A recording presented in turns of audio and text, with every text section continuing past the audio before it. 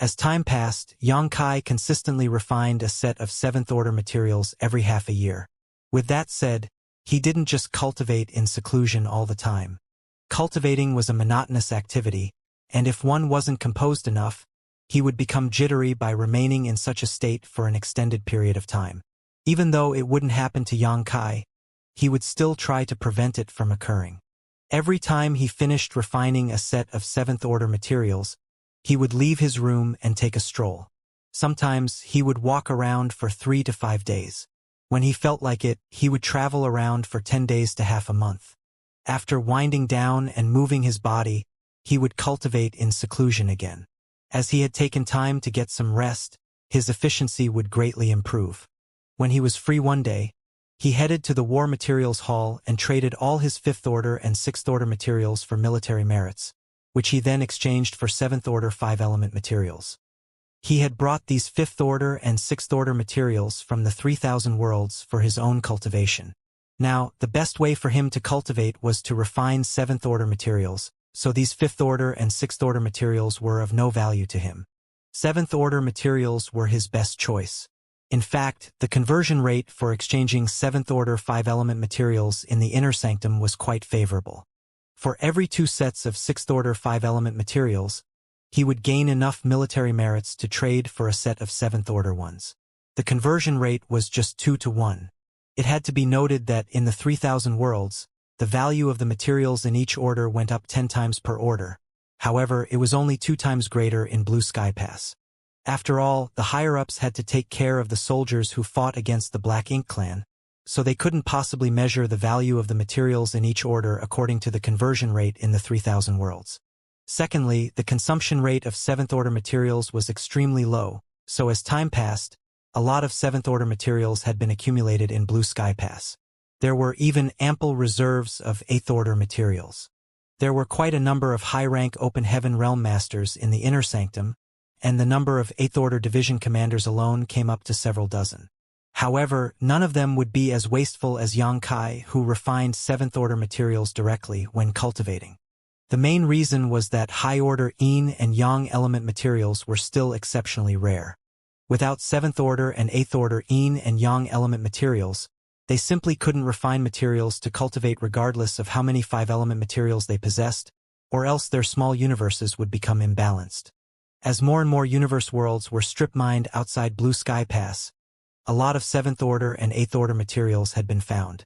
Nevertheless, these materials would generally be used for artifact refining and arranging spirit arrays, not cultivation. In this situation, Xianxia was at an advantage. The materials he possessed now were more than sufficient to help him ascend to the 8th-order Open Heaven realm. He also took some time to head to the pill hall to find out about the progress of creating purifying black ink pills. Nonetheless, he didn't meet the 2 alchemy grandmasters, Zhu Guming and Zhou Feng. He only saw Tang Kun. According to Tang Kun, after Xianxia left that day, the 2 grandmasters started focusing on completing the purifying black ink pill recipe. Countless herbs had been consumed so far, but fortunately, they had made some progress. However, they would still have to work harder in order to create purifying black ink pills. Those from the medicine garden had started nurturing more obsidian grass and green feather rattan as well. Once the purifying black ink pill recipe was perfected, there would be enough ingredients to be used in their production. One day, after Xianxia finished refining a set of 7th-order materials, he left his room. Feng Ying had been waiting for him, and the moment she heard the door opening, she turned her head and flashed a smile at him. "You're indeed disciplined when it comes to cultivating, junior brother." Over the past 2 years, Xianxia would always stop cultivating after half a year. With that as a baseline, Feng Ying speculated that he might emerge sometime soon, which was why she decided to wait for him there.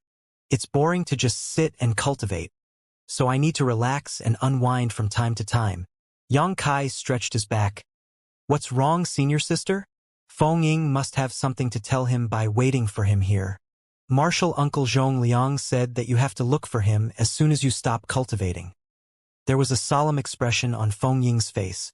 Xianxia straightened his face. "Has something happened in the inner sanctum?" Feng Ying shook her head. "Nothing major has happened in the inner sanctum.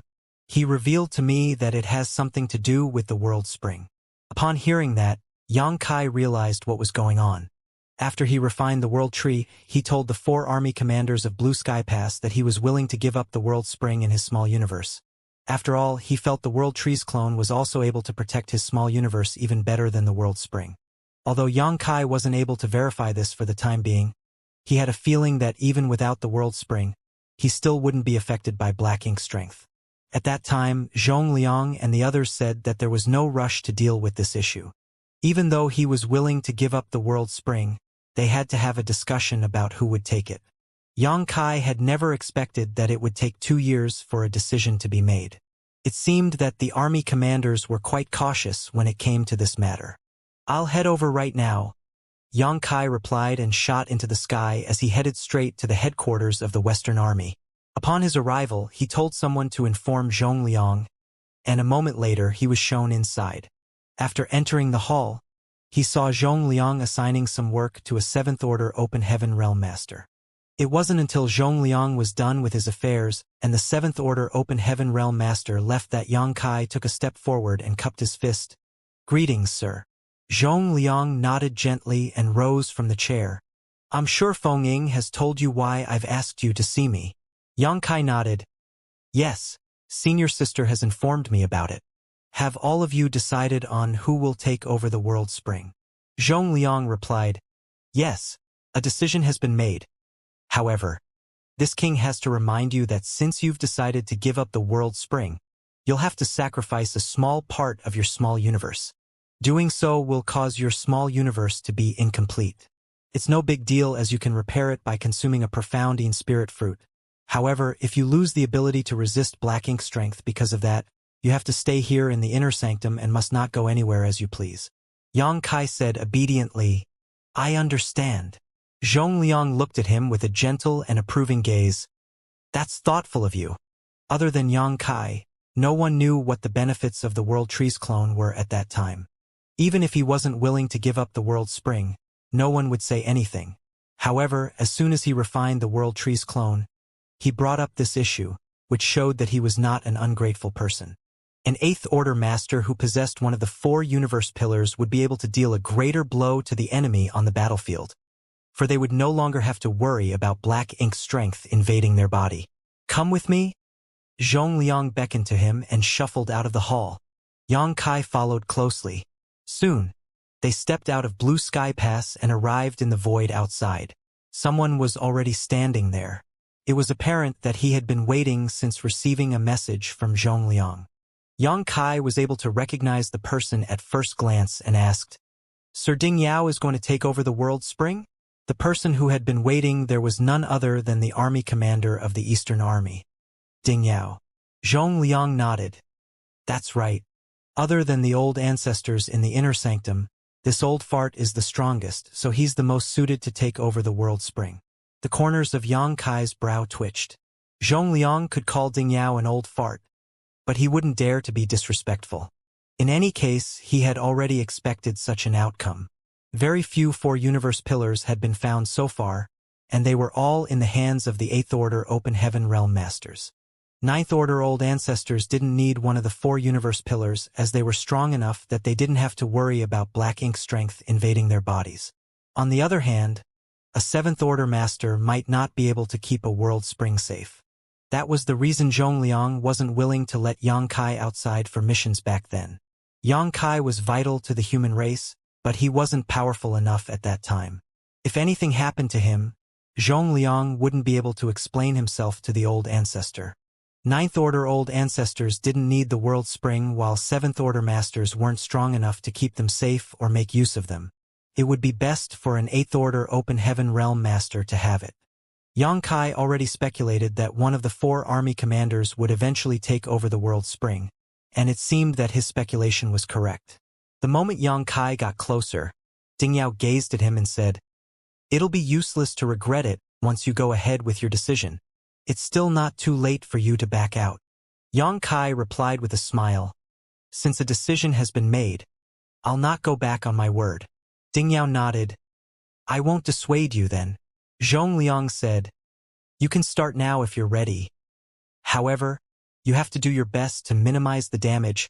Yang Kai. I understand. Yang Kai nodded and closed his eyes. The instant he activated his divine sense, his world force undulated around him as a buzzing sound was continuously heard in his small universe.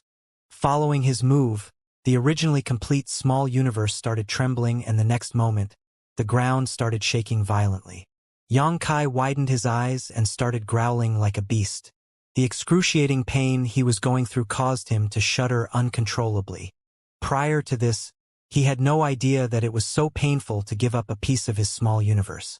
Before he brought the purifying light to the black ink battlefield, the human soldiers here had to give up parts of their small universes after they were contaminated with black ink strength in order to survive. While bearing the excruciating pain, they also had to risk their lives to battle against the black ink clansmen. It must have been a cruel experience. It wasn't hard to give up a part of his small universe, as Yang Kai just had to cut it off. The most difficult part was that he had to suppress the World Spring's aura to that particular territory. Even though he had done his best, he still had to give up a considerable chunk of his small universe. The moment the portal of his small universe opened, a spirit province that was more than 40,000 square meters appeared in the void, at the center of which was a conspicuous spring. As soon as this territory appeared, the void around the world spring seemed to have frozen under the influence of its power. That was the moment Ding Yao had been waiting for. He extended his hand to grab the territory. As he activated his world force, the territory instantly disappeared into his body. The next instant, Ding Yao sat down cross-legged to join Yang Kai. Zhong Liang hurriedly presented to Yang Kai a profound in-spirit fruit he had prepared. Quickly consume it now. Even though it wouldn't matter to consume the fruit at a later time, he was worried that Yang Kai's foundation would be damaged if they didn't act quickly enough. Presently, Yang Kai was in so much pain that his forehead was covered with cold sweat.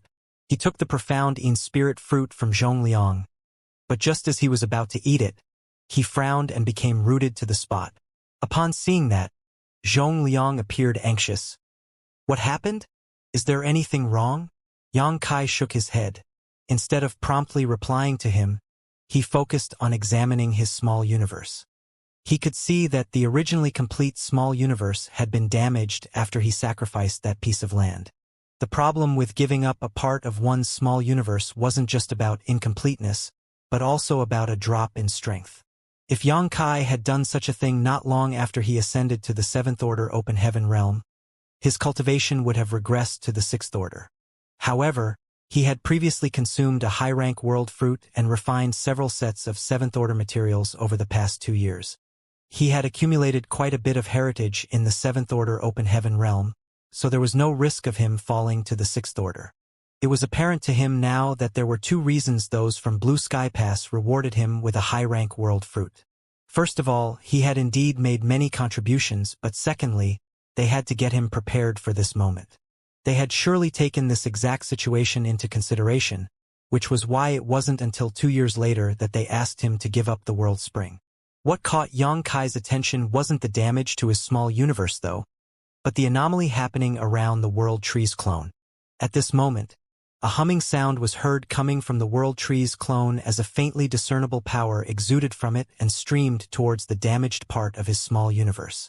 Yang Kai wasn't in control of this process and he had no idea what was going on. But the instant the abstruse power exuded from the clone, his pain was significantly soothed, as though he had just come across a spring amidst the summer heat. Besides that, he had a feeling that the anomaly happening to the clone would be beneficial to him. With that said, it was just a feeling, so he couldn't make a judgment yet. He didn't immediately consume the profound in-spirit fruit, but to make sure that Zhong Liang wouldn't be worried, he said, "Please rest assured, sir. I'm fine." As he spoke, he got to his feet. "I'll take my leave now. It may take some time for my small universe to heal." Certainly, Zhong Liang wouldn't stop him, so he nodded and replied, "Good. You have to promptly consume that profound in-spirit fruit after you go back." "Yes." Yang Kai nodded with a solemn expression. After saluting him, he returned to the inner sanctum and headed to his place. Hovering in the void, Zhong Liang watched Yang Kai leave, then turned to look at Ding Yao. Presently, the world force around Dingyao undulated and gusted out from his body, assimilating into the void from time to time. Just like Xianxia had to refine the World Tree's clone, he currently had to refine the World Spring as well. In order to do that, he had to get rid of the impurities that belonged to Xianxia. After all, he had swallowed a part of the younger man's small universe. This territory contained a part of Xianxia's heritage, but instead of being beneficial to Dingyao, it was harmful to him. However, he was much stronger than Xianxia, and the territory that had been cut off wasn't big, so there weren't a lot of impurities to begin with. After just a few days, Dingyao was done with refining the World Spring. When he opened his eyes, it was apparent that his aura had become more robust. Upon seeing that, Zhongliang said, "Congratulations, Brother Ding.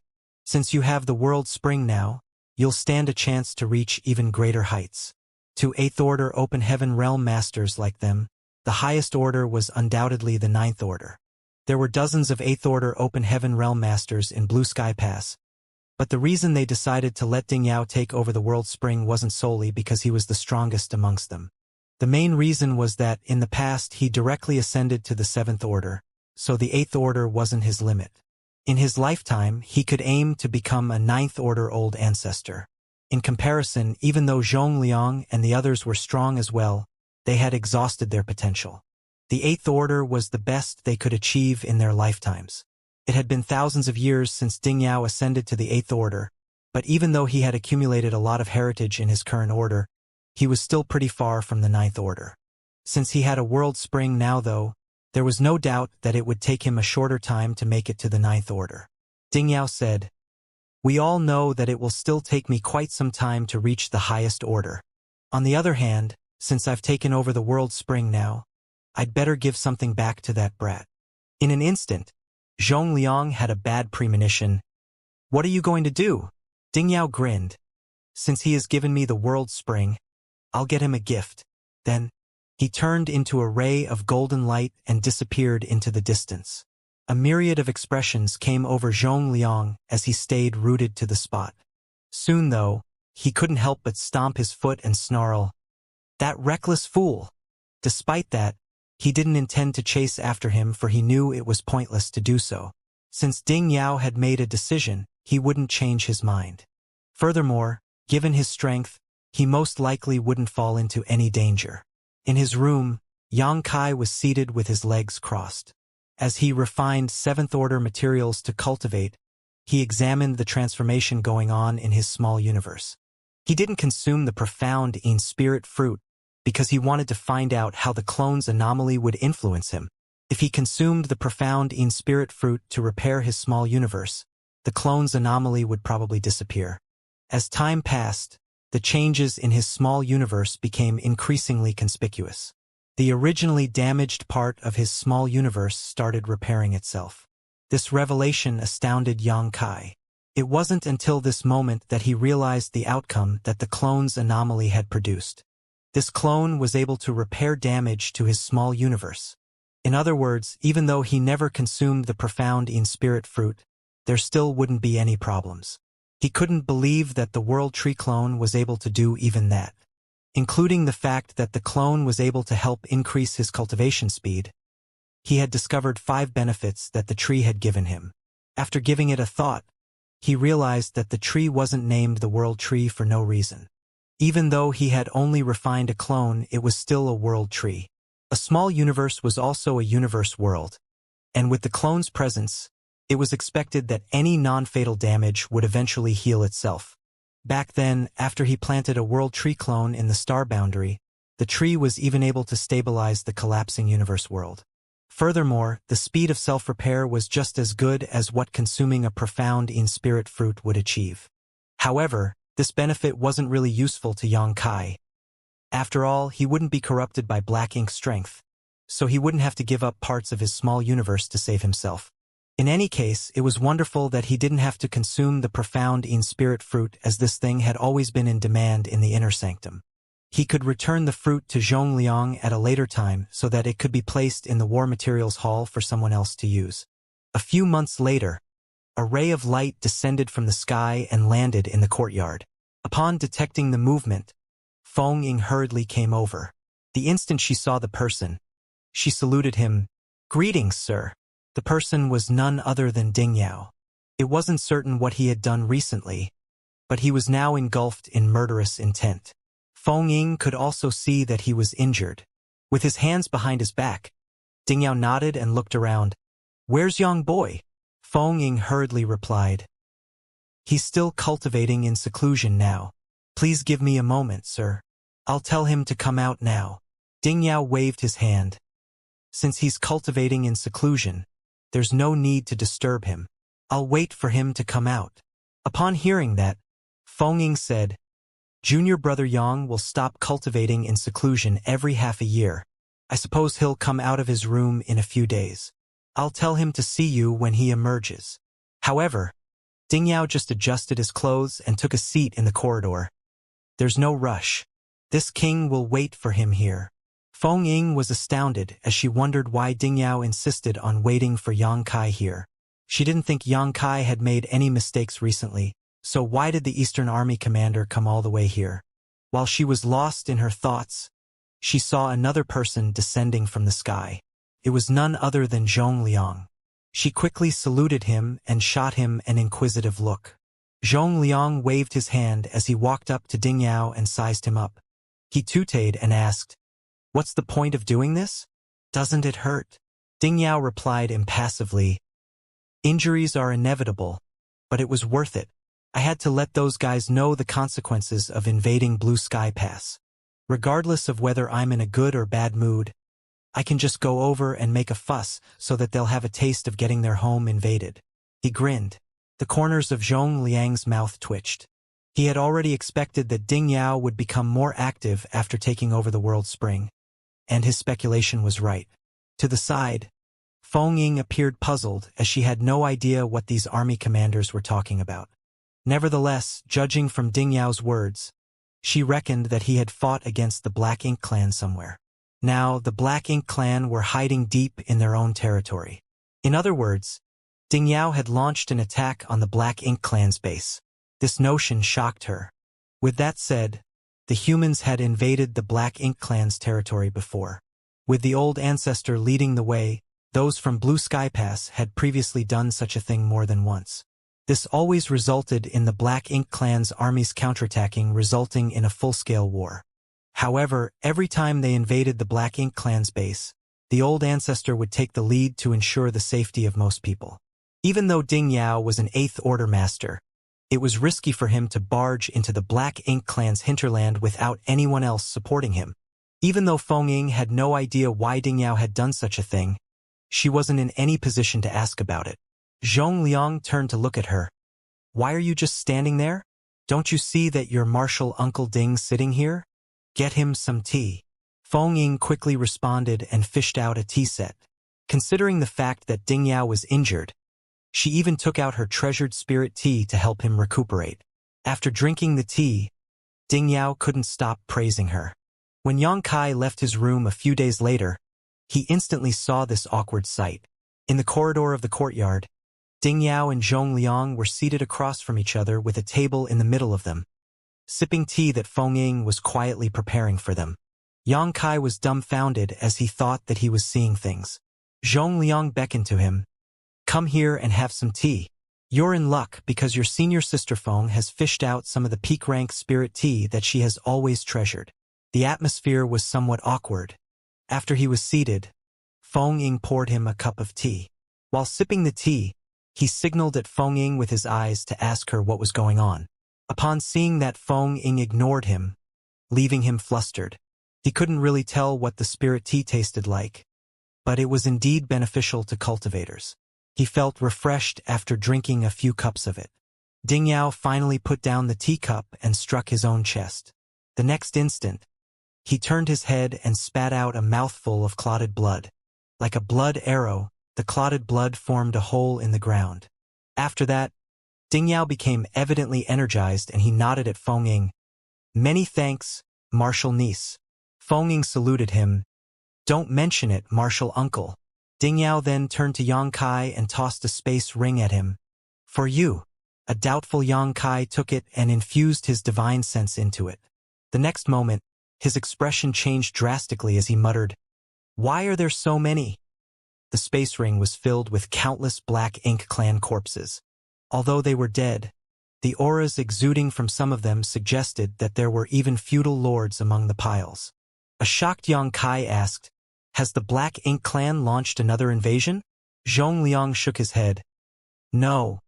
So, why are there so many corpses here? If they hadn't been attacked by the Black Ink clan, why were there so many corpses in this space ring?" Zhongliang glared at Ding Yao, who said impassively, "This king personally went to the Black Ink clan's domain and destroyed some of their territories." Despite his dispassionate tone, Yang Kai could imagine how much danger the older man must have gone through.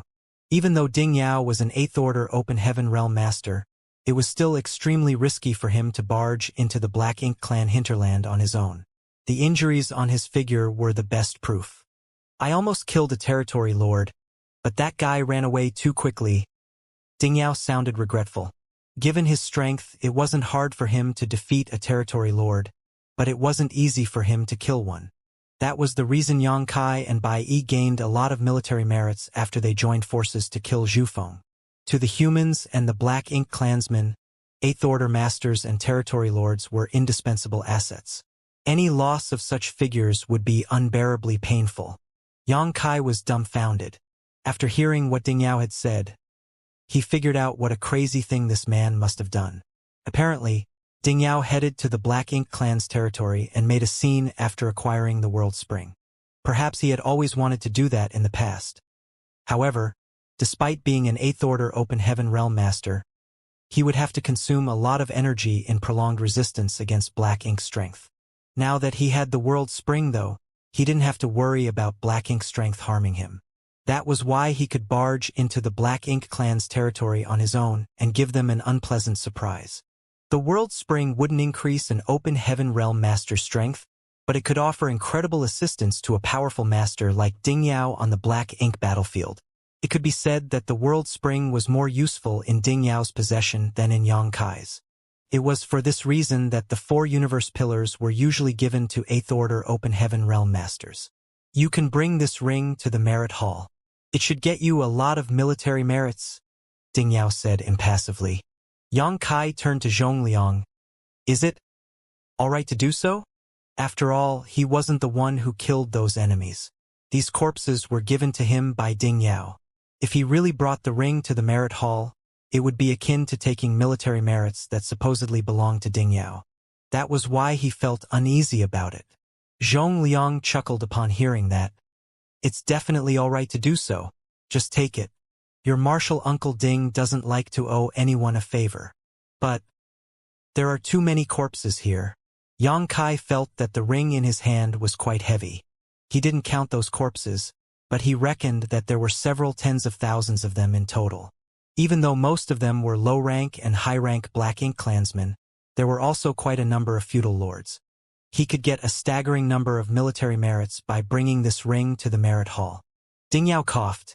"If you feel like you have to give me something in return, I do have a request." Yang Kai nodded. "Please ask, sir." Ding Yao went on to say, "If it's all right for you, I'd like to get some humans from your small universe." After a cultivator ascended to the high-rank Open Heaven realm, his small universe would materialize, thus giving him the ability to raise living beings inside his body. Doing this would allow the living creatures to help increase the heritage in their small universe as time passed. It would help the cultivator shorten cultivation time and grow faster. Ding Yao already had this ability thousands of years ago. However, the situation on the Black Ink battlefield was perilous, and every time the Black Ink clan's army invaded, he had to personally fight against powerful enemies, which sometimes resulted in his small universe being shaken. If there were living creatures in his small universe when that happened, many would be killed. Nevertheless, things were different now. With the World Spring's presence, his small universe was firm and impenetrable. Even if he had to deal with formidable enemies, his small universe would be safe and sound.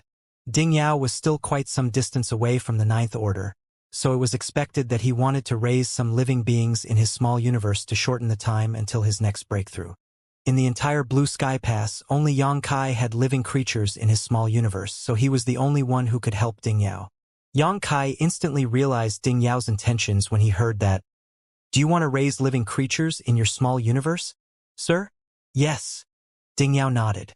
Yang Kai went on to say, since you have the world spring to protect your small universe now, you're indeed able to start raising living creatures safely. However, rather than humans, I can offer you a better option. A better option? Ding Yao arched his brow. Zhongliang also gazed at him with surprise. After giving it a thought, Yang Kai waved his hand and the portal to his small universe opened up. A moment later, a knee-high stony living creature appeared before him. Presently, the creature appeared puzzled as he had no idea why he'd appeared in this place. However, it was apparent that he was a simple-minded creature with low sentience. He soon ignored the people around him and started strolling around. What's this? Ding Yao examined him with a frown. Zhongliang was also looking at the stone creature with curiosity. Neither of them had seen such a special creature before, so their interest had been piqued. I call them the small stone race. They were discovered in a new great territory. A new great territory? Ding Yao was astounded. Yang Kai nodded, then explained to him the small stone race's background.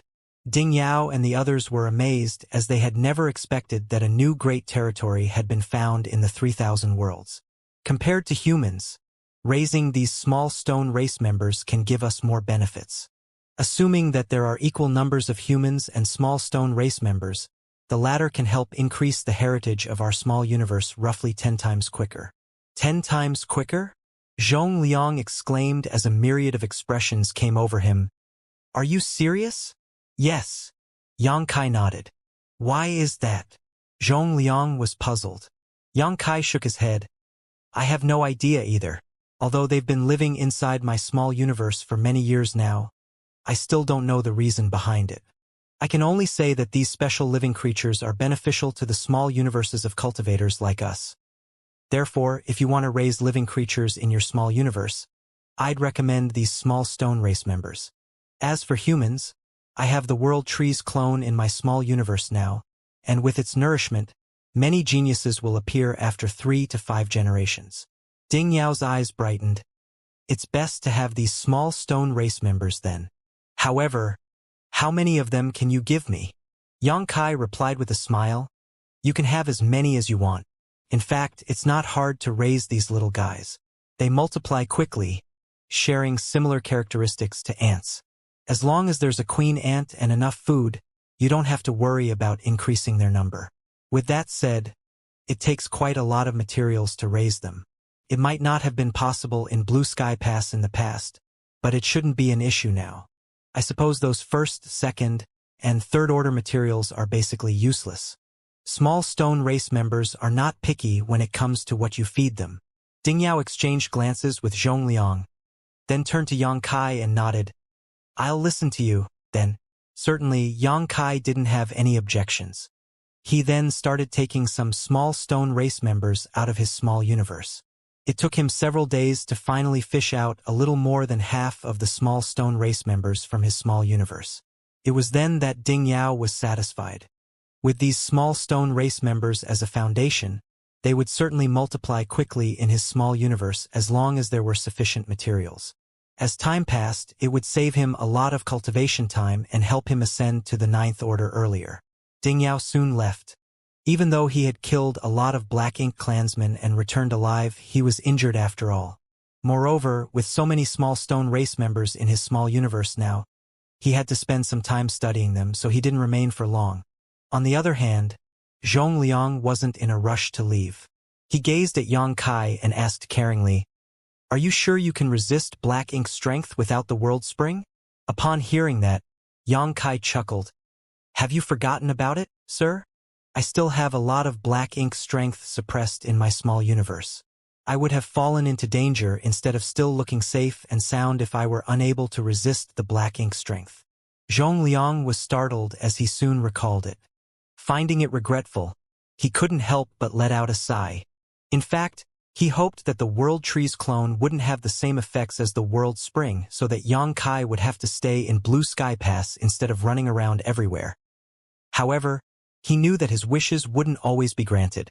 It had come to a point where there was nothing he could do to change the situation. By the way, I should give this back to you. As Xianxia spoke, he fished out a box and passed it to Zhongliang. A doubtful Zhongliang took the box, and upon opening it, he asked in shock, "You didn't consume it?" The thing inside the box was the profound in-spirit fruit he had given to Xianxia some time ago. Xianxia nodded. "The World Tree clone is able to repair damage to my small universe, so I don't need to consume this fruit. My small universe has almost fully healed now. This fruit is rare in the inner sanctum, so it should be given to another fellow brother or sister who needs it." Zhongliang was astounded as he muttered, "I didn't expect the clone to have this effect." Xianxia replied with a smile, "I just found out about it not long ago." Certainly, Xianxia wouldn't joke around about such an issue. Zhongliang couldn't help but think that the World Tree was truly amazing. Just a clone could bring so many benefits with it. What surprises would there be if someone could refine the Mother Tree itself? With that said, he knew that it couldn't possibly happen. After all, the Mother Tree was hiding in the grand ancient ruins boundary, where not just anyone could enter. This sealed world had always been elusive, and no one knew where or when it would appear. Entering was basically a matter of luck. Eventually, Zhongliang left with the profound in-spirit fruit. Xianxia passed the ring that was full of Black Ink clan corpses to Fengying and told her to bring it to the merit hall to exchange for military merits. He didn't intend to keep the military merits to himself. Instead, he decided to keep it in Dawn Squad's account. After all, it required some military merits every time Dawning Light was repaired, so he had to be prepared for future emergencies. After Fengying left, Xianxia started cultivating in seclusion again, for his small universe hadn't fully healed yet. However, with the World Tree clone's presence, repairing his small universe wasn't really an issue. Another half a year passed before Xianxia finally felt his small universe was complete once more. After some calculations, Xianxia realized that it took 1 year for his small universe to fully heal. During this period of time, he could feel that his foundation was slightly unsteady, which resulted in a decrease in his speed of refining materials. He hadn't fought anyone, but if he had done so, he would have realized that his strength had plunged as well. The small universe was the foundation of an open heaven realm master. Once it was damaged, the cultivator would be affected in many ways. However, Xianxia was surprised that the World Tree clone was able to fully repair his small universe in just 1 year, which could be considered rapid. He had asked Fengying about the effects of consuming a profound in-spirit fruit. It was said that after a cultivator consumed a profound in-spirit fruit, while it would immediately patch the damage, it would take 1 to 2 years to fully repair a small universe. There were even those who spent 3 to 5 years, or even more than 10 years waiting for their small universes to fully heal. It seemed that the clone's healing ability was greater than that of a profound in-spirit fruit. Not only had Xianxia's small universe been repaired, but his dragon bead, which was damaged during the battle against Zhu Feng in the past, had been repaired as well. Xianxia had overexerted himself to battle against Zhu Feng territory lord. In the end, he was forced to summon his dragon bead to deal with the formidable enemy. Even though such a move was powerful, it was also dangerous. The consequences would be dreadful if his dragon bead was destroyed. After the battle, his dragon bead was damaged and full of cracks. Fortunately, the dragon bead could be repaired by nourishing it with his dragon vein, and as long as he didn't need to use his dragon transformation's secret art, the problem with the dragon bead wouldn't affect his usual strength. Over the years, he hadn't done anything special, but the dragon bead became perfect again with the dragon vein's constant nourishment. In fact, it had become better than in the past. He could clearly feel that the power of his dragon vein had improved. He initially thought that it was just an illusion, but after examining himself, he realized that the power of his dragon vein had indeed increased. The revelation puzzled him. It was expected that his dragon bead would be healed one day, but it came as a complete and pleasant surprise that the power of his dragon vein had been strengthened as well. After examining himself closely, Xianxia reckoned that his quick recovery and improved strength were thanks to the gift the Burning Light and Serene Glimmer had given him in the past. Rumor had it that Burning Light and Serene Glimmer were the origins of all divine spirits. The Dragon Clan was the leader of all divine spirits, so they were supposedly closely related to the burning light and serene glimmer. It was for this reason that, when Yongkai sought help from Big Brother Huang and Big Sister Lan to deal with black ink strength, he was given the two marks that could be used to activate purifying light. Not everyone could activate the two marks and draw on the powers of yellow and blue crystals to cast this technique. If Yongkai was not attuned to the two marks, he still wouldn't be able to cast purifying light even if he had abundant yellow and blue crystals. Before he left the chaotic dead territory, Big Brother Huang and Big Sister Lan left a mysterious force in his body. That force was harmless to Yongkai and wouldn't improve his cultivation in any way. However, it could stimulate the power of the dragon vein in his body and purify his dragon clan bloodline. It was thanks to the help of these supreme beings that the power of his dragon vein had increased significantly. Initially, Yongkai could only transform into a 10,000-meter dragon after using Dragon Transformation secret art, which allowed him to just barely be regarded as a grand dragon. After the incident, he could reach 20,000 meters upon using his Dragon Transformation secret art. His figure had expanded by 2 times. At that time, Yongkai had a feeling that the mysterious force left behind by Big Brother Huang and Big Sister Lan in his body hadn't been depleted and was instead hiding somewhere in his body. Over the years, though, he had never detected the presence of the mysterious force again. It never crossed his mind that the damage in his dragon bead silently triggered it. His dragon vein had once again been improved without him noticing. Yongkai had no idea how huge his grand dragon form would be after using his Dragon Transformation secret art now. Nevertheless, he believed that he would be longer than 20,000 meters. He decided to use his Dragon Transformation secret art and examine the changes he had gone through when he was free one day. After his small universe had healed, Yongkai could once again refine a set of 7th-order materials every half a year, which allowed his heritage to grow rapidly. Given the speed of his progress, he reckoned that it would take him less than 1,000 years to ascend to the 8th Order Open Heaven realm. It was inconceivable that anyone could ascend to the 8th Order from the 7th Order in less than 1,000 years. There were a lot of 7th Order Open Heaven realm masters in Blue Sky Pass who had been stuck in the same order for thousands of years. First of all, they were limited by their own aptitude, and secondly, they hadn't accumulated enough heritage. Usually, regardless of how talented a cultivator was, it would take them 3,000 or 4,000 years to ascend to the 8th Order from the 7th Order, while 5,000 years was considered average.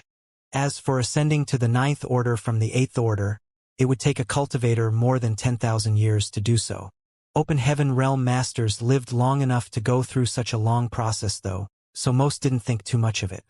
It was because of how difficult it was for an Open Heaven realm master to grow their strength that there were not a lot of 9th Order old ancestors in the cave heavens and paradises even though they had lived for countless years. No one could guarantee that it would always be smooth sailing while they were growing their power either. Even if a person had the chance to make it to the 9th Order, they might lose their future or even their life if an accident happened.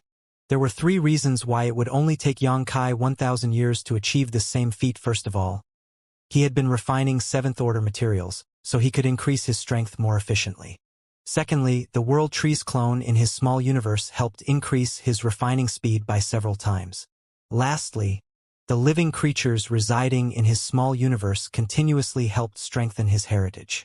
All these advantages added up and allowed him to grow his power in the shortest time possible. Achieving a breakthrough in just 1,000 years was only Yongkai's estimation, of course. If he was held up by something during this period of time, it would take him longer to achieve his goal.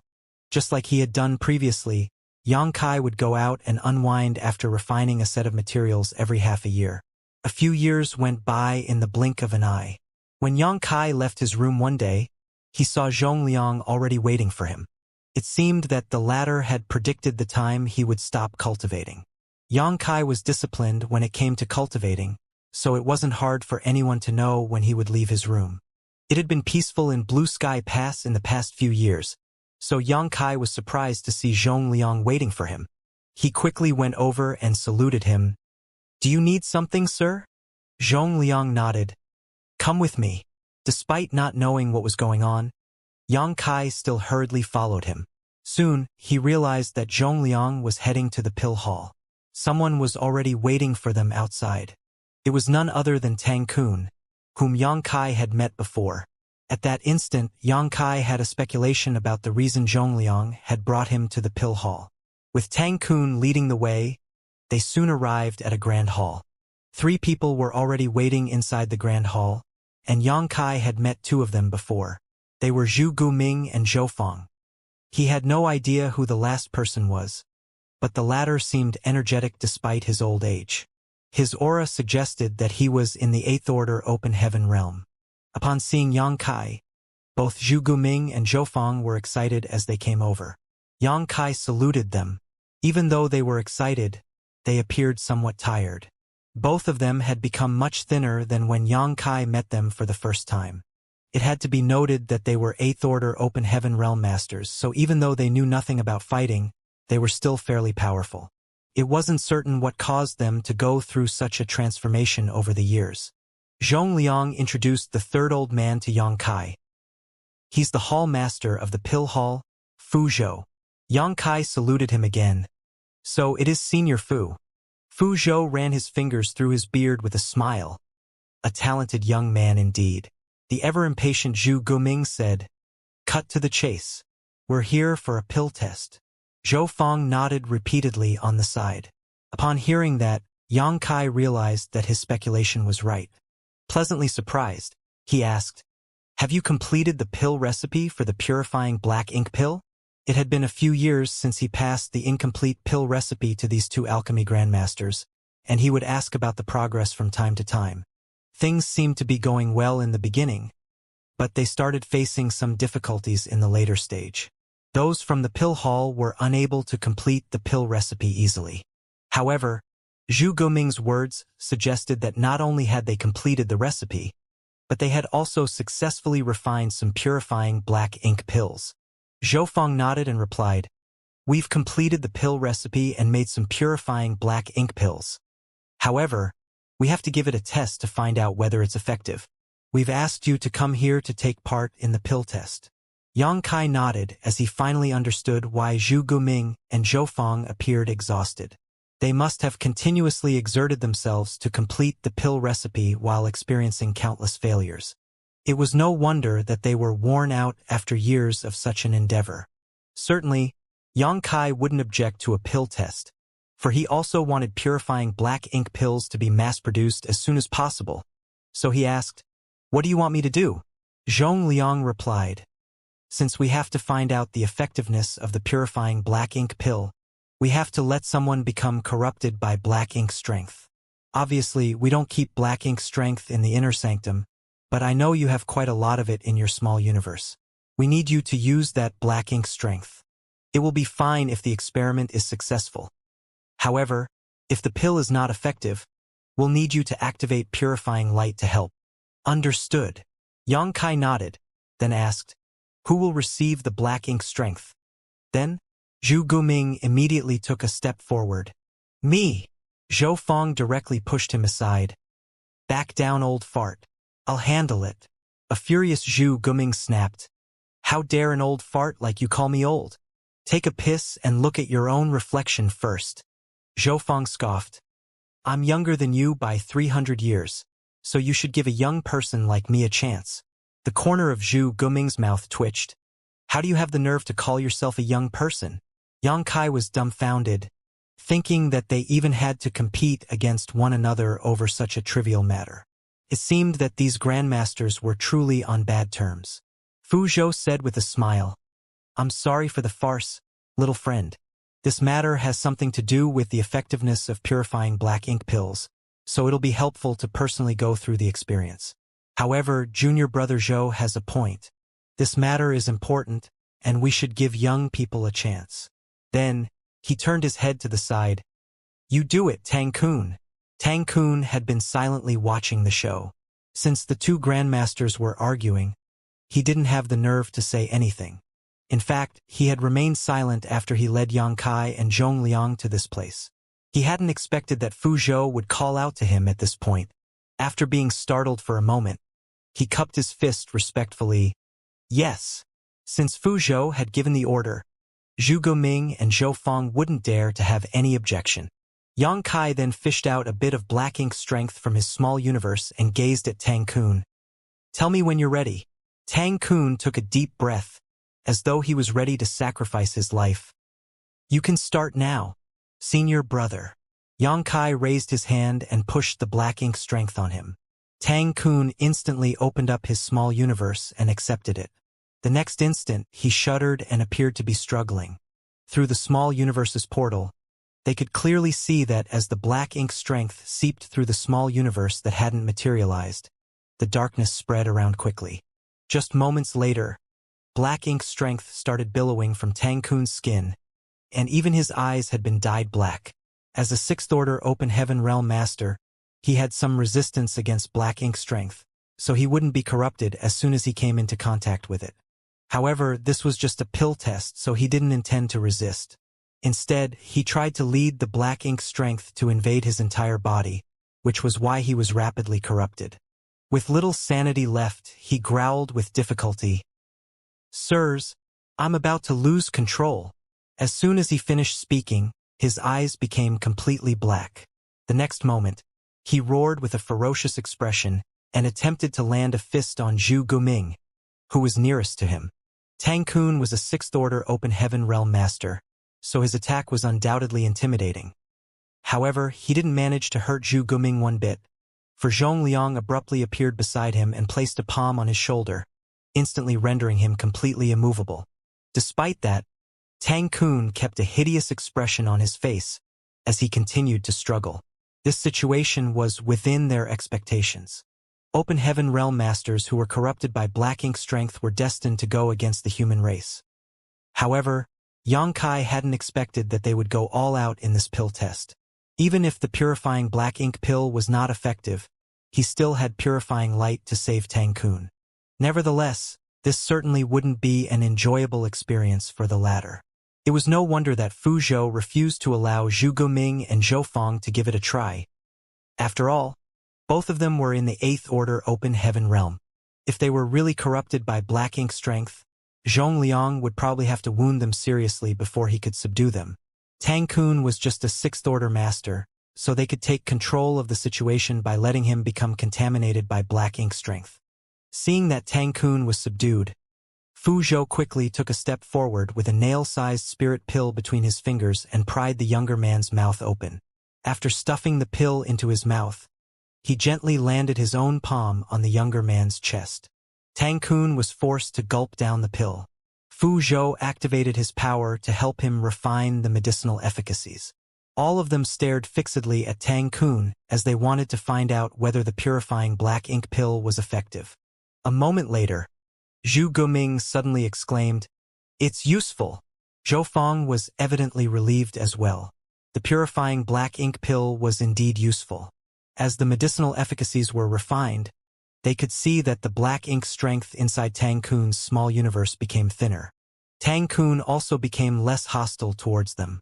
They observed him with hopeful gazes. However, the black ink strength then stopped decreasing. When the medicinal efficacies of the purifying black ink pill were all gone, Tang Kun started growling and struggling again. Zhu Guming almost went mad as he pulled at his gray hair, muttering under his breath, "How can this be? How is it possible that it doesn't work?" Zhou Fong also appeared dejected as he was beside himself. The two of them had spent several years exerting themselves to complete the purifying black ink pill recipe. During that period of time, they had experienced countless failures and consumed innumerable herbs. They initially thought that the pill would work, but the outcome turned out to be disappointing. This had dealt a heavy blow to them. Zhong Liang frowned and sent a signal to Yang Kai with his eyes. Upon getting his hint, Yang Kai activated purifying light and engulfed Tang Kun with it. Under the pure light, the black ink strength in Tang Kun's body rapidly dissipated as he regained his sanity. However, it was apparent that he was exhausted after the incident as his forehead was beaded with sweat. Zhu Guming and Zhou Fong came to their senses as they quickly asked Tang Kun about his experience just now. Although Tang Kun had been corrupted by black ink strength, he still remembered everything that happened, so he told them what he had gone through just now. Upon hearing this, the two alchemy grandmasters fell into their thoughts. A moment later, Zhu Guming said, Give it one more try. This time, don't let him get completely corrupted by black ink strength. There's no problem with the pill recipe of purifying black ink pill, but the effects might not be the same as what we had imagined. Zhou Feng nodded. That's right. Fu Zhou gazed at Tang Kun. Can you persevere? Tang Kun nodded. I can make one more attempt. Fu Zhou then turned to Yang Kai. Sorry for troubling you again, little friend Yang. Don't mention it, Hall Master. As Yang Kai spoke, he stared at Tang Kun and took out a bit of black ink strength again. Just as he did earlier, Tang Kun opened up his small universe and accepted it. This time, though, Zhu Guming quickly passed him a purifying black ink pill. Tang Kun consumed it and refined the medicinal efficacies on his own. They could see that as the medicinal efficacies of the purifying black ink pill spread, the black ink strength in Yang Kun's small universe started melting away like the snow under the scorching sun. All of them were thrilled upon seeing that. After Tang Kun got to his feet, they thoroughly examined his small universe and confirmed that there was no black ink strength left. Zhu Guming chuckled. I told you that there's no way it wouldn't work. This must be how the pill should be used. Zhou Feng nodded. You have a point. However, we can only come to a conclusion after carrying out more experiments. Zhu Guming replied. That's right. They spoke in an oblique manner, and although Yang Kai had some speculations, he couldn't be certain about them. Regardless, he reckoned that Tang Kun would have to suffer in the coming days. In the days that followed, Yang Kai stayed in the pill hall to help with the pill tests. For this purpose, Zhongliang arranged more than 10 open heaven realm masters of different orders to come over and take part in the experiments. It would be miserable for Tang Kun if he was the only one who had to experience all the hardship. The experiments over the next few days showed that the purifying black ink pills were useful, but their effects were limited. After a person was invaded by black ink strength, it would be best for them to consume a purifying black ink pill as soon as possible. That way, they would stand a greater chance of retaining their sanity. Once they were completely corrupted by black ink strength, it would be too late for them to consume a purifying black ink pill. The reason it turned out to be a failure on the first try was that Tang Kun had been totally corrupted by the black ink strength, so the purifying black ink pill was unable to help him restore his rationality. Despite that, it could be considered that they had successfully made purifying black ink pills. That was wonderful news for the human race. Before Yang Kai's arrival in the black ink battlefield, the humans from the Great Passes had no way to deal with black ink strength. Once a person was corrupted, he or she would either be turned into a black ink disciple or have to give up a part of their small universe. This resulted in the humans from different Great Passes seeing their powers plunging or even regressing to a lower order. There were a lot of people who dropped from the 6th order to the 5th order as a result, and it wasn't rare to see people who fell to the 6th order from the 7th order either. Then came the day when Yang Kai purifying light brought with him, which could even save the people who had been black ink disciples for a long time. The humans from the Great Passes were heartened as each Great Pass created their own purifying black ink battleships. The ships were then brought to Blue Sky Pass by the 8th Order Open Heaven Realm Masters, so that Yang Kai could infuse purifying light into them. However, only Yang Kai was able to use purifying light. It required specific materials to cast the secret technique, which they would use up sooner or later. How were the humans going to resist black ink strength when that time came? The rebirth of purifying black ink pills came at the perfect time. Even though it was not as powerful as purifying light, they could be universally used and were easily produced. Those from Blue Sky Pass could just spread the pill recipe around, and the alchemists from different Great Passes could begin refining the pills. With purifying black ink pills as the most commonly used treatment, purifying light could serve as a backup move. When the humans were corrupted by black ink strength in the future, they wouldn't be powerless to resist. Since time immemorial, black ink strength had always been the Black Ink clan's biggest advantage. Once this advantage was gone, the Black Ink clan would be like a tiger without teeth, no longer so intimidating. The alchemy grandmasters in the pill hall were ecstatic. While they planned to mass-produce the purifying black ink pills, they also vowed to improve the pill recipe so that even the black ink disciples could be saved. Only then would the purifying black ink pills be considered truly complete. This was an ambitious plan that couldn't be achieved in a short time. However, the pill recipe was soon spread around and the alchemy grandmasters from all the different great passes would definitely study it. Perhaps purifying black ink pills that would be effective on black ink disciples would be successfully developed one day. The pill tests this time could be considered a success. Zhong Liang took the pill recipe as he was ready to send it to the great passes through the hyperspace array. Certainly, those from the pill hall had no objection. On the other hand, a lot of alchemists in the pill hall had gathered together as they were ready to mass-produce purifying black ink pills. Fortunately, after Yang Kai passed the tattered pill recipe to the pill hall back then, he told Tang Kun to start growing more obsidian grass and green feather rattan. Now, they were not lacking ingredients for refining the pills. Nevertheless, the demand for those herbs would only grow in the coming years. As Yang Kai and Zhong Liang left the pill hall, they remained silent. All of a sudden, Zhong Liang let out a laugh. A puzzled Yang Kai asked humbly, "What's so amusing, sir?" With his hands behind his back, Zhong Liang replied, "I just find it exhilarating that we'll be able to go all out to deal with the Black Ink clan with purifying black ink pills in possession one day." After giving it a thought, Yang Kai nodded. "That is indeed an exciting prospect." Zhong Liang let out a sigh. "Humans have been fighting against the Black Ink clan for countless years. We are restricted in many ways because it is difficult to deal with black ink strength. Even though you've brought purifying light to us, and it's more effective than purifying black ink pills, these pills are more useful than purifying light on the battlefield." Yang Kai nodded. "I understand. It was just like what happened in the resource harvesting area where Forward Base 4 was located. In the final battle, the purifying black ink battleship, which contained purifying light, was stationed back at the forward base, a 2-day journey away.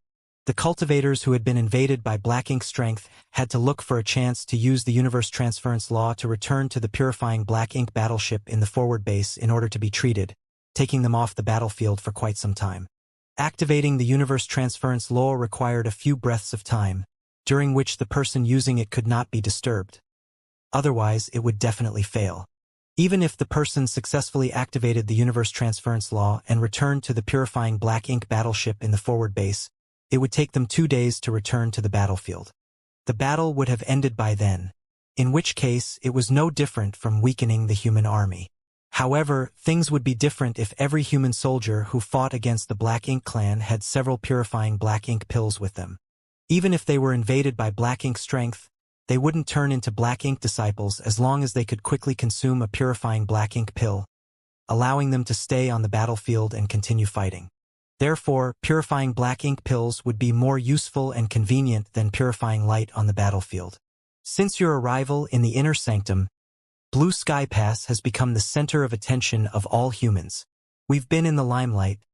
Zhong Liang let out a laugh again.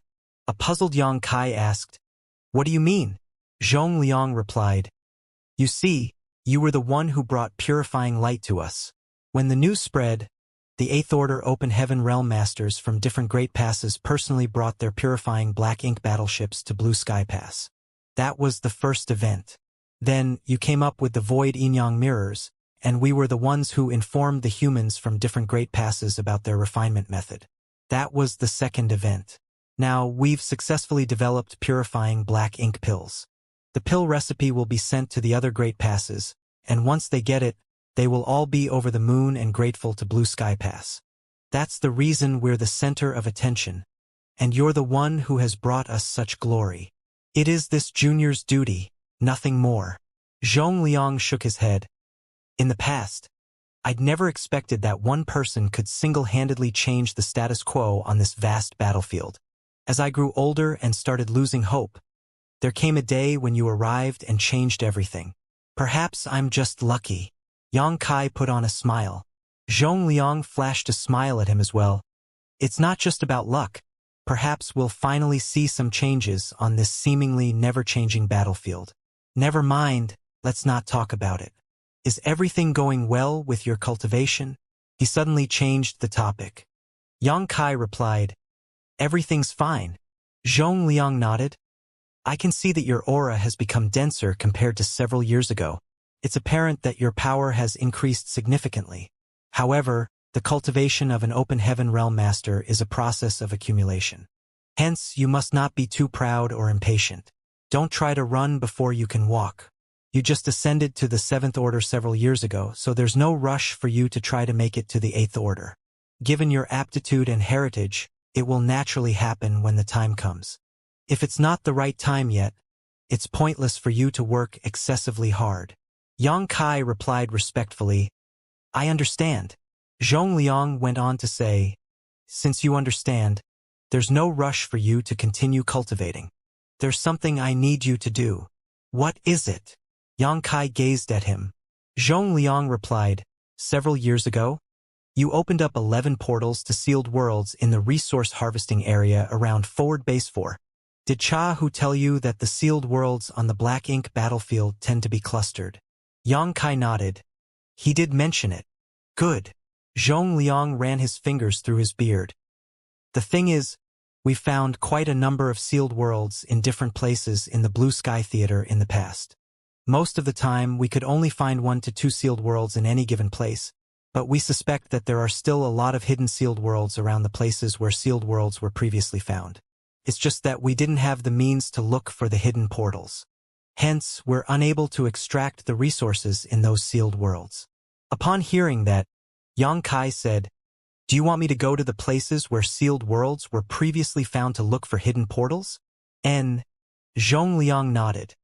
You're a master of the Tao of space, so it shouldn't be difficult for you to find more hidden portals. There are a lot of valuable items in those sealed worlds, after all. Just getting more profound in spirit fruit trees would be extremely useful to the inner sanctum. Upon listening to his intention, Yang Kai nodded. In that case, I'll get prepared and set off. Zhong Liang waved his hand. There's no need to get prepared. Just set off now. I've informed Dawn Squad about it, and they're waiting for you outside the inner sanctum. You just have to join them. I've asked someone to tell Feng Ying about the places where sealed worlds were previously found. She'll lead you there. Yang Kai was stunned as he had never expected Zhong Liang to be so well prepared. He had even informed Dawn about it, so it was apparent that he didn't intend to let Yang Kai continue cultivating. However, since it was his order, Yang Kai naturally wouldn't disobey. He then cupped his fist and said, I'll get going now then. Zhong Liang nodded. There's no rush in dealing with this matter. You can come back when you're done with it. On the other hand, when you're handling this matter, no one from the inner sanctum will contact you. Unless you fall into danger, you won't have to inform us about whatever you do. Be safe when you're outside. Puzzled Yang Kai responded and left. He had a feeling that Zhong Liang was acting strangely, but he couldn't really tell what was off. After he was gone, a figure abruptly appeared beside Zhong Liang. The person was none other than the Eastern Army commander, Ding Yao. Has he left? Ding Yao asked. Zhong Liang nodded. Yes. Then he asked, where's that old fart surnamed Tang? Ding Yao shrugged. Shintu is dealing with him now. Zhong Liang frowned. What's that old fart up to? Coming all the way here to Blue Sky Pass? Ding Yao shook his head. Tang Qiu never said anything. However, he's an 8th Order master, so he must have used a lot of resources to be sent to this place from Inyang Pass. He certainly wouldn't come here for no reason. Zhong Liang scowled. Could it be what we think? He's here to lure Yang Boy to his side, seeing that he created so many wonderful things. Ding Yao instantly sported a ferocious expression. How dare he? Regardless of whether he has the guts to do so, I reckon that it's indeed his intention. He already expressed such intentions when he visited previously. It's just that Yang Boy didn't leave with him. Since he has come all the way here again this time, it's clear to us what he's up to.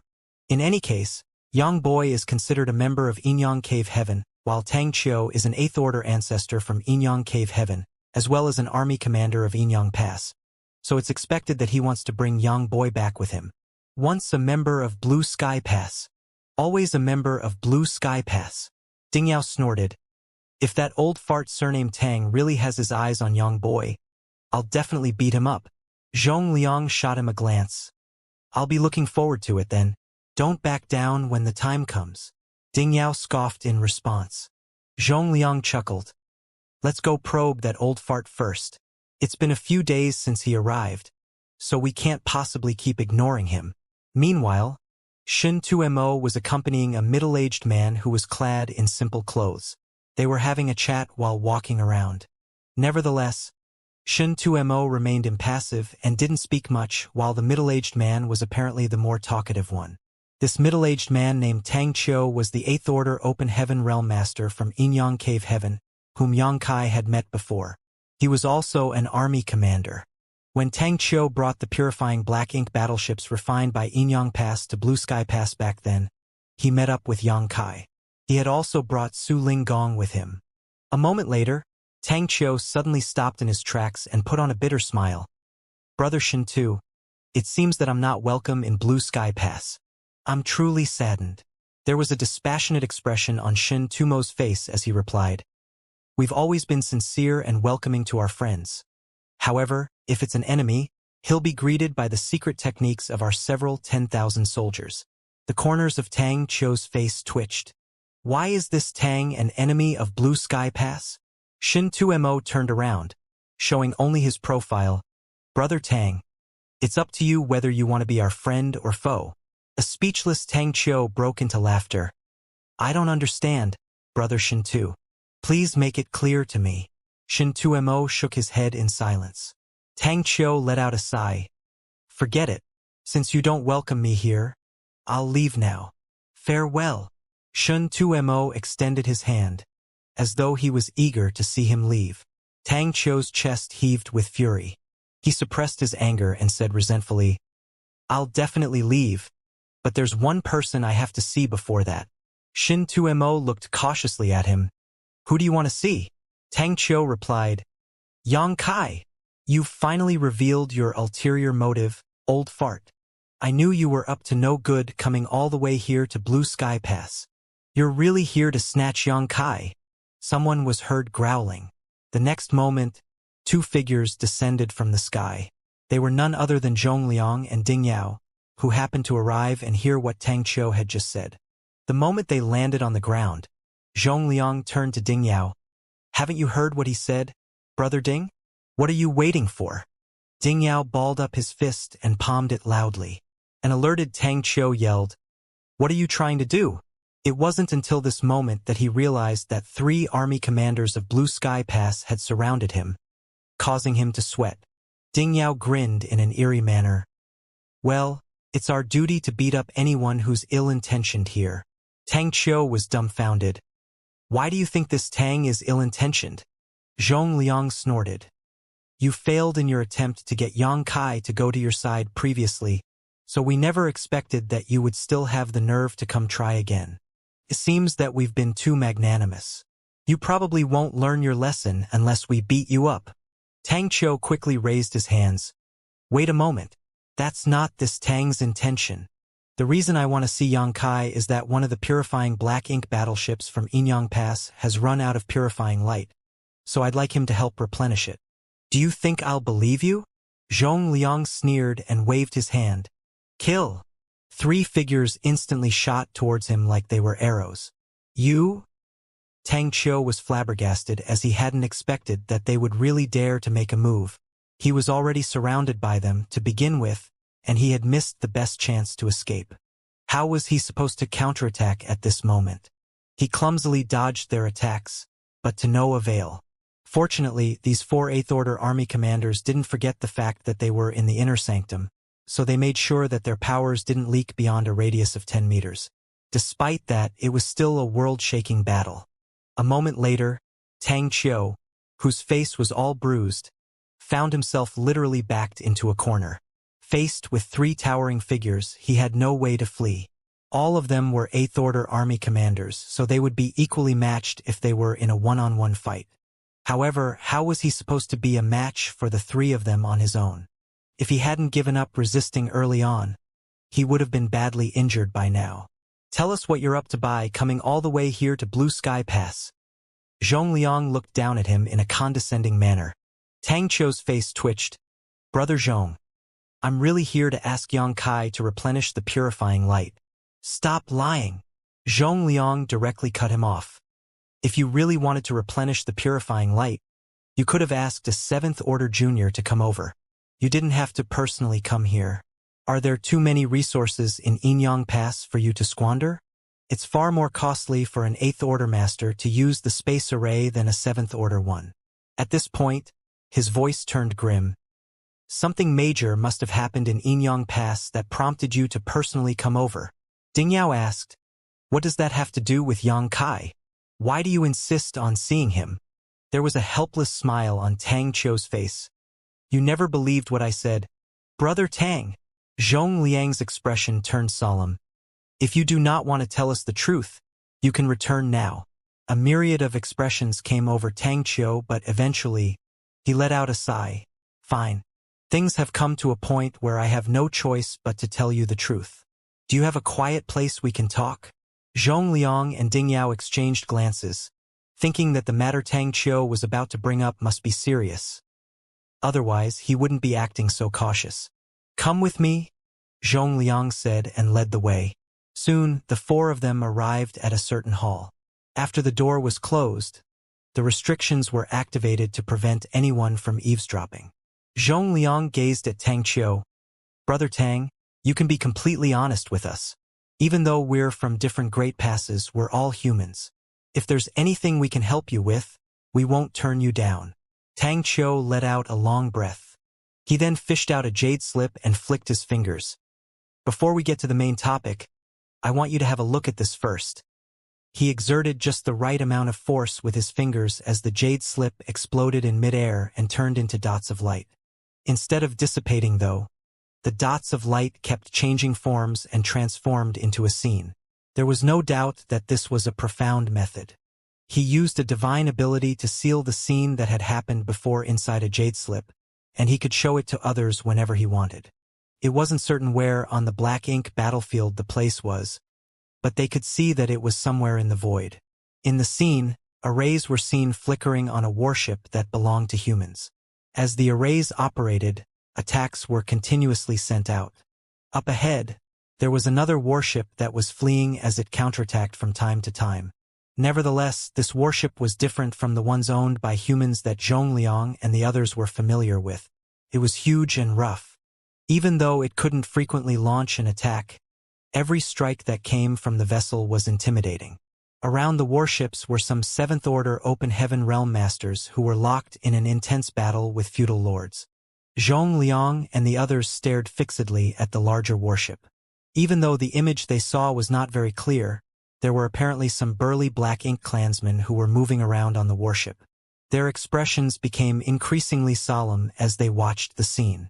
After the intense battle lasted for a while, the larger ship suddenly started rumbling. The next moment, the arrays on the warship exploded as they were not stable to begin with. They were all damaged in an instant, and without the arrays, the larger warship was like a tiger without teeth, no longer able to attack or defend. The warship belonging to the humans seized the chance to continuously attack the vessel until it exploded, killing countless black ink clansmen who were aboard the vessel. After defeating the vessel, the warship belonging to the humans turned around and assisted the 7th Order Open Heaven Realm Masters. The feudal lords had no choice but to flee. The scene ended here as the points of light disappeared. The hall turned dead silent as the atmosphere grew solemn. A long time later, Zhong Liang asked, "Was it made by the Black Ink Clan?" "Yes." Tang Qiu nodded. "When did it happen?" 3 months ago. A squad from Inyang Pass was patrolling the area and came across it. The squad leader realized that it was a serious issue, so he used a secret technique to capture the scene. "That was what you saw just now." Zhong Liang frowned. "Had no one discovered it before that?" Tang Qiu shook his head. "No. Based on our observations, the warship made by the Black Ink Clan was not very reliable. That was the reason such an accident happened during the battle, allowing us to destroy it. Even though it's not reliable, they're already capable of making such a thing." Zhong Liang let out a long breath. There will come a day when the Black Ink Clan might be able to field a warship that is reliable enough to use in combat. If that happens, our greatest advantage will be gone for good. The humans and the Black Ink Clan had been fighting each other on the Black Ink battlefield for countless years, and they each had their own advantages. The biggest advantage that the Black Ink Clan had was the Black Ink strength. Before Yang Kai brought purifying light to them, the humans had suffered great losses because of black ink strength. On the other hand, the biggest advantage that the humans had was their warships. With the help of these warships, the 5th Order and 6th Order Open Heaven Realm Masters could display power on par with the high-rank Open Heaven Realm Masters on the battlefield. What's more, as long as the warship was not damaged, its crew wouldn't be at risk. Therefore, regardless of which Great Pass War broke out around, the humans would always suffer fewer losses than the Black Ink clan. Most of the time, in smaller skirmishes, there wouldn't be any casualties on the human side. That was because they had warships which could be used for defending and attacking. The Black Ink clan had always coveted human warships, and they had been trying to develop such vessels for a long time. However, due to a lack of talented people, they hadn't been able to achieve it. After all, not just any artifact refiner could refine a warship. In the entire Blue Sky Pass, fewer than 10 people were able to build a warship, and they were always well protected, never being allowed to step onto the battlefield lest they be corrupted by black ink strength. It was because of this reason that the method of refining warships had always been kept in the hands of the humans. There was nothing that the Black Ink clan could do about it. Xianxia had brought purifying light and purifying black ink pills to the human race. With these two items in possession, the humans would have a bright future as the advantage that the Black Ink clan had relied on for years would be weakened. However, the news that Tang Qiu had brought with him made Zhongliang and the others feel their hearts sinking. If the Black Ink clan could really make their own warships one day, the advantage that the humans had would be completely undermined. More importantly, the Black Ink clan had a massive population. Every time they launched an attack on the Great Passes, the low-rank and high-rank Black Ink clansmen would serve as mere cannon fodder in order to exhaust the strength of the human cultivators. The black ink strength left behind after their deaths would turn into black ink clouds and further restrict the humans. However, if they had their own warships, the innumerable low-rank and high-rank black ink clansmen wouldn't just be cannon fodder anymore. Just like the 5th Order and 6th Order Open Heaven Realm Masters, they could hide inside warships and rely on them to exert power far greater than their own. If the Black Ink clan had enough warships and invaded the Great Passes one day, the humans wouldn't be able to fend off the enemy anymore. This notion sent a chill down the spine of anyone who thought about it. Do you know who helped them refine it? Zhongliang asked in a grim voice. Tang Qiu replied, "We've narrowed it down to about 10 people who could be responsible for creating this vessel, but we're not sure who it is." It was a well-known fact that the Black Ink clan lacked any aptitude for artifact refining. The artifacts they owned were basically all made by Black Ink disciples. The warship belonging to the Black Ink clan that they saw must have been made by a Black Ink disciple as well. Since this Black Ink disciple was somewhat able to refine a warship, it suggested that they were pretty skilled in the Tao of artifact refining. Usually, such a talent wouldn't be allowed to step onto the battlefield, but there were always exceptions. Some people might be gifted in the Tao of artifact refining, but have never focused on it. Since they wanted to focus on the martial Tao, they would have to fight against the enemy. After they were corrupted by the Black Ink strength, they were ordered by the Black Ink clan to study artifact refining, and as time passed, their skills would improve, allowing them to refine a warship. It was with this criteria that those from Inyang Pass had narrowed down the list of possible people to a group of 10 who had been confirmed to be corrupted by Black Ink strength. If there was anyone who could help the Black Ink clan make such a thing, the person must be among these 10. What is Inyang Pass' stance on this? Ding Yao asked. Tang Qiu replied, "This matter has far-reaching implications that might change the status quo of the entire battlefield. If the enemy successfully develops warships, we won't be able to fend them off in the future. Therefore, the old ancestor intends to find the artifact refiner responsible for this thing and bring them back before the Black Ink clan can achieve their goal. If not, we'll have to kill him to stop the situation from worsening. This matter has to be settled without delay." Ding Yao nodded gently. That was indeed the only way to solve the problem. On the other hand, Zhongliang's expression changed. "Brother Tang, have you come all the way here to Blue Sky Pass to ask Xianxia?" Tang Qiu said, "Xianxia had lived among the Black Ink clan for 2 years. Moreover, he has a world spring, so he need not fear Black Ink strength, not to mention he has purifying light. He's the best candidate for the job. We don't need him to kill the enemy. He just has to find the artifact refiner's identity and whereabouts." Inyang Pass's old ancestor will personally make a move once he accomplishes his task. Zhong Liang immediately shook his head. No, it's too dangerous. If the enemy were to find out about his identity, he would be doomed. Tang Qiu let out a sigh. I know that it's a dangerous task. However, he's the only one who stands a chance to achieve it. You all know that he's a master of the Tao of space, so he's skilled at escaping. Moreover, he's a 7th Order Open Heaven Realm Master. So even if his identity is exposed, he'll still have a chance to flee. What if an accident happens? Zhong Liang shook his head. We all know how valuable Yang Boy is to the human race. If anything happens to him, it will be an immeasurable loss for all of us. Tang Qiu let out a sigh. Certainly, I know how valuable he is. After all, he is also from Inyang Cave Heaven. If possible, I wouldn't want him to take the risk. However, the Black Ink clan already have a half-functioning prototype warship. Perhaps they will be able to perfect the vessels within 100 years. By then, how are we going to push them back? There's no doubt that Yang Kai is important, but the fact that the Black Ink clan are developing warships will affect the entire human race. Don't you see the severity of the matter? Zhong Liang said.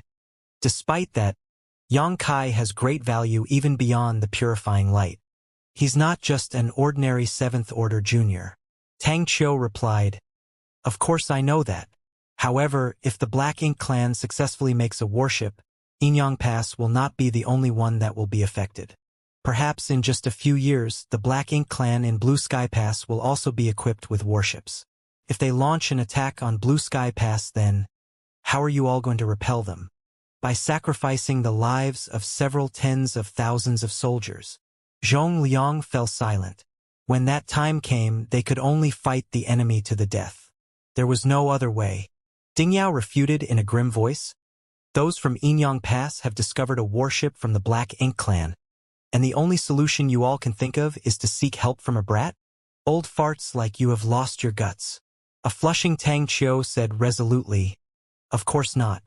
In fact, before I came to Blue Sky Pass, Brother Wu from Red Cloud's Heaven already headed to the Black Ink clan's territory to gather more information. Ding Yao's expression changed when he heard that. Wu Qing from Red Cloud's Cave Heaven? Yes. Tang Qiu nodded. Wu Qing was the Southern Army commander of Inyang Pass. Even though he was from the Southern Army, he was the strongest 8th Order master there. Moreover, he possessed a profound fish, one of the 4 universe pillars, so he was not worried about being corrupted by Black Ink strength. Since he had personally made a move, it showed that those from Inyang Pass truly viewed this matter as important. It was because he had one of the 4 universe pillars that he had the right to sneak into the Black Ink clan's hinterland.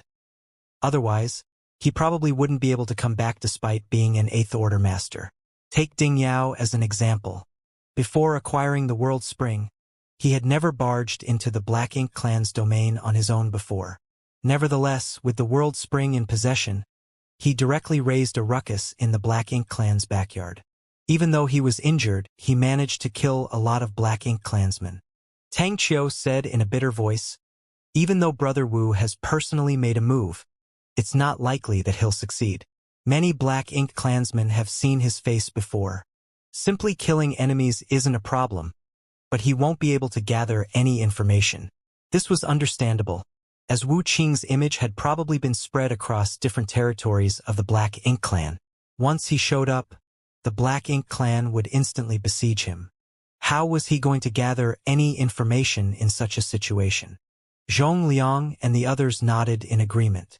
Tang Qiu went on to say, we've thought about letting Brother Wu give up his profound fish so that one of the 7th Order Open Heaven Realm Masters could refine it. Just like Yang Kai had done in the past, we would have that person pretend to be a Black Ink disciple and sneak into the Black Ink clan's territory. However, there's no 7th Order Open Heaven Realm Master in the world that's comparable to Yang Kai. If we really do that, not only would that 7th Order Master be in an extremely perilous situation, but we might also lose a profound fish once this plan is exposed. Therefore, in order to gather information, we need someone who is able to perfectly hide his identity and pretend to be a Black Ink disciple. He also has to have some ability to preserve his own life. After a long discussion, we believe that Yang Kai is the best person for the job. Brothers, Please think about the greater good and help me with this. Zhong Liang and the others remained silent. They knew that Tang Qiu was right. No one was better suited for this task in the entire black ink battlefield than Yang Kai. He had a similar experience before, so it wasn't difficult for him to pretend to be a black ink disciple. Furthermore, he was a master of the Tao of space. Even if his identity was exposed, he would be able to run away. Additionally, he was extremely strong, so the average black ink clansman wouldn't be able to harm him. Regardless, there was a huge risk that was associated with this matter. No one was able to guarantee that Yang Kai would be able to return if he took on this task. If anything happened to him because of that, they would all be ill at ease. While they were silent, Zhong Liang suddenly frowned. Wait a moment. The last time you visited this place, Yang Kai was only in the 6th Order Open Heaven realm. How did you find out that he has ascended to the 7th Order? If Yang Kai were still a 6th Order Open Heaven realm master, those from Inyang Pass wouldn't have the confidence to let him take on this task. Tang Qiu turned to look at Shun Tumo, who said in a muffled voice, "This old fart kept sounding me out. I didn't expect him to have his eyes on Yang Kai." Tang Qiu smiled. "I didn't have any high hopes before I came to this place. However, Yang Kai is indeed exceptionally talented. Not only had he ascended to the 7th Order in such a short time, but he had also joined forces with a disciple from Divine Feather Paradise to kill an injured territory lord. He's indeed extraordinarily powerful." Zhong Liang shot Shin Tumo a glare. It was apparent to him that it was Shin Tumo who told Tang Qiu all this. He's a powerful 7th Order master who possesses a world spring, and he's an expert in the Tao of space. I cannot think of a better person to carry out the task. There was a solemn expression on Tang Qiu's face. This matter does not only affect Blue Sky Pass, but rather the entire black ink battlefield. It has to be dealt with as soon as possible. Please make a decision quickly. Both Zhong Liang and Shin Tumo remained silent. An anxious Tang Qiu said, "Regardless, let me see Yang Kai first. I'll tell him what has happened. It will be best if he's willing to volunteer. If he doesn't want to do it, I'll not force him. What do you think?" Zhong Liang shook his head. "He's not in Blue Sky Pass." Tang Qiu was shocked. "Where is he if he's not in Blue Sky Pass?" Zhong Liang shrugged. "Well, I don't know where his exact location is." Tang Qiu had the urge to roll his eyes. Zhong Liang was an army commander, so how was it possible that he had no idea where his subordinate was? It was obvious that he wasn't willing to tell him about it. Ding Yao suddenly said, "He doesn't have the world spring anymore." Upon hearing that, Tang Qiu was astounded. "What do you mean?" Ding Yao replied, "Didn't Brother Shin Tu tell you that he has given up his world spring? I've taken it." Tang Qiu widened his mouth in disbelief. When did that happen? He didn't think Ding Yao would lie to him, for there was no reason for him to do so. "A few years ago." Tang Qiu became startled for a moment, then put on a bitter smile. "Life is full of uncertainties, isn't it? In that case, there's no need to let him take the risk. Forget it. I'll take my leave. We'll meet again if there's a chance." "I'll go with you," Ding Yao suddenly said. Tang Qiu gazed at him with a frown. "What do you mean, Brother Ding?" Most black ink clansmen have seen Wu Qing's face before, so it's impossible for him to gather any information. On the other hand, the black ink clan in the Inyang Theater won't recognize me. Even though I won't necessarily be able to gather any useful information, I'll stand a better chance than Wu Qing. Tang Qiu said hesitantly, "However, you're the Eastern Army commander of Blue Sky Pass. You can't be absent from your duties. What if the Black Ink clan's army launches an attack on Blue Sky Pass?" Ding Yao shook his head. "The Black Ink clan here is basically half dead at the moment. They won't dare to strike again without recuperating for at least another half a century. There won't be any war in Blue Sky Pass in the short term." Zhong Liang nodded in agreement. "Yes, you don't have to worry about Blue Sky Pass. It's a good idea to let Brother Ding go with you." Tang Qiu cupped his fist. "I'm grateful that you're willing to do something for the greater good. This matter cannot be delayed, so let us depart now." He knew that Ding Yao probably wouldn't be able to gather any useful information, but they had to give it a try regardless. Gathering intelligence was unlike killing enemies. There was no doubt that Ding Yao and Wu Qing were peerless on the battlefield. However, what they had to do this time was not slaughter enemies but find out the identity and whereabouts of the artifact refiner who helped the Black Ink clan create the new prototype warship. This was different from simply fighting. A moment later, a light flashed across the hyperspace array as Ding Yao and Tang Qiu disappeared. Zhong Liang and Shin Tumo watched them leave. A while later, Zhong Liang said, "Brother Shin Tu, Yang boy will probably have to handle this matter." Shin Tumo nodded gently. But we'll be putting him in a dangerous situation by doing so. Zhong Liang let out a sigh. Everyone on the Black Ink battlefield is ready to sacrifice their life for the cause. When you and I came to this place in the past, we never expected that we would live for such a long time. It will be worth it if the crisis facing the human race can be nipped in the bud by sacrificing just one person. However, I'm worried that he'll be killed without achieving his goal. That would be the biggest loss to us. After a moment of silence, Shin Tumo sighed. It has only been a little over 10 years since he joined Blue Sky Pass, and he has made a lot of contributions to the entire human race. He's also exceptionally talented. I'm sure he'll be one of the most important figures in the human race in the future. Zhong Liang sighed again. We'll play it by ear. I hope that Brother Ding will be able to achieve his goal. Presently, dawning light was moving across the void at the speed of lightning. When Yang Kai went over Zhong Liang's behavior again in his mind, he felt that something was off. The army commander seemed determined to chase him out of Blue Sky Pass and make sure he stayed out, which was basically the polar opposite of his usual stance. In the past, he would have liked nothing more than to keep Yang Kai inside Blue Sky Pass forever. Even though he had a feeling that something might have happened in the inner sanctum, and it had something to do with him, Yang Kai wouldn't dare to disobey Zhong Liang's order. Hence, he could only ask Feng Ying about it. Unfortunately, Feng Ying had no idea what had happened either. She was cultivating in seclusion when she was suddenly ordered to gather the members of Dawn together and sail Dawning Light out of the inner sanctum. She was told that she and the members of Dawn Squad had to assist Yang Kai in looking for portals to sealed worlds that hadn't been discovered. They also had to extract the resources from those sealed worlds. This task wasn't dangerous, and they could get a lot of military merits from it, so it could be considered an easy job with high rewards.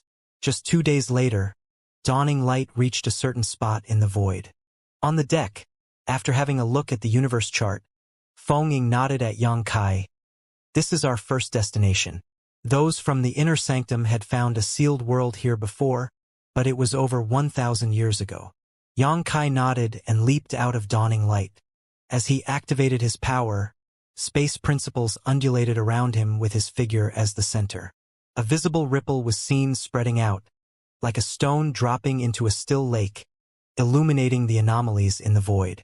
Many of the sealed worlds on the Black Ink battlefield were clustered because they originated from the small universes left behind by human masters after their deaths in ancient times. The more people passed away on any given battlefield, the more sealed worlds would be left behind. In this area of the void, those from Blue Sky Pass had discovered a sealed world 1,000 years ago. Even though they speculated that there were more hidden sealed worlds around this area, they could only give up as they didn't have the means to find and open the portals to them. On the other hand, Yang Kai was a master in the Tao of space, so he was the best person to find these sealed worlds and open up the portals. As the ripple of space principles spread further, the traces of the sealed worlds were revealed. As long as he could find these traces, it wouldn't be hard for him to pry the portals open. After an inspection, he found 3 sealed worlds in a radius of several hundred kilometers. The number wasn't staggering, but it was impressive enough. They would always find some good things in these sealed worlds. For example, the World Trees clone was found in a sealed world. It was the biggest reward the soldiers from Blue Sky Pass had obtained so far after years of exploring sealed worlds. A moment later, Yang Kai forcefully opened the first portal, whereupon the aura of a sealed world was felt wafting from it. Dawning Light then came forward and stopped in front of the portal. Yang Kai ordered, "All of you stand guard here. I'll have a look inside." Upon finishing his words, he directly plunged into the portal. Feng Ying didn't even have time to stop him. Fortunately, there was no danger in the sealed world. A dozen breaths of time later, Yang Kai returned and beckoned to the members of Dawn. "Come in," Feng Ying asked. "Should we let some people stay outside?" Even though the Black Ink clan were resting and recuperating, no one could guarantee that some of them wouldn't come over. By letting some people stay outside, they could monitor their surroundings lest they were later ambushed. Yang Kai shook his head. "There's no need for that. There are only a few of us, so we should stick together." Since he had said so, Feng Ying naturally wouldn't have any objections. Figures started dashing out of dawning light and disappeared into the portal. After they all entered the sealed world, Yang Kai put dawning light inside his small universe and stepped into the sealed world. Following that, he used a simple trick to cover up the portal. There were 36 people in Dawn in total, all of them at or above the 5th Order Open Heaven Realm. Among them, there were 6 7th Order Open Heaven Realm Masters. Therefore, it wouldn't take them a long time to explore a sealed world, though picking herbs would be pretty time-consuming. They fully explored the sealed world in half a month, and all the valuable items had been collected. With Yang Kai leading the way, the members of Dawn Squad left this place and headed to the next sealed world.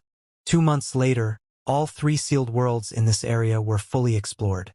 They had obtained a lot of rare herbs and quite a number of profound spirit fruits, so it could be said to be a fruitful trip. The members of Dawn were all elated, thinking that this task was easy and rewarding. Certainly, they would love to be given more of these tasks. With that said, they were aware that it was all thanks to Yang Kai that this task felt easy. If not for the fact that he could find those portals, the members of Dawn couldn't have collected any spirit herbs. Yang Kai then fished out dawning light from his small universe. After they boarded the vessel, Feng Ying piloted the ship to their next destination. In the 2 years that followed, the members of Dawn continued to navigate through the void. Whenever they arrived at a new area, Yang Kai would manipulate space principles to locate hidden portals. They would always be rewarded handsomely for their hard work. Over the years, the soldiers from Blue Sky Pass had found a lot of sealed worlds on the battlefield. However, upon taking Dawn's safety into consideration, Zhongliang only wanted Yang Kai to explore the areas within a 10-day journey from Blue Sky Pass. He didn't provide any information for the areas that were further away. Therefore, it only took Yang Kai and Dawn Squad 2 years to go through all the places they had to explore. It had been peaceful during this period of time as they never came across any Black Ink clansmen. The members of Dawn then returned to Blue Sky Pass aboard Dawning Light. After that, they returned to their own places to get some rest. Meanwhile, Yang Kai and Feng Ying brought the harvest to the Merit Hall to get their military merits. Before they arrived, a figure descended from the sky and cupped his fist. "The army commander would like to see you, Brother Yang." Yang Kai instantly recognized that the person was Zhong Liang's adjutant, so he put on a helpless smile. The army commander is quick to gather the latest information. The members of Dawn had just returned to Blue Sky Pass, but Zhong Liang already knew and told someone to summon him. That was truly quick. Yang Kai then told Feng Ying to head to the Merit Hall on her own. She naturally wouldn't object to it. After she was gone, Yang Kai gazed at the adjutant and said, "Please, senior brother." "This way," the adjutant replied politely, then led the way for him. They soon arrived at the army headquarters of the Western Army. Yang Kai had visited this place more than once, so he was familiar with the area. However, Zhong Liang didn't ask Yang Kai to see him in his office. With the adjutant leading the way, they soon arrived at a vast hall in the deepest part of the headquarters. The adjutant stopped in his tracks. "The army commander is inside, Brother Yang." "Many thanks." Yang Kai nodded and shuffled forward. At the same time, he wondered why Zhong Liang wanted to see him in such a place. There was a restriction around the hall. Yang Kai flicked the restriction and revealed a portal, after which he stepped inside. It was luminous and spacious inside the hall and a person standing there with his hands behind his back. He was none other than Zhong Liang. In front of him was a huge object. Standing in front of this object, Zhong Liang looked up in a dazed state. Yang Kai went over and saluted him. Zhong Liang turned to look at him and nodded. "Was it a fruitful trip?" Yang Kai replied, "It was. We found more than 30 profound spirit fruits." Zhong Liang nodded. "With these spirit fruits, 30 soldiers from Blue Sky Pass will be able to restore their full strength. You've done well. Yang Kai replied, I was only responsible for opening up the portals. I didn't really do anything else. Is there anything you need to tell me, sir? After a moment of silence, Zhongliang said, Look at this thing. He pointed at the gigantic object in front of him. Yang Kai already noticed it the instant he entered this place, but he didn't pay any attention to it. He initially thought that Zhongliang was just looking at something left behind by some senior. It wasn't until this moment that he realized it was more complicated than that. He then activated his divine sense and examined it carefully. A moment later, Yang Kai frowned and asked, Is this a warship? The large mobile palace artifact before his eyes didn't seem like a simple flight-type artifact. Instead, it somewhat resembled a warship. He had also found a lot of arrays on the artifact, ones that would only be present on a warship. Yes, it's a warship. Zhongliang nodded. Yang Kai shot into the air and carefully inspected the ship. A while later, he landed on the ground and shook his head. This warship is terrible. Many of the arrays are faulty. It won't be useful on the battlefield. If the arrays are frequently activated, they will fall apart on their own. By then, not only will the vessel be incapable of defending itself, but even the people on the ship will have to be wary of being injured by the explosions of these arrays. Who made this? Even though Yang Kai wasn't an expert in the Tao of artifact refining, he knew a thing or two about it. Otherwise, he couldn't have created the void yin-yang mirrors. However, he never spent any time consciously improving his Tao of artifact refining.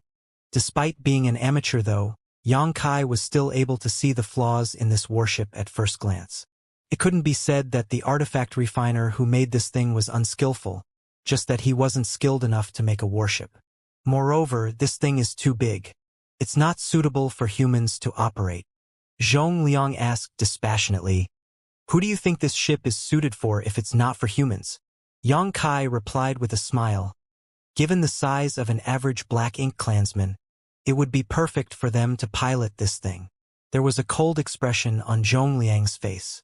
Yang Kai's smile froze as he felt a chill rising from within. He then asked with a frown, Sir, where did you get this thing from? Zhongliang replied, Your martial Uncle Ding captured it from the battlefield. Upon hearing that, Yang Kai was flabbergasted.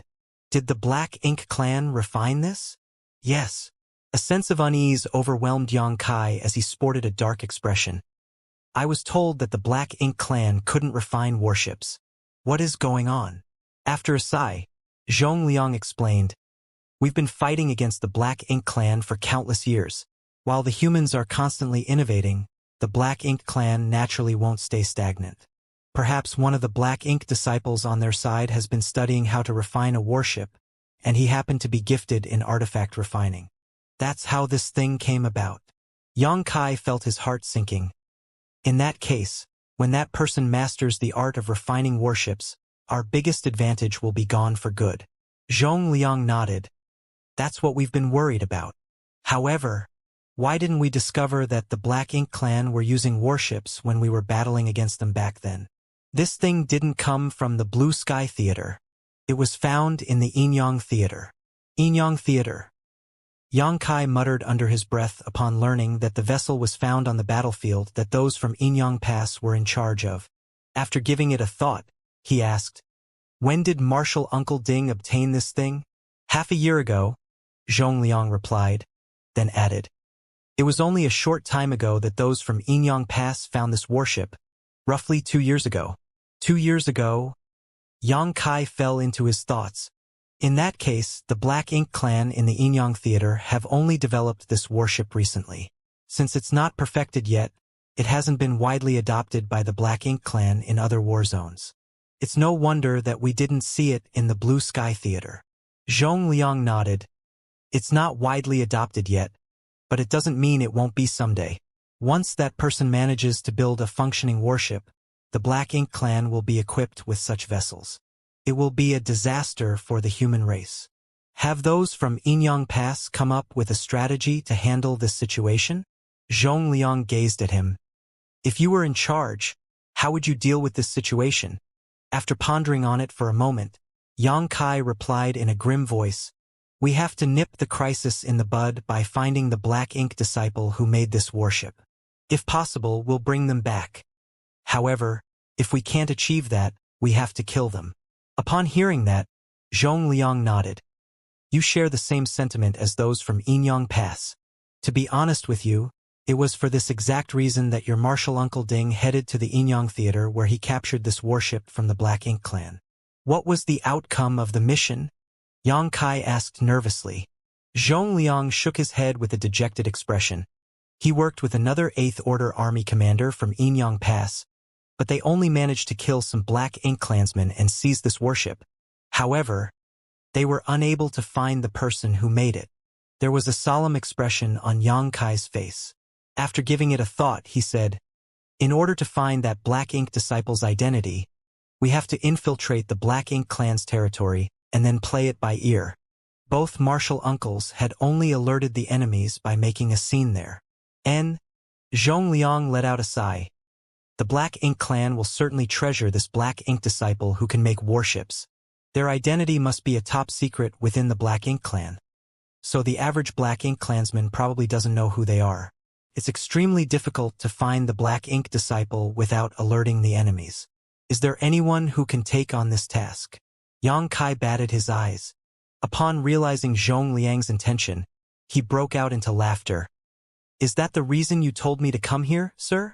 After pondering on it for a moment, he said, "I can pretend to be a Black Ink disciple and sneak into the Black Ink clan's hinterland in the Inyang Theater. As long as I'm cautious enough, I might be able to find that person." Since his intentions had been seen through, Zhongliang decided to stop beating around the bush and just let out a sigh. "I initially didn't want to drag you into this. However, since your martial uncle Ding has failed in his attempt, we have no other choice. There's no hurry though. You can sleep on it and make a decision at a later time." Xianxia shook his head. That Black Ink disciple had already developed this thing 2 years ago. The longer this matter drags on, the more likely he'll be able to perfect his craft. By then, it will be too late to find him. There's nothing worth considering. I'll take on this task." Zhongliang said with a serious expression. "It will be a dangerous mission, and if you're not cautious enough, you'll lose your life." Xianxia replied, "Sir, have you forgotten that I'd pretended to be a Black Ink disciple and spent 2 years with the Black Ink clan before I came to Blue Sky Pass? No one is more experienced than me when it comes to pretending to be a Black Ink disciple." After a pause, he went on to say, "Even if I fail in my attempt, or if anything unexpected happens, I can still rely on space principles to escape. Even if the worst-case scenario where I'll lose my life does occur, it will still be fine. Now that the purifying Black Ink pills have been successfully developed, humans have a method to deal with Black Ink strength other than purifying light. Taking all that into consideration, I'm the best person for this job." At this point, he cupped his fist and said solemnly, "Sir, I'm willing to head to the Inyang Theater to gather more information. Please allow me to do so." There was a conflicted expression on Zhongliang's face. After hesitating for a bit, he let out a sigh. "I'm sorry for putting you in such a tight spot." Xianxia shook his head. Since time immemorial, countless human masters have come to the Black Ink battlefield in order to hold back the enemy and ensure the safety of the 3,000 worlds. In every battle, all of them exert themselves to kill the enemy even if it means losing their lives. It is my duty to do something for the human race, so I will definitely do my best. On the first day he arrived at the Black Ink battlefield, Xianxia learned a valuable lesson from Meng Qi, who sacrificed his life in order to keep the existence of the Void Corridor a secret. It was because he was worried that he would be corrupted by Black Ink strength again and reveal the Void Corridor's existence. In all the previous battles, innumerable humans risked their lives in order to drive back the Black Ink clan. They were just as noble as Meng Qi. The fact that the Black Ink clan were close to developing fully functional warships had far-reaching implications. If the Black Ink disciple managed to master the art of refining warships, it would mean that all the sacrifices that the humans had made over the years would be pointless. By then, the entire 3,000 worlds would be at risk of being destroyed. No one would be willing to see such a crisis taking place. Since Xianxia had arrived on the black ink battlefield, he was also a part of the human army. He didn't think that there was anyone else who was more suited than him to sneak into the enemy's territory and gather information. "Sir, there's one more thing I'd like to know," Xianxia said solemnly. "Go ahead." Have those from Inyang Pass speculated how long it would take for the Black Ink clan to successfully develop warships? After giving it a thought, Zhongliang replied, "Those from Inyang Pass do have a speculation. The warships that the Black Ink clan have made so far are not really useful, probably just prototypes used to test out various functions. It is estimated it will take them about 100 years to perfect this thing. If everything goes well, perhaps they'll achieve it in 50 years, though they might need longer than 100 years as well.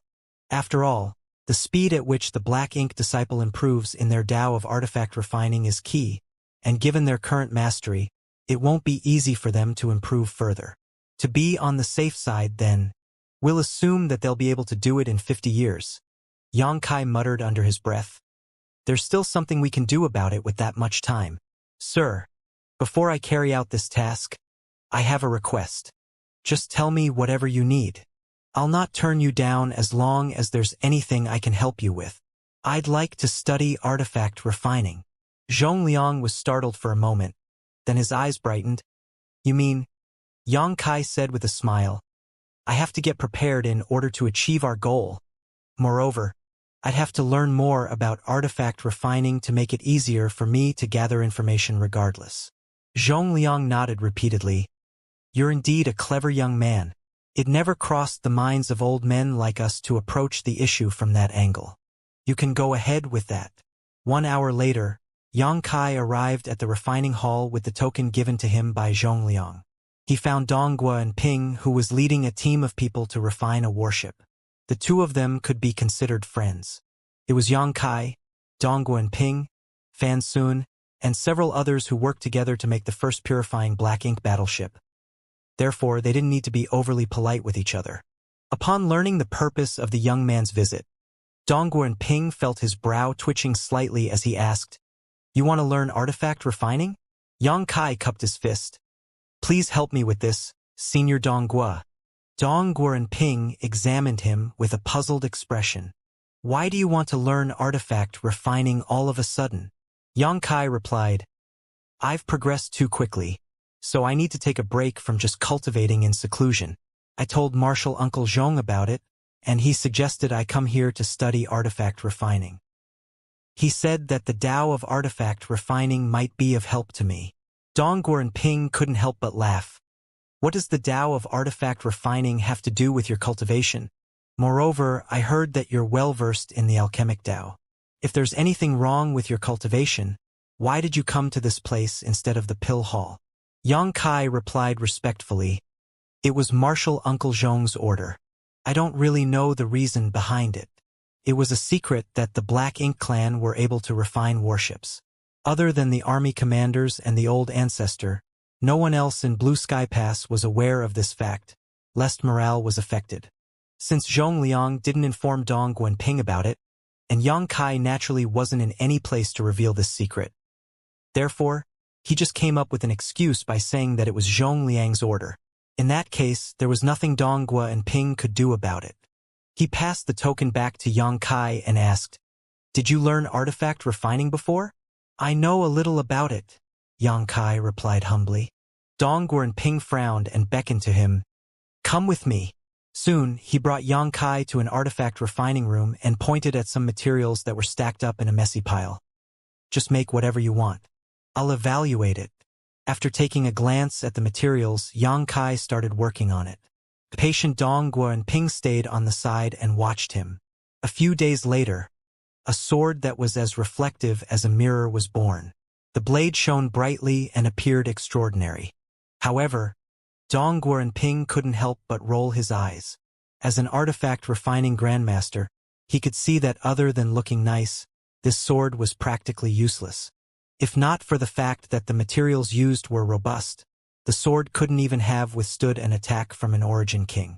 After a few days of observation, Donghua and Ping figured out that Xianxia indeed knew a thing or two about the Tao of artifact refining, but he had never studied it in a systematic way. Even though some of his ideas were creative, the way he refined artifacts was overly simplistic. The Tao of artifact refining was as much an art as it was a craft. Yang Kai's artifact refining session could even be described as unpleasant to the eyes of a grandmaster like Donghua and Ping. Give me a moment, Donghua and Ping said, then activated his divine sense to communicate with someone. A moment later, a young man arrived in a hurry and cupped his fist. Honored master. Donghua and Ping nodded and pointed at Yang Kai. This is your junior brother, Yang Kai. That person cupped his fists again. Junior brother Yang. Donghua and Ping then introduced the young man to Yang Kai. He's my sixth disciple, Chai Hao. Greetings, senior brother Chai. Yang Kai saluted him. Donghua and Ping said, Chai Hao, your junior brother Yang would like to learn artifact refining, so you'll have to give him some guidance from now on. Chai Hao was startled upon hearing that. Junior brother Yang, you want to study artifact refining? Yes. Yang Kai nodded. Chai Hao replied with a smile. Since you're interested in the Tao of artifact refining, I'll definitely teach you everything I know. Many thanks, senior brother. Yang Kai expressed his gratitude. Donghua and Ping coughed. Yang Kai, you'll learn artifact refining from Chai Hao from now on. Just ask him if there's anything you don't understand. I still have some matters to attend to, so I'll take my leave now. Upon finishing his words, he left the place in a hurry. Yang Kai and Chai Hao saw him off together. After he was gone, Chai Hao said, Junior brother, since you're going to learn artifact refining, I'll need to know how skillful you are in artifact refining. Would you? Before he could finish his words, Yang Kai held out a sword to him. What's this? Chai Hao was puzzled. Yang Kai replied, Senior Donghua told me to make something, and this is the result of my work. I see. Chai Hao took the sword and examined it. Soon, his face began to twitch as he finally realized why his honored master left in a hurry just now. He initially thought that Yang Kai was already well-versed in the Tao of artifact refining. Otherwise, he wouldn't have directly sought some guidance from a grandmaster from Divine Cauldron Heaven. After taking a look at this sword, though, he realized that Yang Kai couldn't even be considered a novice when it came to the Tao of artifact refining. There was no doubt that Yang Kai was no match for Donghua and Ping in this regard, but even a random disciple from Divine Cauldron Heaven could easily bring him to his knees. Now that his honored master entrusted Yang Kai to him, though, it meant that he would have to teach him everything from scratch. Chai Hao suddenly felt a huge pressure on his shoulders, thinking that this was going to be a troublesome task. Chai Hao was a patient teacher. Since he was aware that Yang Kai was just an amateur in artifact refining, he decided to modify his approach accordingly and teach him everything from scratch. On the other hand, Yang Kai was a serious learner. One was studious while the other one was teaching attentively, so they got along pretty well. Be it the martial Tao or alchemic Tao, Yang Kai had shown exceptional aptitude. However, he wasn't particularly gifted in the Tao of artifact refining. Fortunately, he was now in the seventh order open heaven realm. Moreover, there were many similarities between alchemy and artifact refining. Therefore, even though he lacked aptitude in the Tao of artifact refining, his mastery of it was improving by the day. With that said, given his situation, it was impossible for him to reach the pinnacle of the Tao of artifact refining. There would come a point when he would be faced with an insurmountable bottleneck, which would be the limit of his achievements in his lifetime. In any case, Yang Kai didn't intend to be an artifact refining grandmaster. He was learning it to make it easier for him to gather information behind enemy lines, so he just needed to be slightly more skillful in artifact refining than average. Chai Hao didn't understand why Yang Kai was suddenly interested in learning artifact refining, but after spending some time with him, he could feel that Yang Kai was greedily learning everything he could. With the effort he had put in, he was able to rapidly improve his skills in artifact refining. He was a seventh-order open heaven realm master after all, so he was able to learn anything quickly. Time passed by slowly. Yang Kai basically stayed in the refining hall and never stepped out of it. He even neglected his own cultivation just to study artifact refining. Fortunately, the living beings in his small universe would continuously help increase his heritage, so he didn't lag behind compared to the other cultivators. He went on to learn artifact refining for the next 10 years.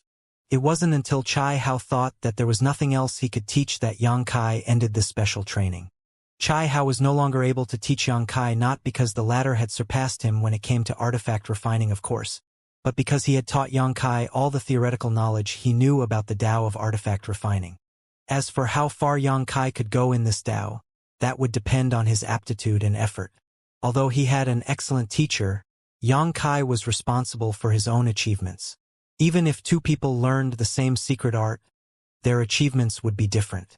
It was the same case for the Tao of artifact refining. According to Yang Kai's own classification of the Tao, he had only reached the beginning of the third level, taking the initial steps, after tirelessly learning all about the Tao of artifact refining for 10 years. An artifact refining great grandmaster like Donghua and Ping was at least on the 7th level, standing above all others within sight, when it came to the Tao of artifact refining. Only someone at this level was capable of refining warships. In the entire Blue Sky Pass, there were only a small number of artifact refining great grandmasters that were comparable to him. On the other hand, Chai Hao, who had taught Yang Kai for 10 years, should be at the 5th level, attaining mastery through comprehensive understanding, when it came to his Tao of artifact refining. The further one traversed any Tao, the more difficult it was to improve. It was even harder than ascending to the next order in the open heaven realm. Yang Kai was 2 levels below Chai Hao and 4 levels below Donghua and Ping, which showed the stark differences between them. If he was able to put enough time and effort into studying the Tao of artifact refining, Yang Kai figured he might be able to reach Chai Hao's current level in this lifetime, but he could never become a great grandmaster like Donghua and Ping. That was the limit of his aptitude, and there was nothing he could do about it. The Black Ink disciple in the Inyang Theater was already developing prototype warships, so it was apparent that he was just one step away from becoming a great grandmaster in the Tao of artifact refining. According to Yang Kai's estimation, the Black Ink disciple should be at the 6th level of comprehension, exceeding the ordinary to reach the extraordinary. If there had been enough time, Yang Kai would have preferred to keep improving his Tao of artifact refining. At the very least, he wanted to reach the 4th level, traversing a familiar path. However, he had spent the last 10 years in the refining hall, and during this period of time, Zhongliang had visited him several times. Even though he didn't say anything, Yang Kai could feel how anxious he was. The more time Yang Kai spent in the refining hall, the more likely that the Black Ink clan would be able to successfully create warships. 10 years was basically the limit. Zhongliang was startled for a moment when he saw Yang Kai appearing before him. Nevertheless, he soon came to his senses as he put down a document and asked seriously, "Are you ready?" "I'm sorry for making you wait, sir." Zhongliang shook his head. "This is a dangerous task. If you're not willing to do it, no one can force you to." Yang Kai replied with a smile. "I've been preparing for the past 10 years for this moment. Why would I back down now?" Approval and gratification were written all over Zhongliang's face. "If everyone was like you, we wouldn't have to worry about achieving our ultimate goal. Have you told the members of Dawn about it?" Yang Kai shook his head. "There's no need for that. I suppose the secret that the Black Ink clan is capable of refining pseudo-warships hasn't spread yet. I don't even know when I will come back, and it's hard for me to explain it to them, so it's better not to tell them about it at all. Moreover, they're still able to go to the battlefield without me. They'll take good care of themselves. This matter cannot be delayed, so I'll head to Inyang Pass now." Zhongliang nodded gently. "Good. Come with me. Those from Inyang Pass have been urging us, so if you delayed much longer, that old fart Tang Qiu would have come over to curse at us." Upon finishing his words, Zhongliang rose from the chair and led the way. On the way to their destination, Zhongliang passed a jade slip to Yang Kai. "There's some basic information about Inyang Pass and the surrounding theater. You can have a look when you're free." Yang Kai took it, but instead of immediately going through it, he put it inside his small universe. Zhongliang kept rambling on along the way, as though he was a father who was sending his son to the battlefield. He was worried about what Yang Kai would face in the near future. While feeling warmth in his heart, Yang Kai also felt slightly helpless. Soon, they arrived at the hyperspace array, which was guarded by a few soldiers. However, since Zhongliang was there, the guards directly let them pass. Inside a grand hall, Xianxia stood atop the huge array on his own. He was surrounded by more than 10 seventh-order open heaven realm masters in different corners of the grand array, placing valuable resources into the array nodes. It required a lot of resources to activate the hyperspace array, and the more powerful the cultivator who was going to be transferred, the more resources were needed. That was the reason the humans from different great passes rarely came into contact with each other despite being able to do so. Too many resources had to be consumed to do that. The last time the 8th Order Open Heaven Realm Masters gathered together in Blue Sky Pass was because of the purifying black ink battleships. Xianxia had to personally seal purifying light inside those vessels, so they had no choice but to come. This is a faith token given to you by the old ancestor. He has left his imprint inside it. So if there's anyone who questions you in Inyang Pass, just take this thing out to prove your identity. Zhong Liang passed a piece of jade to Xianxia. Xianxia took it with a solemn expression. Regardless of the outcome of your mission, you must come back alive. Zhong Ling ordered seriously. If it comes down to it, just give up and escape. You'll only be able to contribute more to the human race by staying alive. Xianxia cupped his fist. I'll not disappoint you, sir. Zhong Liang nodded and stepped out of the grand array. After looking around, he ordered, "Activate the array." These 7th Order Open Heaven Realm Masters were well prepared, and upon receiving the order, they immediately activated their powers. The grand array started buzzing and shining brightly as the resources on the array nodes were sucked dry and turned into dust in just a moment. Space started contorting as though the world was going to fall apart at any moment. Barely a breath later, though, calm was restored. The 7th Order Open Heaven Realm Masters around the grand array were pale, and their auras were unsteady. It showed that they had exerted themselves greatly to do this. Meanwhile, Xianxia was nowhere in sight. Despite being a master in the Tao of space, Xianxia was still overwhelmed by dizziness as he was being transferred to such a faraway place. As he navigated through the void, he felt like a leaf on the wind, though he had no idea where he would eventually land. This kind of uncertainty made him feel uncomfortable. Fortunately, this sensation only lasted a short while. When Xianxia came to his senses, he was already standing atop a different grand array. The lights around him went out and revealed several figures, who were standing around him. Those people exchanged glances and communicated with each other using divine senses. Soon, one of them stepped forward and cupped his fist. Inyang passed Jing and greets this junior brother. From where do you come? Since Xianxia was transferred to this place through the hyperspace array, he was definitely a human from one of the great passes. However, Open Heaven Realm Masters like them who were responsible for guarding the grand array couldn't identify where Xianxia came from, so they had to ask him about it. Xianxia shook his head to clear up his dizziness. Upon making sure that he was in Inyang Pass, he replied, Blue Sky Pass. Xianxia greets senior brother Jing. Jing'an appeared excited upon hearing that. You're from Blue Sky Pass? Yes. Xianxia nodded. Jing'an hurriedly said to his companions, Tell Marshal Uncle Tang that the person he's been waiting for has arrived. One of them came to his senses and sent the message.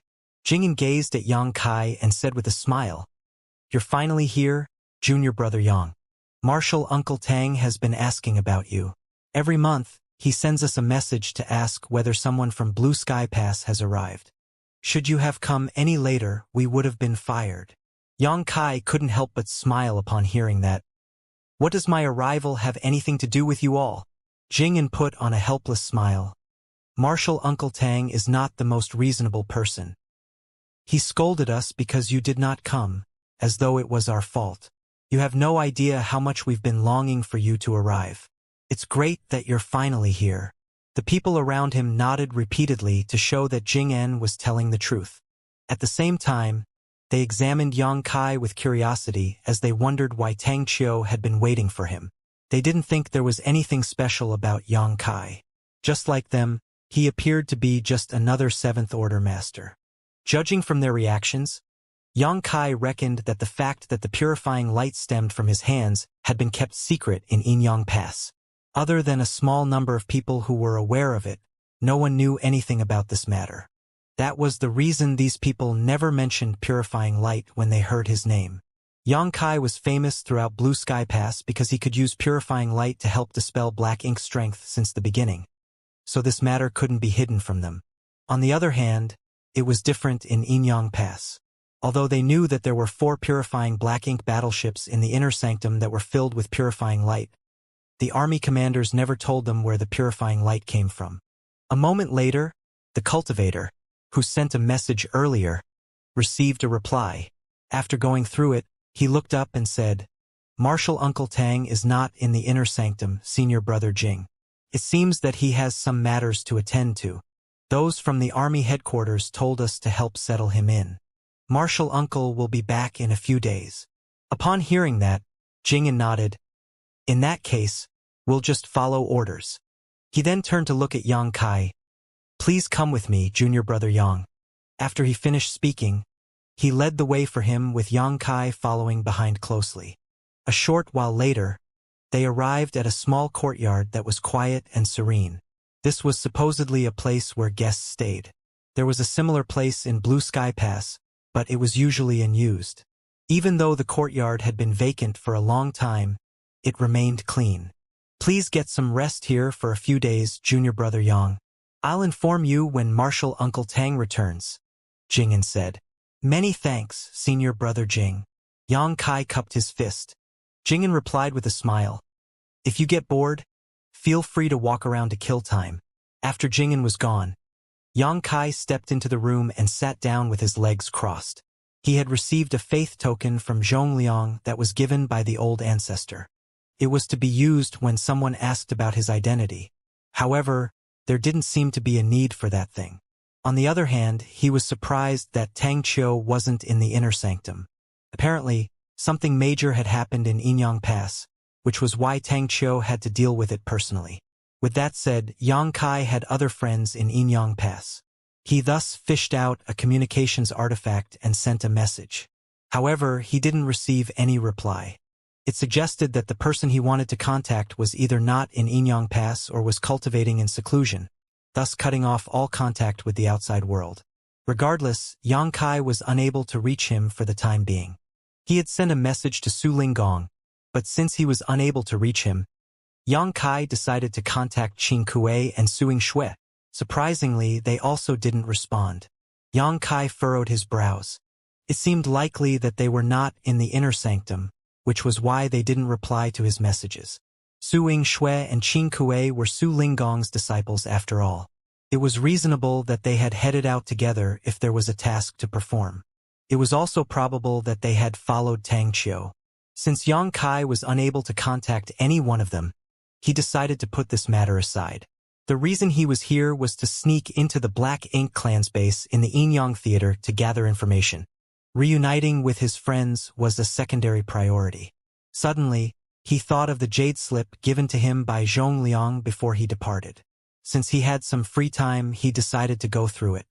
There was some basic information about Inyang Pass and its theater in the jade slip, which was given to Yang Kai to help him quickly grasp the situation in this place. The powers of all the great passes were more or less the same, with even the structures and layouts being similar. There were also about 30,000 fighters in Inyang Pass. They were the brightest open heaven realm masters who came from different cave heavens and paradises. This kind of scale was accumulated over many years.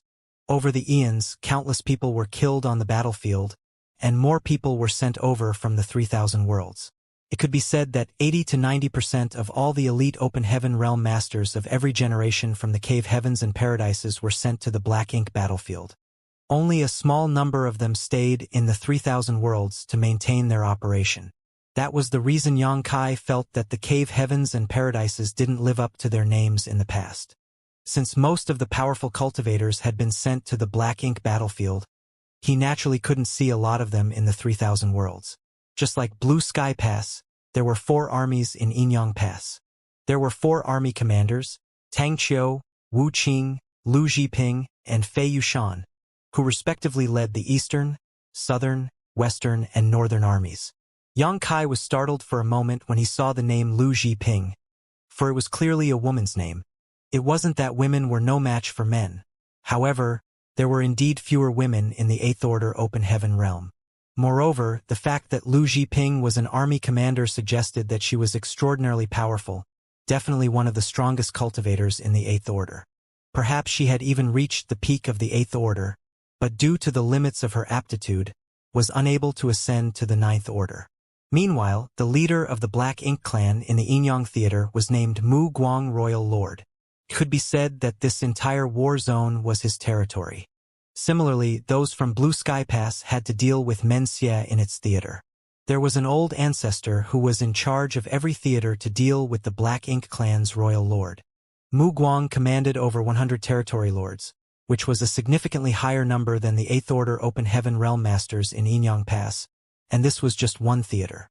On the entire Black Ink battlefield, there were countless formidable beings from the Black Ink clan, which made things extremely difficult for the humans. There wasn't a lot of information in the Jade Slip. After all, it was just some basic knowledge, so Yang Kai went through it quickly. Since he had some free time now, he decided to refine a set of Seventh Order materials. He stayed in the room for half a month. During this period of time, no one looked for him, nor did Tang Qiu send anyone to summon him. This made Yang Kai worried as he wondered what had happened to Tang Qiu, that the latter had been held up for such a long time. Jing'an told him that Tang Qiu would be back in a few days, but half a month had passed since then. Of course, Tang Qiu was an Eighth Order Open Heaven Realm Master, so he should be fine. It wasn't the best idea for him to keep waiting in seclusion though. So after giving it a thought, Yang Kai decided to walk around and take in the sights of Inyang Pass. It was serene in Inyang Pass as there were no signs of any war. That was because they had just fended off an invasion from the Black Ink clan not too long ago.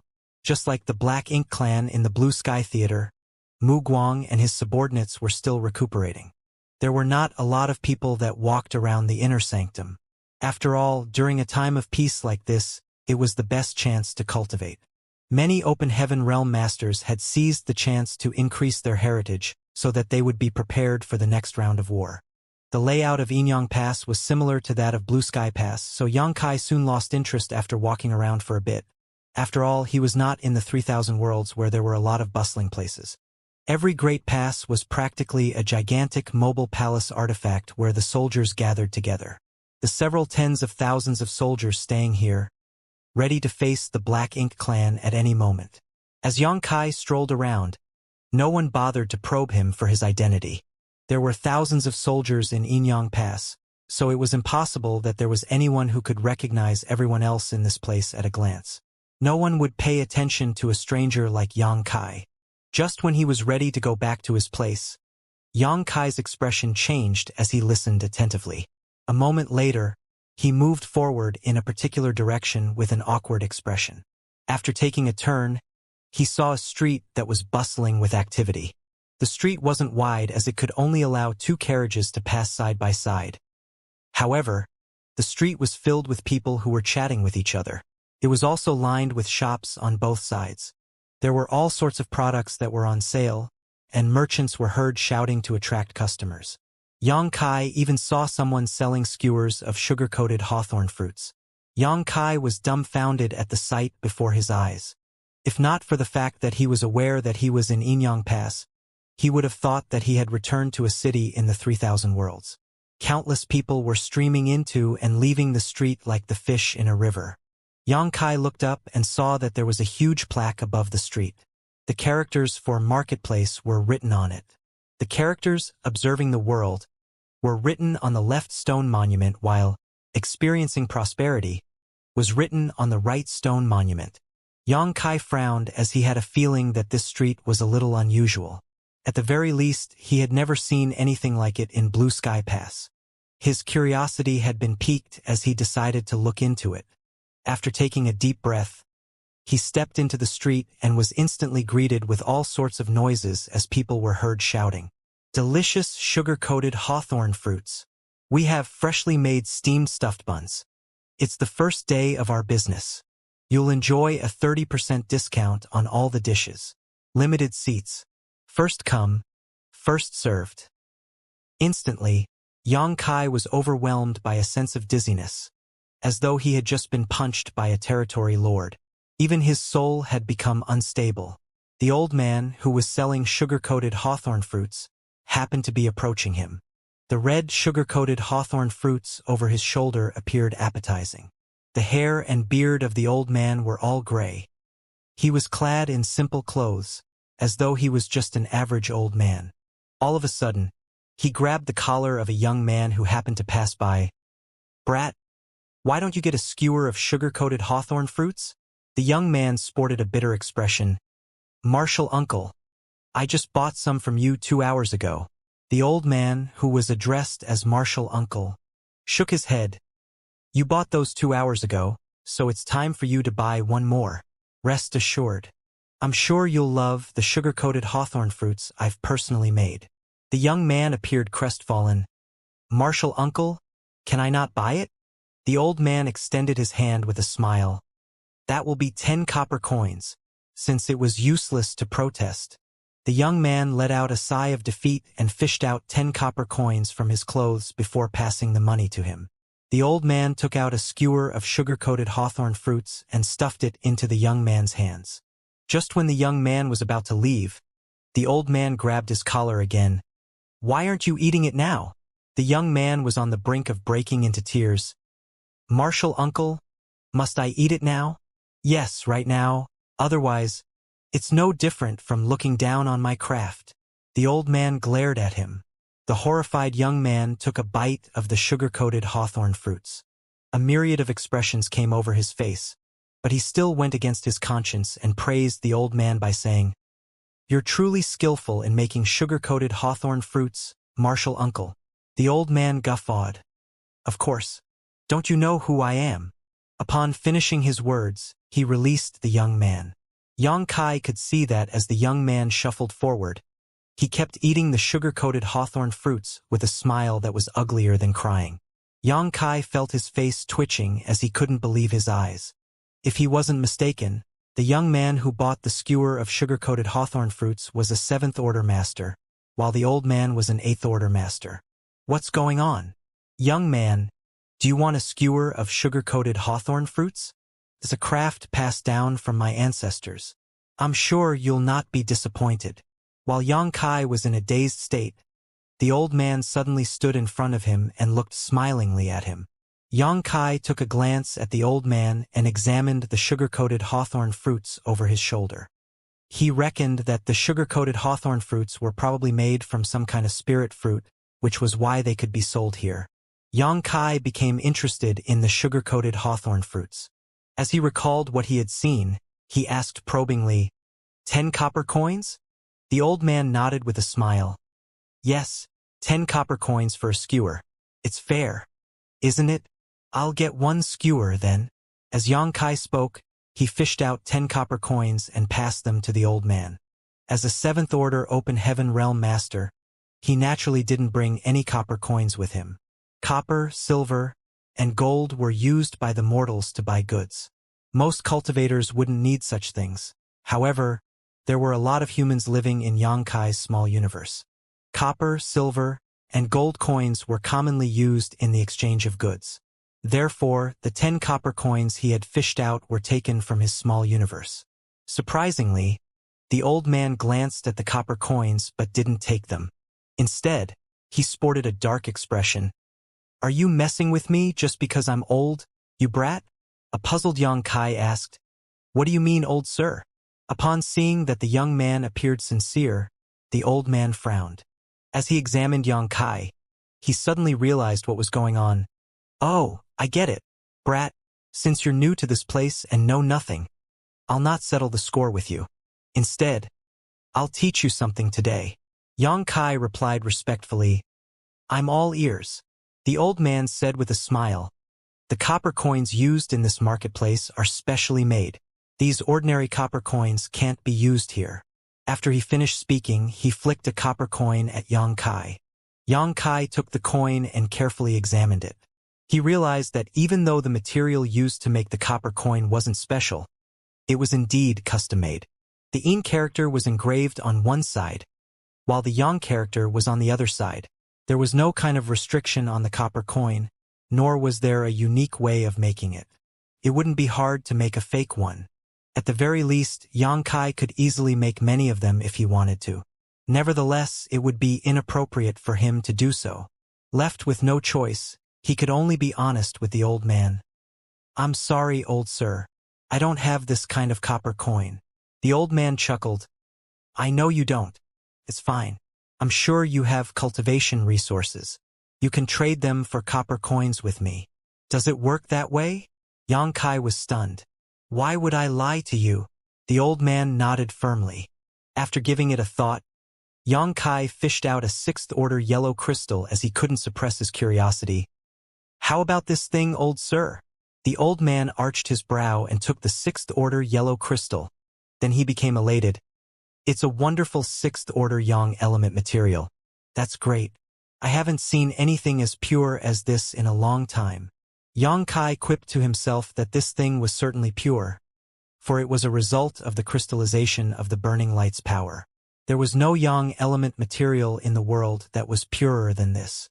"You can trade it for 10 skewers of sugar-coated hawthorn fruits," the old man said firmly, then was ready to fish out 10 skewers of sugar-coated hawthorn fruits. "Wait a moment." An astonished Xianxia quickly stopped him. Since a skewer of sugar-coated hawthorn fruits was worth 10 copper coins, 10 skewers would be 100 copper coins. How was it possible that a sixth-order yellow crystal could only be traded for 10 skewers of sugar-coated hawthorn fruits?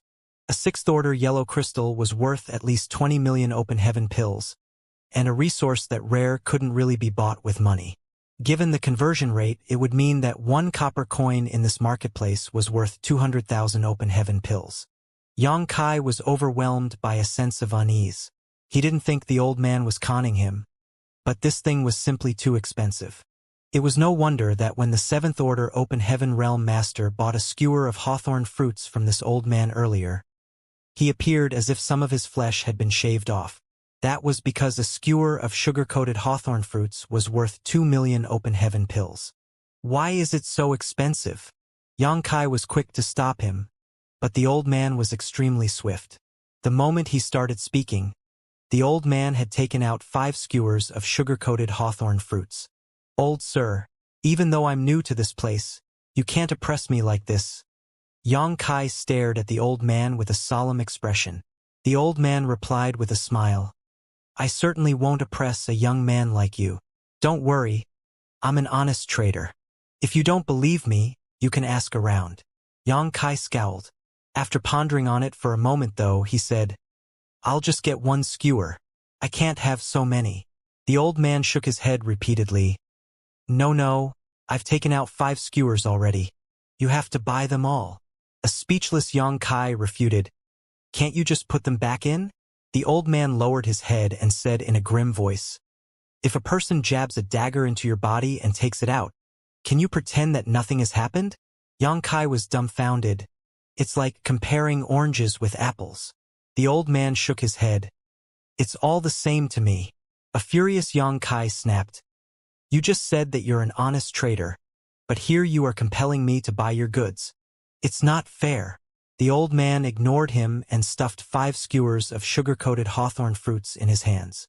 After passing him 50 copper coins, he said solemnly, "Young man, just take it as me giving you a lesson today. You have to be careful whenever you head out from now on." After he finished speaking, he left in a hurry with his skewers of sugar-coated hawthorn fruits. Xianxia was left dumbfounded as he clutched the 5 skewers of sugar-coated hawthorn fruits in one hand and 50 copper coins in the other. He didn't understand what kind of damned place this marketplace was. Why was there such a place in Inyang Pass? What was the purpose of building it? It was apparent that Xianxia had been conned by the old man, but he still felt somewhat comforted. At the very least, he still had 5 skewers of sugar-coated hawthorn fruits and 50 copper coins. Since the fruits were so expensive, they might have some amazing effects. Perhaps they could soothe one's mind or increase the heritage of the small universe. At the thought of this, Xianxia put away the copper coins and grabbed 1 skewer of sugar-coated hawthorn fruits before taking a bite. As he chewed the fruit, he realized that it was refreshingly sweet with a tinge of sourness. The flesh was tender and fresh. More importantly, the fruit pit had been removed, so he didn't have to spit it out. After having one of the fruits, he stood still on the same spot for a moment. Then he sported a dark expression. It was just the most common sugar-coated hawthorn fruit that did nothing to help increase a cultivator's heritage. Xianxia cursed at the dishonest trader and had the urge to chase after the old man and fight him to the death. With that said, he never put his idea into action, for the other party was an 8th Order Open Heaven Realm Master. If he really ran after the old man, he would be the one to suffer. After gritting his teeth for a moment, he let out a sigh. As he was having the costly sugar-coated hawthorn fruits, Xianxia shuffled further into the marketplace. The busy street was lined with all sorts of shops. Xianxia soon stopped in his tracks in front of an accessories shop. The accessories in the shop were all quite beautiful. They were apparently made by a skillful artisan.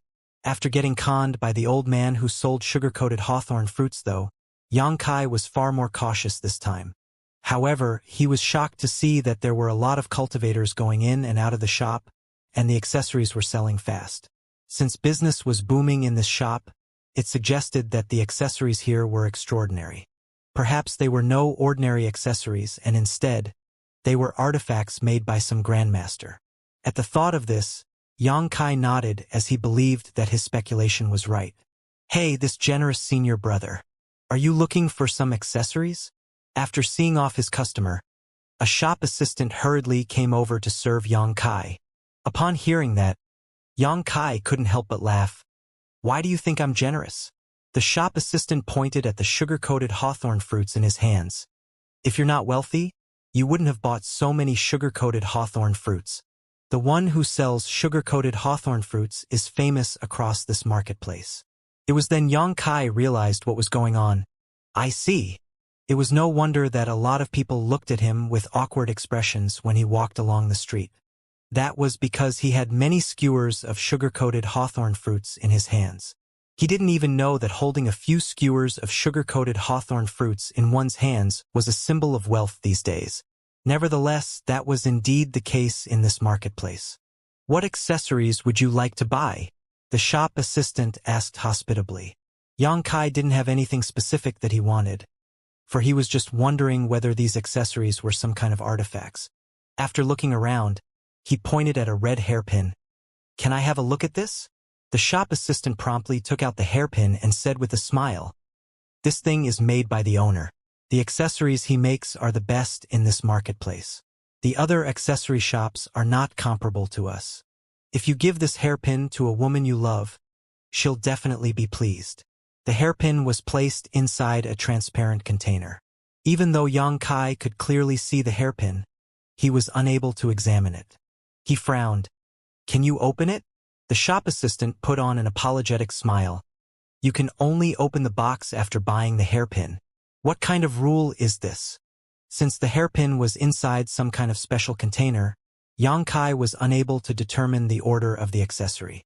How was he going to find out whether it was truly valuable or not? However, he had seen many people buying these accessories in the same way, so he knew that it was impossible for him to have a closer look at it. Left with no choice, he asked, "How much is it?" "That will be 50 copper coins," the shop assistant replied with a smile. Xianxia's face twitched visibly. He couldn't help but suspect that this shop assistant and the old man who sold sugar-coated hawthorn fruits might be from the same gang. Otherwise, how could this shop boy know exactly how much money he was left with? Still, Xianxia decided to pass the 50 coins to the shop assistant without hesitation and left with the hairpin. After stepping out of the shop, he immediately took the hairpin out of the container and examined it. A moment later, he snarled through clenched teeth. Another black-hearted conman. This was just an ordinary hairpin, not an amazing artifact. First, he was forced to buy 5 skewers of sugar-coated hawthorn fruits from the old man. Then, he was conned into buying this useless hairpin. He was completely disappointed in this marketplace. Everything in this place was a farce. However, he didn't understand why there was such a place in Inyang Pass. Moreover, a lot of open heaven realm masters were seen wandering around here. After such terrible experiences, Xianxia had lost all interest in shopping here, so he decided to go back to his place. He initially wanted to toss the hairpin away, but he thought that it was wasteful to throw away something that he had bought with half of a 6th-order yellow crystal. Therefore, he just put it in his space ring. As he was heading towards the exit, He suddenly stopped in his tracks and turned around to ask, "Why are you following me?" The moment he stepped out of the accessories shop, he already realized that someone was following him. He initially thought that it was just a coincidence, but the person behind him never went away. It was then he confirmed that he had been tailed. When Yongkai turned around, he realized that no one was in sight. He frowned and looked down, only to see a little girl standing in front of him. With her big eyes, she stared fixedly at the sugar-coated hawthorn fruits in his hand. A little girl. Yongkai was stunned. Upon closer look, he realized that she was indeed a little girl who was 7 or 8 years old. Although she was clad in simple clothes, she looked quite adorable. Her eyes were bright, and her jet-black hair hung low at her waist. Why is there a little girl in Inyang Pass? Yongkai instinctively thought that she was an open heaven realm master who had cultivated some kind of unique secret art. Such secret arts did exist in this world. Or maybe an accident happened when she was cultivating, which was why she never grew taller and appeared to be a child.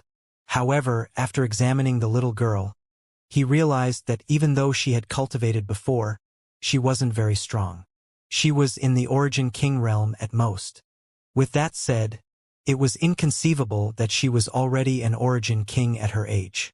Yongkai still hadn't started cultivating when he was 8 years old, which showed that this little girl had extraordinary aptitude. Her achievements would surely be staggering in the future.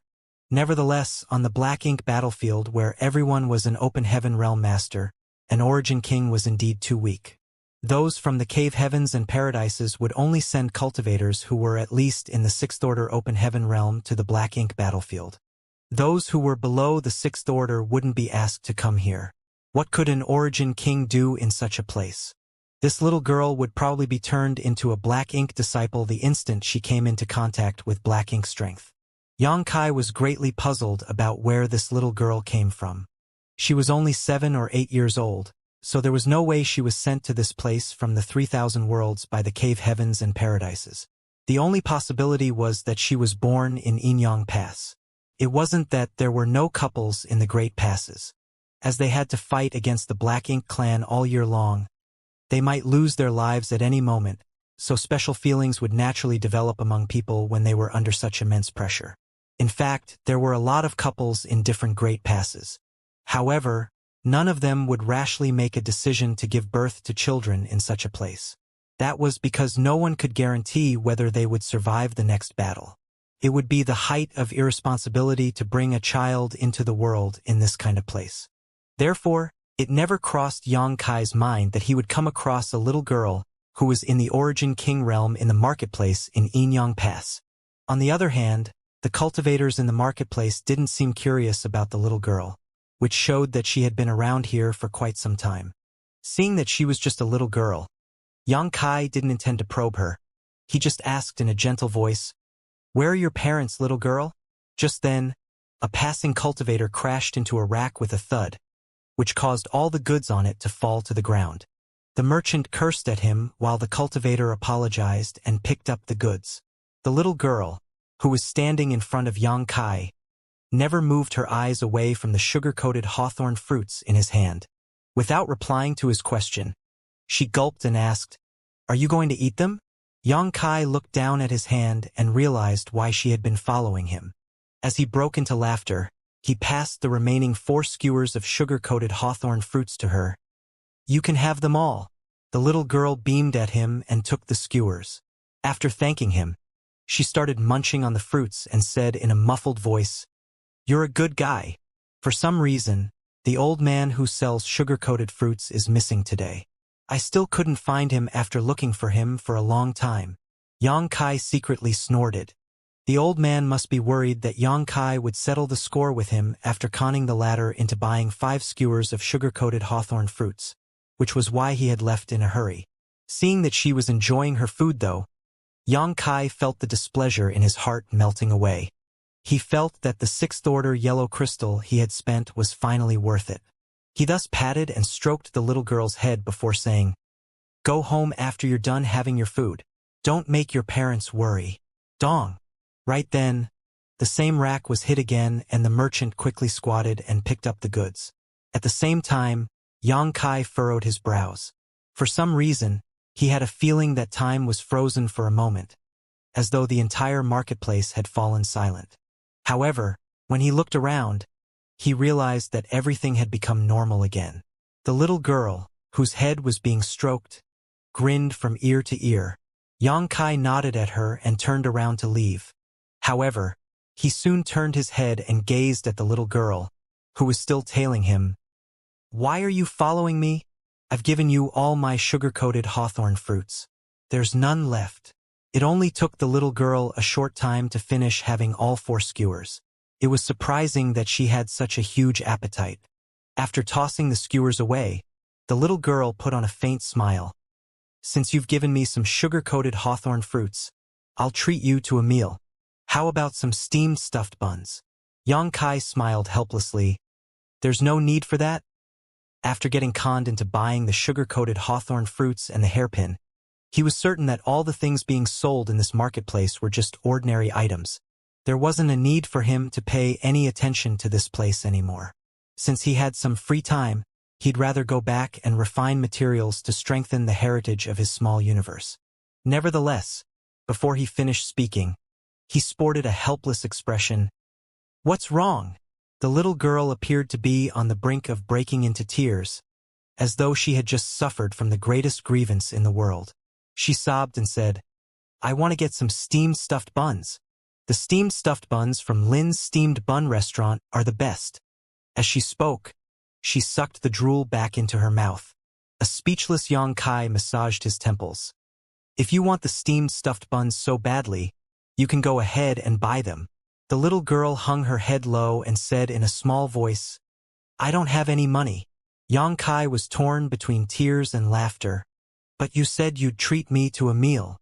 "I'll treat you to a meal, but you'll have to pay." There was an embarrassed expression on the little girl's face. "That's ridiculous." Yang Kai was lost for words. He wanted to tell her that he also didn't have any money as the copper coins he had traded for the 6th-order yellow crystal were used up. However, the little girl walked up to him and took his hand before swaying it. "Please, steamed stuffed buns are delicious." She gulped. Yang Kai was unable to bear the little girl pleading with him in such a way. He thought that her parents were irresponsible by giving birth to her, as they never even bothered to give her some allowance. It was simply outrageous. "Please, I really love their buns." The little girl was relentless. Left with no other choice, Yang Kai could only agree to it.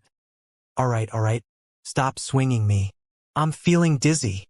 "So you agree?" the pleasantly surprised little girl asked. "Yes, I'll treat you to a proper meal." Yang Kai nodded. In any case, he could trade materials for some copper coins, so he didn't have to worry about not being able to foot the bill. "You really are a good guy." The little girl was ecstatic. Yang Kai let out a sigh. He wasn't aware that being nice meant he had to treat someone to a meal. With that said, the world of a little girl was simple. It wasn't a bad thing to experience some innocence on this dangerous black ink battlefield. Lin's Steamed Bun Restaurant was filled with the aroma of steamed stuffed buns. There were only a few tables, and they were all occupied. A bowl of soup and a small bamboo basket of steamed stuffed buns were all it took for one to wind down and observe the marketplace. The owners of the restaurant seemed to be a couple. One of them prepared dough while the other formed the buns. They appeared skillful in their craft. There was also a shop hand to serve the customers. The instant Yang Kai stepped into the restaurant, hand in hand with the little girl, the shop hand became rooted to the spot as if struck by lightning, staring fixedly at their hands. The owners, who were preparing dough and steamed stuffed buns, shook a little. Meanwhile, the customers in the shop, who were eating the steamed stuffed buns and soup, felt their brows twitching. "Here it is. Lin's Steamed Bun Restaurant," the little girl said joyfully. Yang Kai swept a glance over this place. Despite knowing that there were no ordinary people here, he still felt ill at ease. The owners of the steamed stuffed bun shop were apparently 8th-order Open Heaven Realm Masters. On the other hand, the shop hand, who was responsible for serving the customers, was a 7th-order master. Yang Kai had never seen any 8th-order Open Heaven Realm Masters whose faces were covered in flour as they were preparing dough and steamed stuffed buns. He had the luck to see it in this marketplace. There are a lot of people today. The little girl took a glance around the shop. Seeing that all the tables were occupied, she turned to Xianxia. It seems that we'll have to wait. As soon as she finished speaking, though, the customers started stuffing steamed buns into their mouths and gulping down the soup. "Get me the bill!" They all started shouting. The shop hand quickly went around to collect money from them. In just a moment, all the customers in the restaurant were gone. "Oh, there are seats now." The little girl appeared elated as she pulled Xianxia into the shop and took a seat at one of the tables. Since the chair was too tall, her feet couldn't come into contact with the ground as they swayed in the air. While cleaning up the things on the table, the shop hand asked with a smile, "What would you like to get?" Xianxia replied nonchalantly, "Get me 2 baskets of steamed stuffed buns?" Before he could finish speaking, though, the little girl cut him off by shouting, "I'll have 10 baskets." Xianxia batted his eyes, then said to the shop hand, "We'll have 10 baskets of steamed stuffed buns and 2 bowls of soup." Then, "All right, I'll be right back." The shop hand replied and headed to the kitchen. A moment later, 10 baskets of steamed stuffed buns were served, piled up on the table. The little girl then began wolfing them down as her cheeks bulged. Xianxia took a steamed stuffed bun and had a taste. He realized that even though it was delicious, it was just some ordinary food. It was unable to help increase a cultivator's power. Still, he remained silent and waited for the little girl to finish having her food. "Why aren't you having any?" the little girl asked curiously. Xianxia replied with a smile, "You can have them all." The little glutton smiled happily and continued devouring the buns. Xianxia helped her wipe the crumbs off her mouth and said, "Take it slow. No one is going to take them away from you." He was curious about what was going on with her parents. Had they never given her enough food? Why did she look like she was starving? The little girl devoured all 10 baskets of steamed stuffed buns and 2 bowls of soup on her own.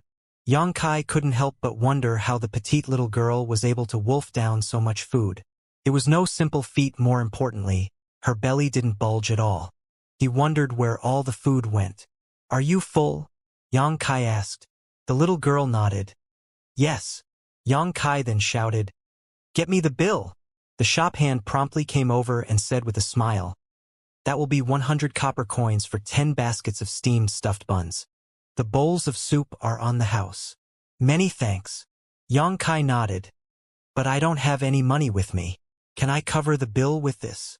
Upon finishing his words, Xianxia fished out a 6th-order blue crystal.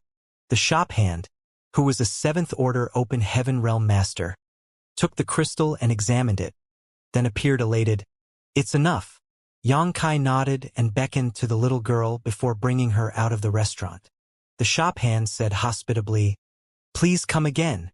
"I'll be a fool if I come again," Xianxia thought. The things in this marketplace were ordinary but extremely costly. 6th-order yin and yang element materials were worth approximately 40 million open heaven pills, but he squandered them away in barely half a day. He reckoned that this place should be renamed as Black Market. The little girl still followed him closely. Xianxia turned around to gaze at her and look around. Suddenly thinking of something, he took out the hairpin from his space ring and fixed it on her hair. She was already truly adorable, and even though the hairpin wasn't an artifact, it was finely made. They perfectly matched each other. The little girl was evidently startled. Xianxia said with a smile, "It's a gift." He then turned around and waved his hand. "I'll go back now. You should head home early so that your parents won't have to worry about you." This time, the little girl didn't tail him. While standing in the same spot, she just touched the hairpin and watched him leave. Xianxia headed straight to his resting place. When he recalled his experiences in the marketplace, he couldn't help but grin wryly.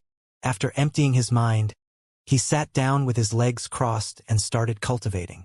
One day later, he suddenly heard a clear voice calling out to him from outside the courtyard. "Xianxia! Xianxia!" Xianxia frowned and stored the materials he hadn't fully refined. After opening the courtyard's door, he saw the little girl that he came across the day before in the marketplace. She was standing outside his courtyard with a smile. The hairpin that he gave her the day before was still in her hair. A puzzled Xianxia asked, "How did you find me?"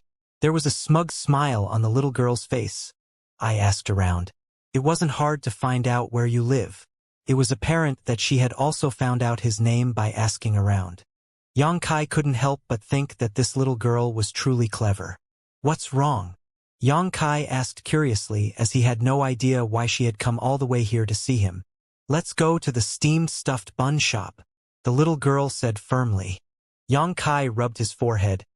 You want me to foot the bill, right? Hee hee. The little girl appeared bashful as her intentions were seen through. However, she soon cast the bashfulness away as the foodie in her got the better of her. She grabbed his hand and pulled him away. Let's go. You have nothing to do anyway. A speechless Xianxia refuted. What do you mean I have nothing to do? I was cultivating when you disturbed me. There's no hurry to cultivate. I'm hungry. Despite her petite figure, she was full of strength. Xianxia also wouldn't really dare to resist her, so he was gradually pulled towards the marketplace. When they arrived at Lin's steamed bun restaurant, she ordered 10 baskets of steamed stuffed buns, just like she had done the day before. While the little girl wolfed down the food, Xianxia waited patiently by the side. The same thing happened every day for the next few days. Xianxia felt helpless as he wondered who were the ones who had given birth to such a reckless little girl. He wanted to tell her parents what was going on, but to his dismay, when he asked the little girl to bring him to see her parents, she started sobbing and said that they passed away a long time ago. Upon hearing that, Xianxia didn't dare to keep asking lest her sorrowful memories were stirred up. If the little girl really started bawling her eyes out, he wouldn't know how to appease her. This little girl was 7 or 8 years old, and she was only in the Origin King realm. She must have been born in Inyang Pass, but her parents passed away a long time ago. How was she going to survive in this place? Xianxia consoled himself by thinking that he would just keep her company for the time being, as she was truly pitiful. For the next few days, the little girl would bring Xianxia to the steamed stuffed bun shop in the marketplace so that he would pay for her meal. They got along pretty well. One day, Xianxia was seated in Lin's steamed bun restaurant while the little girl scarfed down the food, the same as the past few days. It wouldn't take the little girl a long time to finish having 10 baskets of steamed stuffed buns. After that, Xianxia would fish out a 6th-order yellow or blue crystal to pay for the meal. Suddenly, Xianxia's expression changed as he turned to look out of the restaurant, where he saw 4 people shuffling inside. His eyes brightened as he rose from the chair and greeted them. Senior Tang! The person at the front was none other than Tang Qiu, whom Xianxia had been waiting for. It was apparent that he had just returned from outside and hadn't even had time to clean himself up. It seemed that he had fought against some formidable enemies, so his aura was a little unstable. Behind him was Su Linggong, who was followed by Qing Kuei and Su Yingshui. Just like Xianxia had speculated, the 4 of them had headed out together, which was why he couldn't contact any one of them. Xianxia then greeted Su Linggong and his 2 disciples, who all nodded in response. Qing Kuei and Su Yingshui were still in the 6th-order open heaven realm, but their auras had become far deeper. It was obvious that they had grown in strength after fighting against the Black Ink clan since their arrival in Inyang Pass. I came to this place because I was told that you're here, Tang Qiu explained. Xianxia replied, I decided to take a stroll since I had nothing to do. Senior, since you're back, you could have just told someone to summon me. Why did you come all the way here? Tang Qiu waved his hand. I'm sorry for making you wait. I was held up because I came across an accident when I was on my way back. It's fine. Have a seat, please. Xianxia extended his hand. Tang Qiu nodded, then sat together with Su Linggong. As soon as they sat down, though, they shot out of their chairs as if there were some sharp stick that poked their butts. They stared dazedly at the petite figure behind the baskets of steamed stuffed buns. Since the little girl was seated behind the baskets that had been piled up, Tang Qiu and Su Linggong hadn't noticed her presence before. Is she? Tang Qiu stammered. Xianxia explained, I came across this little girl a few days ago. She's quite pitiful as her parents passed away a long time ago, and there's no one to take care of her. Since she loves the steamed stuffed buns here, I bring her to this place every day. I see. Tang Qiu came to his senses and sent a signal to Su Linggong with his eyes. Then he slowly took a seat. Qing Kuei, who was standing behind Su Linggong, coughed. Honored master, I'm going to take a little stroll. An absent-minded Su Linggong replied, Go ahead. I'll tag along. Su Shui quickly said. After offering an apology, they left the restaurant together. In the steamed stuffed bun shop, for figures 3 adults and 1 little girl, were seated at the table. Yang Kai looked at Tang Qiu and Su Linggong with a frown. It seems that both of you are badly injured. Yang Kai could feel that there was something wrong with both Tang Qiu and Su Linggong. Their solemn expressions suggested that they were trying to suppress something, as though they were anxious or in pain somehow. We're fine, Tang Qiu replied casually. Yes, we're fine. Su Linggong nodded repeatedly. That's good. Yang Kai nodded, then brought up a serious topic. What's going on with the Black Ink Clan? Black Ink Clan. Tang Qiu appeared perplexed, as though he didn't hear Yang Kai clearly. Nevertheless, he soon regained his senses. Oh, the Black Ink Clan. I was about to discuss it with you. Yang Kai frowned as he had a feeling that something really was wrong with Tang Qiu. The latter appeared to be completely distracted. He was the one who told Yang Kai to come over to find out who made the warships for the Black Ink Clan, but he appeared puzzled at this moment when the topic was brought up. The little girl, who had been eating her steamed stuffed buns in silence, suddenly gazed at Tang Qiu and asked with a smile, Would you like some buns? Tang Qiu was unable to respond immediately as he appeared to have been caught off guard.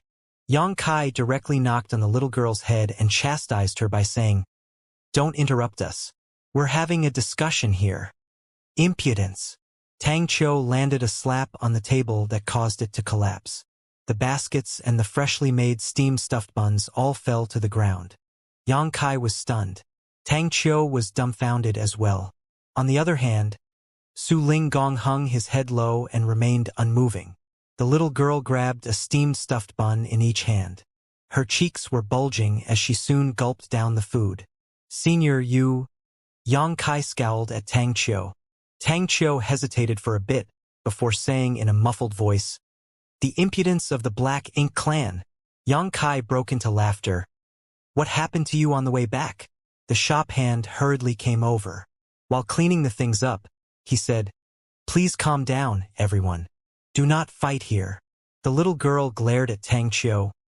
Give my steamed stuffed buns back. Right away. Tang Qiu nodded repeatedly, then said to the shop hand, Give us more steamed stuffed buns. All right. Please give me a moment. The shop hand replied. Since the table was broken, they had to move to another one.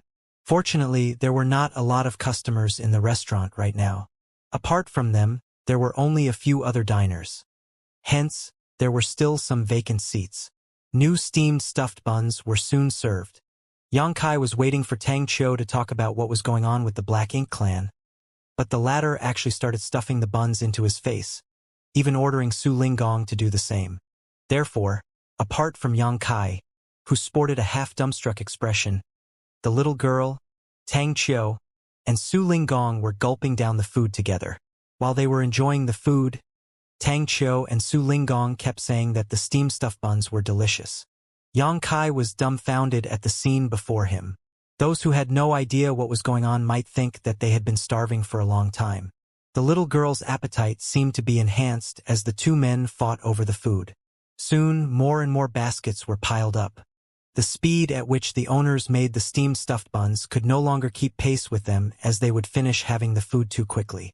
Unable to take it anymore, Yang Kai said tactfully, Senior, about the Black Ink Clan?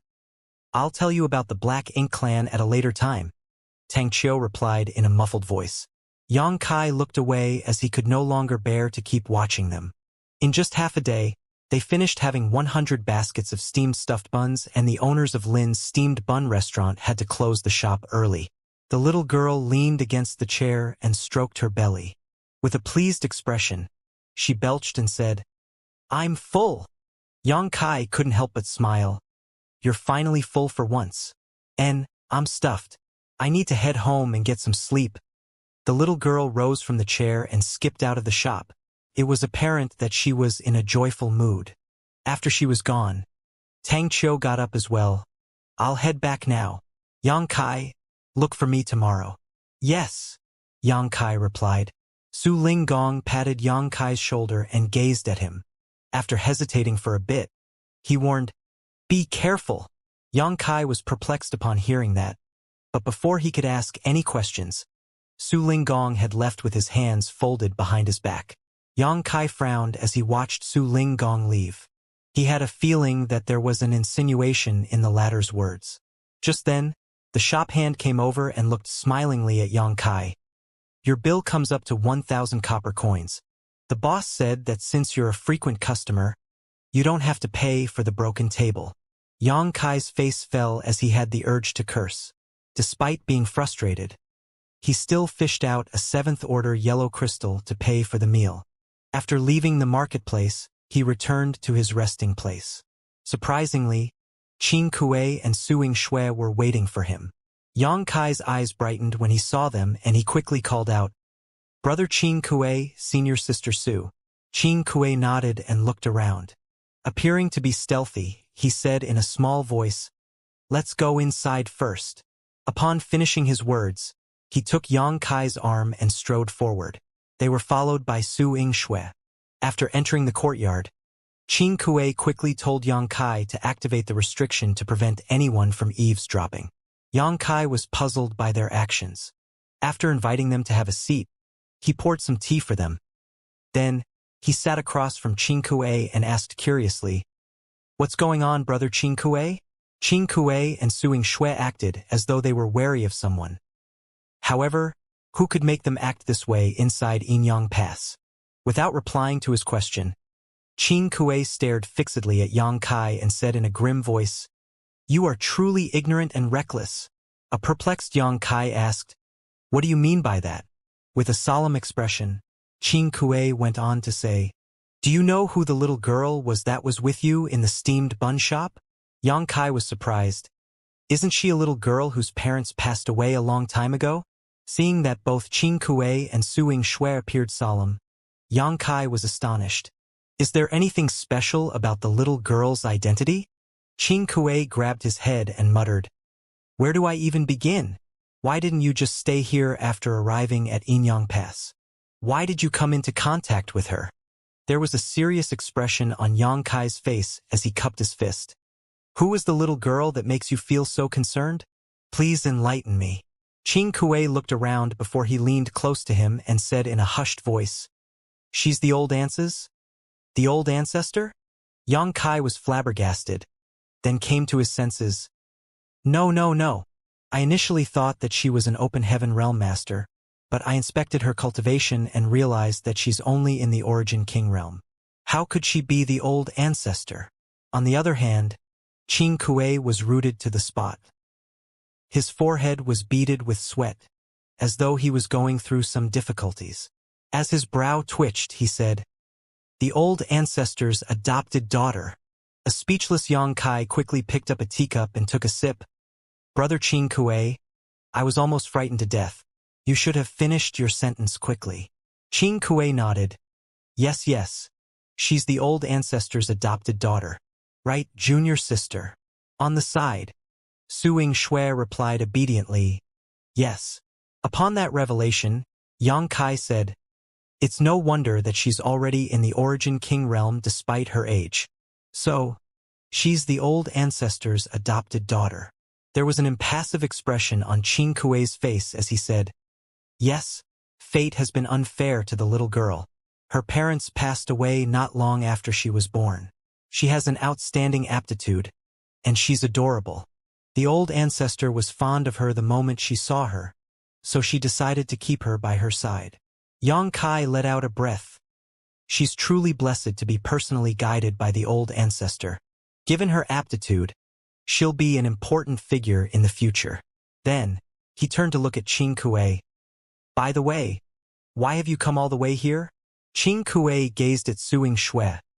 Junior sister, what are we here for? Suing Shui remained unperturbed. Nothing. Qin Kuei nodded repeatedly. Yes, nothing. We're just here to see you. He then examined Yang Kai and said, "I'd never expected that you'd ascend to the 7th Order Open Heaven realm before we did." Yang Kai replied with a smile, "I was just lucky, and the black ink battlefield is filled with adversity that stimulates one's potential. That's how I achieved an ascension. I can tell that both of your auras are much more condensed than before.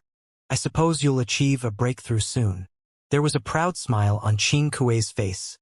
"It will happen in the next 20 years. 20 years was a very short period of time to Open Heaven Realm Masters, as it would usually take them several thousand to over 10,000 years to achieve a breakthrough. Since Qin Kuei had said so though, he must have the confidence to succeed." Yang Kai promptly congratulated him. They then asked about Chu Huashang. Certainly, Yang Kai wouldn't hide anything from them. 2 hours later, they left together. Not long after they stepped out of Yang Kai's place, they took a turn and became rooted to the spot. That was because there was a little girl skipping towards them. She seemed to be in a jolly mood. There was an ordinary-looking hairpin on her hair, and she was holding a skewer of sugar-coated hawthorn fruits in each hand. One of the skewers was half-finished. As the little girl approached them, both Qin Kuei and Suing Shui felt that the entire world was rapidly fading away around them. It was as though they had been tossed into the endless void. A moment later, the little girl stood right in front of them. It wasn't until this moment that the world returned, which made them feel relieved. At this point, they were already soaked in cold sweat. The little girl was just standing in front of Qin Kuei, looking up at him. Qin Kuei somehow forced out a smile. The little girl also put on a smile before suddenly jumping up and delivering a light pat to his face. When Qin Kuei came to his senses, the little girl already brushed past him. Her clear voice was heard saying, "That's what you get for having a big mouth." Qin Kuei was shuddering like a quail without shelter in winter. The two of them turned around and saluted the little girl. A while later, Qin Kuei asked in a small voice, "Is she gone?" Suing Shui nodded. "Yes, she's gone." Qin Kuei let out a long breath as he almost collapsed to the ground. He felt that the momentary torture he had just gone through was more taxing than an epic battle against the Black Ink clan. All of a sudden, Suing Shui exclaimed, "Senior brother, your mouth." Qin Kuei turned pale. "What happened to my mouth?" The little girl flicked him just now, and even though he didn't detect any anomaly, he reckoned that she must have done something horrible to him. Suing Shui covered her lips and giggled. "It's nothing. What happened?" Qin Kuei asked as he had a bad feeling. Suing Shui whirled around. "It's really nothing." Her shaking shoulders suggested that she was trying to stifle her laughter. The sense of unease in Qin Kuei's heart intensified, and he quickly fished out an artifact that looked like a mirror and took a glance at his reflection. In an instant, he sported a dark expression. That was because he could see from the reflection that his lips were swollen, both of them incredibly plump, literally giving him a big mouth. However, he was unaware of such a drastic transformation just now. If he hadn't seen his own face through the reflection, he wouldn't have believed it. He was on the brink of breaking into tears. How was he supposed to face anyone with such a ridiculous look? The little girl obviously wanted to let him know the consequences of being big-mouthed. When he lifted his head, his eyes were already soaked in tears. "Junior sister, I'd rather die." Suing Shui scoffed. "You had it coming." The next day, Yang Kai headed to the Eastern Army headquarters to look for Tang Qiu. Tang Qiu must have informed everyone in the army headquarters about Yang Kai's visit, so he wasn't probed by anyone. Soon, someone led him to the conference hall. Including Tang Qiu, there were 4 people in the conference hall, all in the 8th Order Open Heaven realm. Seeing Yang Kai, Tang Qiu quickly rose from his chair and introduced him to the other 3 people. They were the other army commanders of Inyang Pass. However, Yang Kai was dumbfounded as he gazed at the Northern Army commander, Fei Yushan. "You?" Fei Yushan put on a grin. "What? Did you like my sugar-coated hawthorn fruits? I made them myself, so they must be delicious." This army commander of the Northern Army was none other than the old swindler who sold sugar-coated hawthorn fruits in the marketplace. That revelation astounded Yang Kai. Besides that, he had also seen the Western Army commander Lu Zhiping before. In fact, he saw her practically every day the past few days. That was because she was the owner of Lin's Steamed Bun restaurant. No one would have believed that the army commander of the Western Army in Inyang Pass would prepare dough and steam stuffed buns in the marketplace while the army commander of the Northern Army would sell sugar-coated hawthorn fruits. Over the past few days, Yang Kai had spent quite a lot of money to buy their wares. However, he had never seen the army commander of the Southern Army Wu Qing before. Wu Qing was burly, and he looked like a reticent man. Nevertheless, the marketplace and the army headquarters were two different places. Upon Tang Qiu's introduction, Yang Kai saluted all of them. As they examined Yang Kai, Wu Qing nodded gently. "You're indeed a talented young man."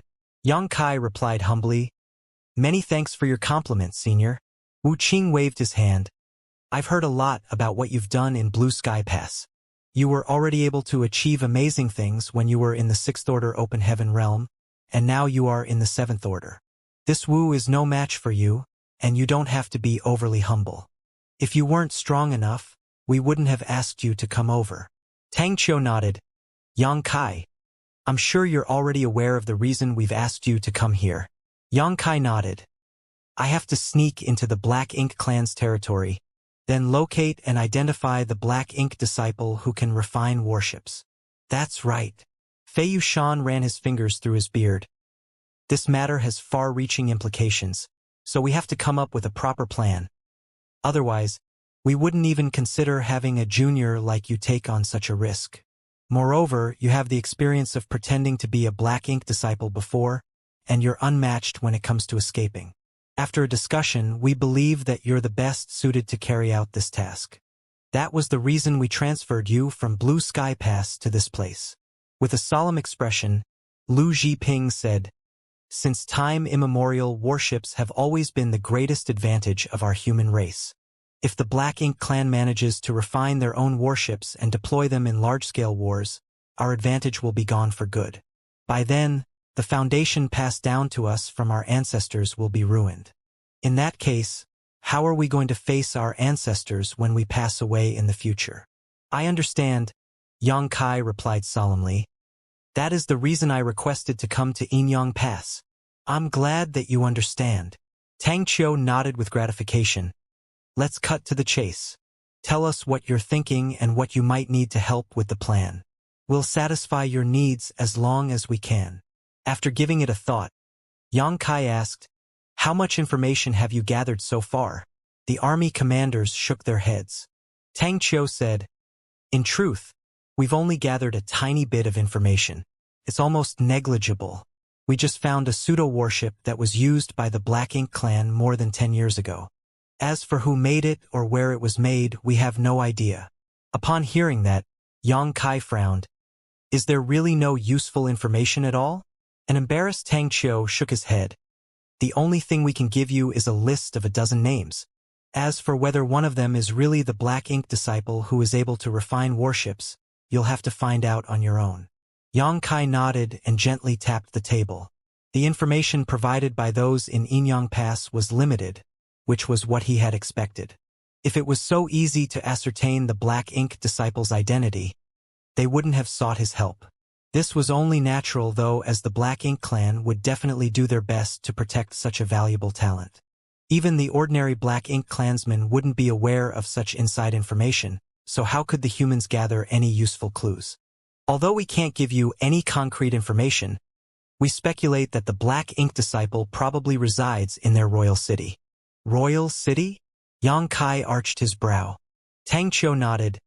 Yes, the royal city, where their royal lord is located.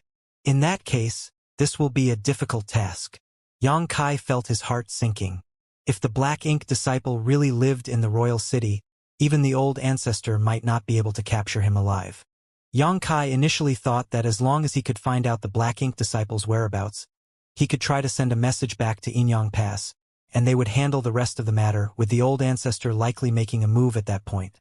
However, if the Black Ink disciple really resided in the royal city, it would be useless for the old ancestor to make a move, for it wasn't easy to deal with any Black Ink clan royal lord. After pondering on it for a moment, Yang Kai said, regardless of the risk, I have to find my way into the Black Ink clan's territory first. Has there been any skirmishes between Inyang Pass and the Black Ink clan recently? Tang Qiu replied, yes. 10 years ago, Wu Qing and Ding Yao joined forces to dive into the Black Ink clan's territory and make a scene. The Black Ink clan retaliated in response. Even though they haven't marshaled their army to invade Inyang Pass, there have been small-scale conflicts. They have also never stopped harassing the resource harvesting areas we occupied.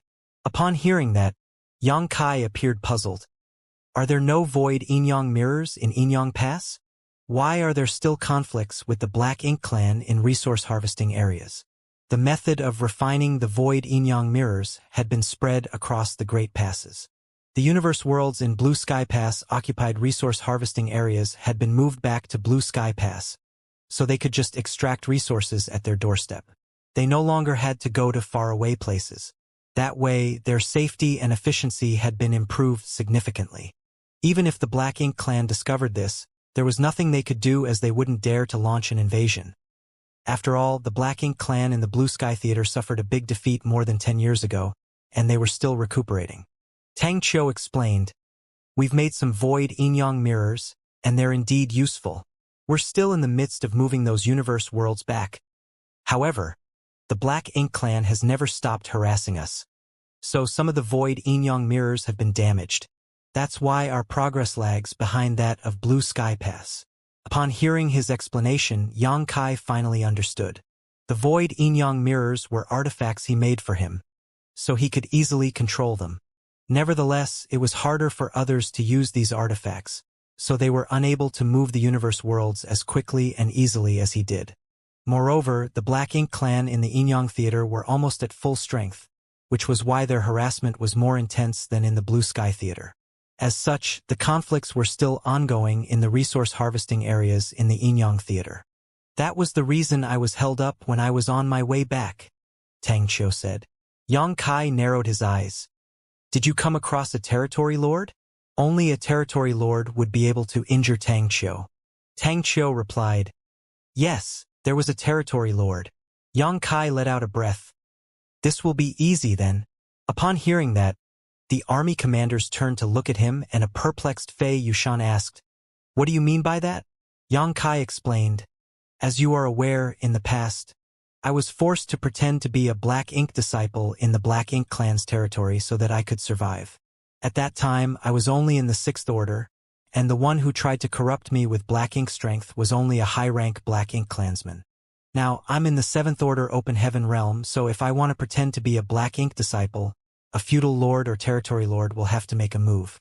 In order to gather more information, I think that I'll have a greater chance to achieve my goal by following a territory lord.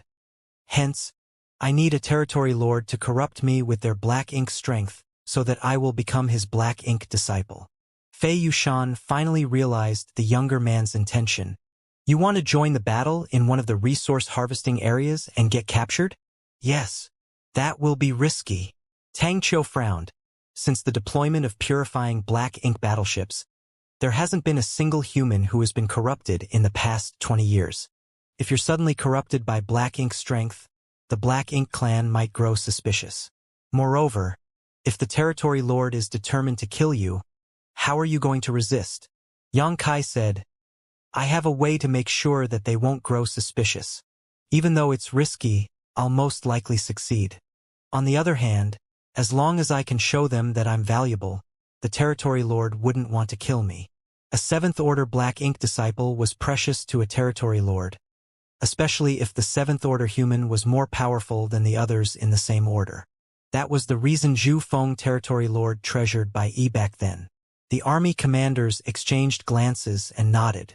Seeing that, Yang Kai went on to say, since we're all on the same page, we now have to select a territory lord that I'll submit to so that it will be easier for me to carry out this task. I'll leave that decision to all of you. Additionally, we have to look for a suitable chance. Wu Qing replied, don't worry. We'll come up with a comprehensive plan so that the risk will be minimized. I shall trouble you all then. Tang Qiu said, you can go back now. I'll inform you when the right time comes. Yes, I'll take my leave now. Yang Kai cupped his fist. By the way, take a stroll around the marketplace if you have some free time. Tang Qiu suddenly said. Yang Kai didn't directly agree to this request. To be honest, if not for the fact that he was forced by the little girl to head to the marketplace, he would never want to go to that damned place. He had no idea why Tang Qiu suddenly wanted him to visit the marketplace. He soon left the army headquarters, but the moment he arrived at his courtyard, he saw a petite figure sitting on the steps in front of the door. Perhaps she had been waiting for too long, so she was now sound asleep with her head resting against the door frame. Yang Kai walked up to her, but it didn't seem that she would be waking up anytime soon. Gazing at the little girl, he couldn't help but let out a sigh and pat her head. The little girl awakened slowly and rubbed her eyes. It was obvious that she was still sleepy. "Where were you?" "I've been waiting for you. I went to the army headquarters to attend to some matters." The little girl didn't seem to hear what he had just said. Instead, she just looked up at him and said, "Yang Kai, I'm hungry. Let's go.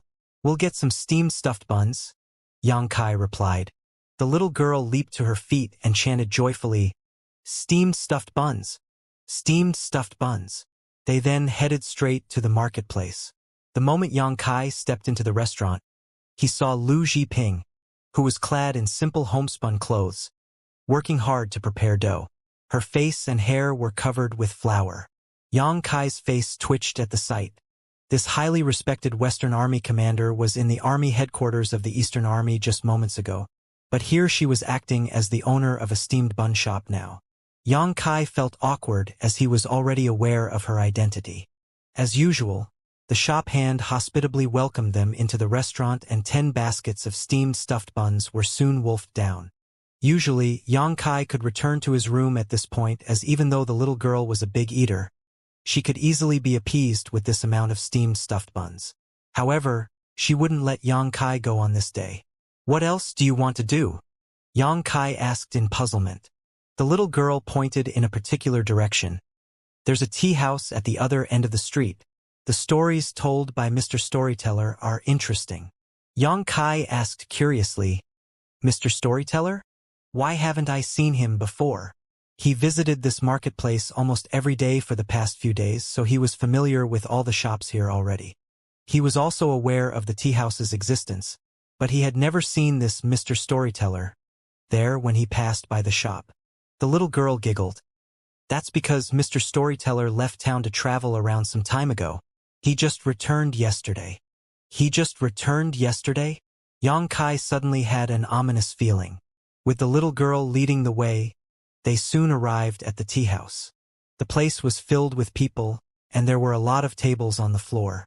In front of them was a curvy woman, who was clad in a fancy costume, standing on the platform. She was singing a song in a melodious voice.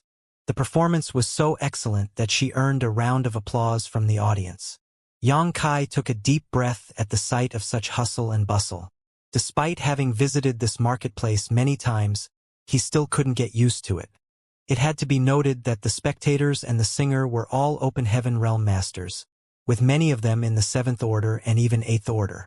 Did those in Inyang Pass have nothing better to do? This way. The little girl seemed to be familiar with the place as she pulled Yang Kai towards an empty table. A shop hand promptly approached them. "What would you like to order?" The voice sounded familiar to Yang Kai, and the instant he turned his head, he was dumbfounded. For the shop hand was none other than Qing Kuei, though his subservient manner didn't look anything like his usual self. "Qing!" Yang Kai called out. "Qing Luo tea, is it?" Qing Kuei cut him off. "Excellent. It's the best tea we have in this tea house." Yang Kai gazed at him as if the latter was a fool. Seemingly oblivious to his expression, Qing Kuei asked, "What else do you need?" The little girl said, "Snacks." "Good. Please give me a moment." Qing Kuei replied hospitably and turned around to leave. A moment later, a plate of fruits and some nuts were served. There was no doubt that the service here was top-notch. After the singer was done, she elegantly stepped down from the platform. The next instant, the elderly Mr. Storyteller walked up on stage. The moment Yang Kai saw this person, he couldn't help but press his face into his palm. As expected, Mr. Storyteller, who was said to have just returned from traveling around, was none other than Tang Qiu, who Yang Kai had seen in the army headquarters just a while ago. Instead of staying in his room to recuperate from his injuries, Tang Qiu had come to the marketplace to tell some stories. It was all highly improper. However, Tang Qiu ignored Yang Kai as he swept a glance over them and placed a wooden block on the table before he began telling a story. More than 10 days had passed since Tang Qiu's return. As usual, the little girl would bring Yang Kai to the marketplace every day and spend a long time there. One day, after she was done having steamed stuffed buns, Yang Kai bought her several skewers of sugar-coated hawthorn fruits. The little girl, who was skipping at the front, suddenly stopped in her tracks and turned around to look at Yang Kai. "What's wrong?" Yang Kai was perplexed. "Close your eyes." Yang Kai replied with a smile. "What do you want to do? Why are you trying to be mysterious?" The little girl pouted. "Just close your eyes." All right. Yang Kai closed his eyes as he was told. "Stick out your hand," the little girl was heard saying. Yang Kai extended his hand, and following that, he realized that something was placed on his palm. When he opened his eyes, he saw a copper coin. He broke into laughter. "Why did you give me a copper coin?" With her head tilted, the little girl said, "You've been treating me to meals every day, and you also bought me a hairpin. There's nothing else I can give you other than this thing." Well, at least she's grateful. Yang Kai felt warmth in his heart. Even though it was just a single copper coin, it showed the little girl's sincerity. "Thank you for this, then." Yang Kai put on a smile. Just when he was ready to keep the copper coin, he realized that it was different from the ones circulating in the marketplace. It was obviously far more ancient. He asked curiously, "Where did you get this from?" There had never been any money with the little girl. So where did she find this ancient copper coin? While munching on her sugar-coated hawthorn fruits, the little girl replied in a muffled voice, "I took it from the old ancestor." Upon hearing that, Yang Kai was astounded. "You took it from the old ancestor?" "And," the little girl replied nonchalantly, "you have to keep it in a safe place. If you come across any danger, you might be able to save your life by taking this coin out." The ancient coin in Yang Kai's hand felt much heavier all of a sudden, and he quickly said, No, this thing is far too valuable. Just keep it. You're an adult, don't be so uptight. And let's call it a day. I'm sleepy now, so I'll go back and get some rest." Upon finishing her words, the little girl directly skipped off. Just when Yang Kai was ready to race after her, a figure descended from the sky and stood in the way. It was none other than Su Ling Gong, and upon seeing Yang Kai, he hurriedly said, "The time is here. Come with me." Yang Kai took a look in the direction the little girl was heading and briefly hesitated before leaving with Su Ling Gong in a hurry. Meanwhile, he carefully put the ancient coin away. In the marketplace, the little girl, who was skipping along, suddenly stopped in her tracks and became unmoving. As she stood still, the entire marketplace seemed to have frozen in time. A moment later, a breeze whisked across the street, and the flags on both sides started flapping in the air. In an instant, everyone in the marketplace turned to look at the little girl. The little girl, whom Yang Kai thought was an origin king, saw her aura increasing madly like a tsunami. Soon, it reached the open heaven realm, and it didn't seem to be stopping anytime soon. As her cultivation increased rapidly, her body seemed to be going through a transformation as well. While engulfed in a faint light, her petite figure grew quickly. In just a cup of tea, the little girl, whose aura was originally in the Origin King realm, turned into an alluring woman in her late 20s or early 30s. The dense aura swirling around her suggested that she was above the 8th Order Open Heaven realm. "Welcome back, old ancestor. Welcome back, old ancestor. Welcome back, old ancestor." In the marketplace, congratulations were heard coming from all directions in a continuous manner. The young woman opened her eyes and said in a clear voice, "It has been difficult for all of you. Let's call it a day." "Yes, old ancestor." After they responded to her, the shops started closing rapidly. In just an incense stick, the originally bustling marketplace fell into silence, and no one was in sight. The young woman turned her head to look out of the inner sanctum with a dispassionate expression. As her clothes flapped in the wind, She disappeared abruptly from the spot the next instant. In the meantime, Xianxia and Su Linggong were standing on the deck of a warship that was hovering in the void outside of the inner sanctum. Su Linggong was a squad leader, and including himself, there were 2 7th Order, 8 6th Order, and 3 5th Order Open Heaven Realm Masters in his squad for a total of 13. This was a fairly typical configuration for a squad in the Great Passes. Dawn was an outlier that was unlike the others.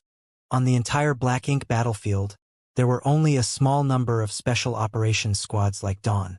Even though there were only 2 7th Order Open Heaven Realm Masters in the squad, such a roster, along with their warship, allowed them to exert the strength of 5 7th Order Open Heaven Realm Masters when dealing with enemies on the battlefield, which greatly enhanced their collective power. At this moment, Su Linggong was explaining to Xianxia about the situation they were facing. As per your request, the army commanders in the inner sanctum have had a serious discussion and confirmed that your target will be He Yuan Territory Lord. He's one of the most powerful territory lords working for Mu Guang Royal Lord, and he has gained the latter's favor as well. If you can become his Black Ink disciple, you'll have a chance to follow him to the royal city, which will make it easier for you to gather information. However, some maneuvers are needed in order to help you become his Black Ink disciple. With that said, you don't have to worry about it as the army commanders have come up with a comprehensive plan. If everything goes well, we'll be able to achieve our goal. You just have to play it by ear and act at the right time. Xianxia nodded. Got it. Su Linggong said, this opportunity was hard to come by, which is why we're in a hurry. The army commanders wanted me to ask you if you're prepared. Xianxia replied seriously, I'm ready to carry out our plan. Good. Su Linggong nodded gently. Are we going to look for He Yuan now? Xianxia asked. Su Linggong shook his head. No, we're not. He Yuan is in one of the resource harvesting areas now. Presently, Army Commander Wu Qing is dealing with him. If everything goes well, He Yuan will be badly injured and forced to flee. A glint flashed through Xianxia's eyes as he had somewhat figured out the plan those from Inyang Pass had come up with. Just like Su Linggong had said, He Yuan Territory Lord and Wu Qing were in a fight in the resource harvesting area. He Yuan was one of the 5 most powerful territory lords working for Mu Guang. On the other hand, Wu Qing was the Southern Army commander here, and the strongest 8th Order Open Heaven Realm Master in Inyang Pass. It was expected that their fight would be intense, with space collapsing all around them as they battled. Both of them knew each other well as it wasn't the first time they fought. Despite that, He Yuan still felt his heart sinking as Wu Qing was acting far more ferocious than in the past. He seemed determined to kill even if he was wounded in the process. It was apparent that Wu Qing didn't care if both of them ended up in a horrible state. Furthermore, Wu Qing possessed one of the 4 universe pillars, so he wasn't afraid of Black Ink strength at all. The biggest advantage of the Black Ink clan was useless against him. Meanwhile, He Yuan Territory Lord became increasingly discomfited. Even though he did manage to injure Wu Qing, he was unable to kill him. On the other hand, he was also badly wounded. Other than the 2 of them, human soldiers and the Black Ink clan's army were clashing with one another on the battlefield. There were also other locations where the 8th Order humans and Black Ink territory lords were locked in intense battles. Humans were the ones who launched the attack this time, which caught the Black Ink clan off guard.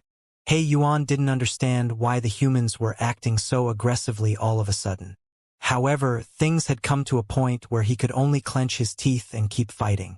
The Black Ink clan had suffered immense losses in just half a day, but it wasn't until this moment that He Yuan realized that the humans had secretly sent reinforcements to this battlefield. Initially, even though the humans were at an advantage in this particular resource harvesting area, they were not overwhelmingly more powerful than the other party. Now that they had helpers though, how was the Black Ink clan supposed to resist? Seeing that they were on the losing side, He Yuan wanted to flee. However, Wu Qing seemed to have gone mad as he aimed fixedly at He Yuan, which ensured that the latter would not be able to escape. 2 or 3 days later, the Black Ink clan had suffered near catastrophic losses while, even though some of the soldiers from Inyang Pass were killed, the number was tolerable. Amidst the chaotic battle, a column of light suddenly shot into the sky. It was obviously a signal. The Black Ink clan, who had no idea what was going on, were astounded as they wondered what the humans were up to. He Yuan, who was battling against Wu Qing, also sported a solemn expression. All of a sudden, Wu Qing dropped all his defenses and went all out to strike at He Yuan. A flabbergasted He Yuan instinctively counterattacked. As their powers clashed, the void around them trembled fiercely. Both of them were sent flying away as they sprayed out a mouthful of blood. Both parties ended up being horribly injured. Wu Qing had gained the upper hand as he was the one who made a move first, so his injury was less severe than that of He Yuan. Therefore, he recovered quickly and tried to follow up with his assault.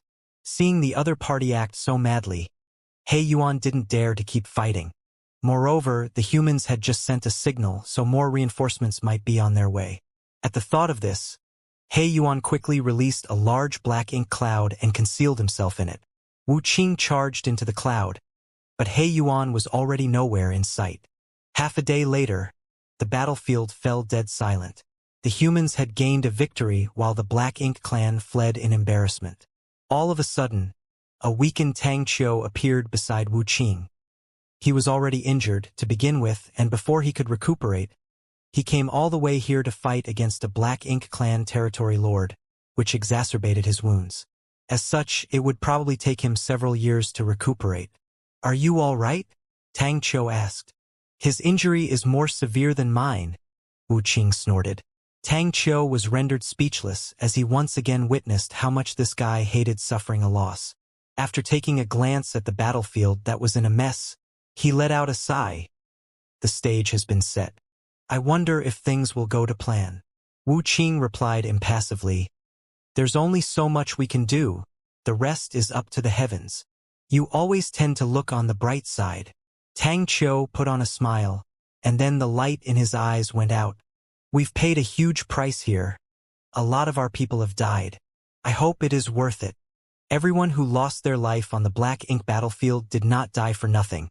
Upon finishing his words, Wu Qing turned around and returned to his ship, leaving Tang Qiu with a dampened expression on his face. A warship navigated through the void like an agile fish in water. As the Open Heaven Realm Masters channeled their world force, the arrays they were powering activated. The next moment, they launched violent attacks towards their enemies. Every strike was equivalent to the attack of a 7th Order Open Heaven Realm Master.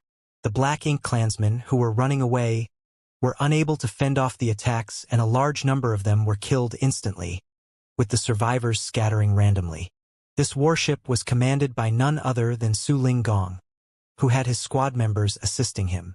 They departed from Inyang Pass and arrived at their destination just in time. Before they could settle in, though, they saw some Black Ink clansmen fleeing in their direction. Both Yang Kai and Su Linggong knew that these Black Ink clansmen must have fled from the resource harvesting area. The sight before their eyes suggested that the humans had gained the upper hand on the battlefield, and they might have even broken the main force of the Black Ink clan. That was the reason these Black Ink clansmen were fleeing. There wasn't even a single feudal lord among this group, so they could be considered insignificant. Yang Kai and the others were not even interested in fighting against them as, by relying on the warship's power, they could destroy these Black Ink clansmen with ease. Presently, they were stationed on the route the Black Ink clansmen had to pass through if they wanted to retreat to their territory. It was a plan devised by those from Inyang Pass. Now, they were waiting for the wounded He Yuan to arrive at this place. That would be the key moment when they would execute the plan that those from Inyang Pass had come up with. In order to make this plan a success, Inyang Pass prematurely launched a comprehensive assault in the resource harvesting area so that Yang Kai could pretend to become a Black Ink disciple and safely reach the Black Ink clan's hinterland. The different parts of this plan were connected in a meticulous way. Those from the Black Ink clan could never have expected that the humans would go to such great lengths just to sneak Yang Kai into their territory. After the warship navigated through the void for another half a day, they managed to kill a lot of Black Ink clansmen. Eventually, they came across a group that was worthy of their attention. There were over 100 Black Ink clansmen in this group with 2 feudal lords leading them. However, both of them were wounded as they had been in a prolonged battle just now. The entire group was obviously dispirited. The instant the feudal lords saw the warship approaching, they were flabbergasted. They could not understand why a warship belonging to the humans would appear in this kind of place. It wasn't the first time the feudal lords battled against humans, so they were aware that this kind of warship was powerful. Even though there were only a dozen or so people in a human squad, there would normally be 2 7th-order open heaven realm masters with them. The squad members, coupled with this warship, were more than enough to deal with these wounded Black Ink clansmen. However, as the feudal lords thought of the fact that more of their comrades were on the way to this place, they set their minds at ease. Regardless of the reason this warship had appeared in this place, it was their best chance to earn some merits. As long as they could trap this human squad here, they could eventually subdue them when more of their clansmen arrived.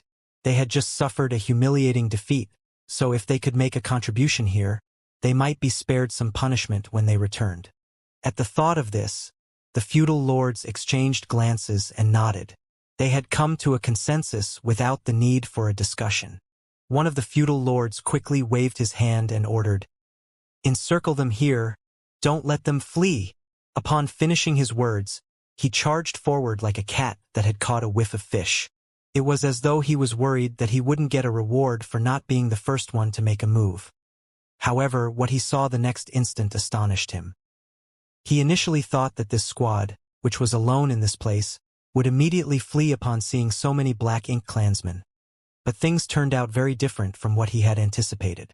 Instead of fleeing, the squad actually sailed their warship towards them. Before the warship even arrived, its arrays started flickering. The feudal lord, who was at the front, was dumbstruck as a sense of danger overwhelmed him. He quickly dodged away, and in the next instant, a powerful beam of light shot out and tore through the void.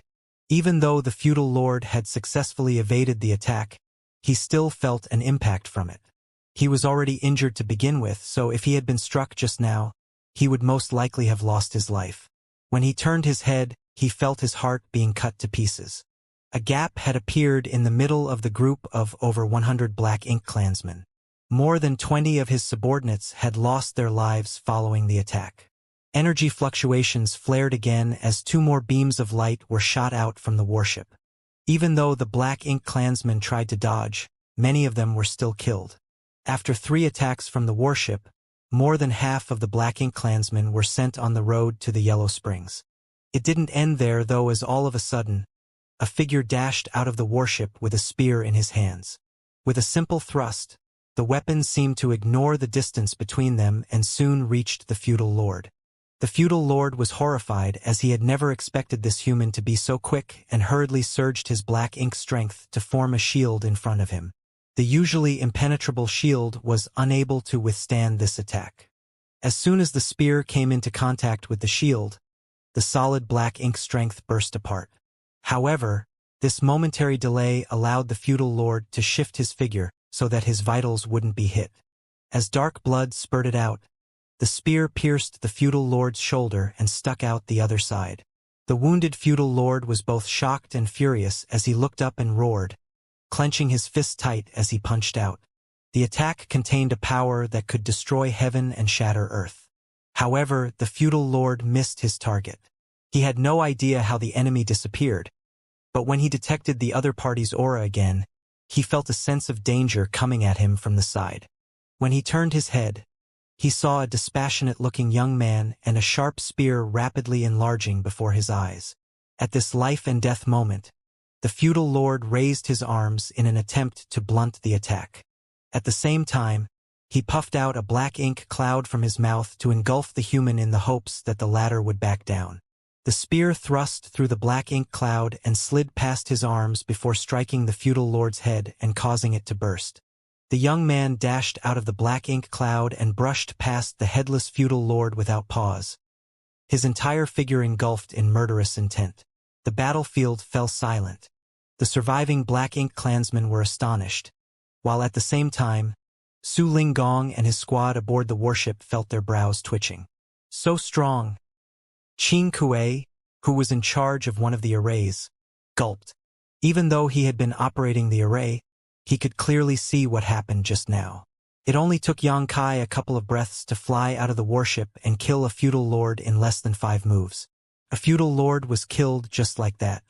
Even though he was already injured to begin with, he was still a feudal lord equivalent to a seventh-order human master. Despite that, he was still as powerless as a child in front of Xianxia. This kind of overwhelming power was simply unheard of. Even though Qin Kuei had seen a lot of seventh-order open heaven realm masters since coming to the Black Ink battlefield, none of them was comparable to Xianxia, not even his honored master Su Linggong.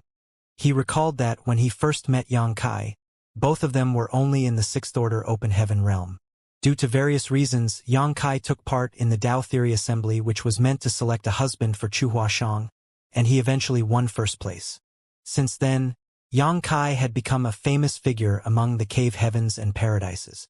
Many years had passed, and now Xianxia surpassed Qin Kuei by a large margin when it came to strength. After making some calculations, Qin Kuei realized that he was already a sixth-order open heaven realm master when the brat was just Emperor Realm Jr. He was still in the sixth order when this boy ascended to the fifth-order open heaven realm. When the brat made it to the sixth order, he was still a sixth-order open heaven realm master. Now that same brat was in the seventh order, while he was still in the sixth-order open heaven realm. At the thought of this, Qin Kuei felt dejected, thinking that he had wasted all the years he had lived. Suing Shui, who was in charge of another array, seemed to have detected the change in his emotions, so she said gently, "There are always some people in the world who are extremely blessed with luck and talent, so there's no point feeling bothered by it, senior brother. Since you're not comparable to them, you should strive to be better by improving yourself each day. The only person you have to surpass is yourself." Qin Kuei put on a helpless smile. "I understand, but it's the first time I realize there's such a huge gap between someone else and me," Su Linggong said in a serious tone. "Since you're aware of your shortcomings, you can improve yourself. Considering that you're not as lucky and talented as him, you have to work extra hard. On the road to the peak, nothing is more important than your own efforts." "Yes," Qin Kuei replied respectfully. The deputy squad leader, who was also a seventh-order open heaven realm master, approached Su Linggong and asked in a hushed voice, "Do we need to give him a hand, squad leader?" Su Linggong shook his head. "There's no need for that. Just watch." Judging from the speed Xianxia was able to kill a feudal lord, he would destroy these Black Ink clansmen in no time even without any help from them. As they spoke, the surviving Black Ink clansmen had descended into chaos. The remaining feudal lord was horrified by the fact that his companion was killed in just a couple breaths of time. His strength was on par with that of his companion who was killed, but the latter was easily dispatched by Xianxia with just 2 or 3 moves. He reckoned that he wouldn't be a match for the young man either. Is this human really a seventh-order master? The feudal lord almost went mad. He reckoned that even an eighth-order open heaven realm master couldn't give him so much pressure. Why would there be such a horrifying seventh-order human in this world? Therefore, the instant Xianxia turned to look at the feudal lord and locked his senses onto him, the latter directly turned around to flee without the intention to fight.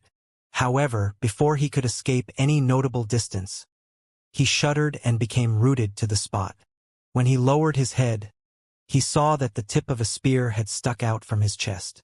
Black blood was streaming out of the wound, and it wasn't until this moment that he was overwhelmed by a sense of excruciating pain.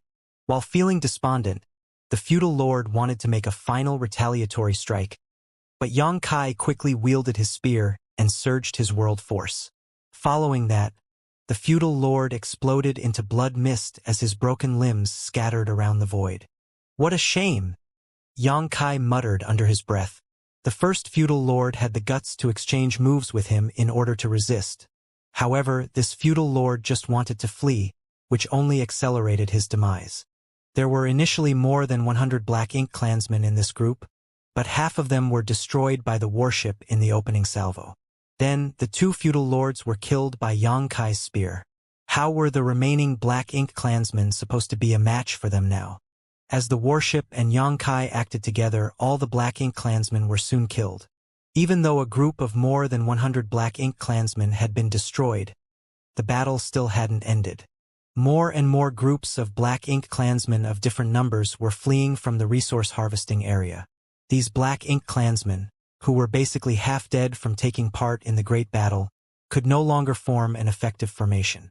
Not only were they apprehensive while running away, but they were scattered and in disarray. They just wanted to flee from this area and return to a safe place as soon as possible. Although Xianxia was the only one who had left the warship to directly deal with the enemy, the warship led by Su Linggong would assist him. These dispirited Black Ink clansmen no longer had the courage to keep fighting, so they were easily killed the moment they clashed with Xianxia. Coupled with the arrays on the warship, they could effortlessly wipe out most of the enemies. Of course, a small number of the Black Ink clansmen were lucky enough to successfully flee. It was a good start for the humans. The Black Ink clansmen were easily killed regardless of their numbers.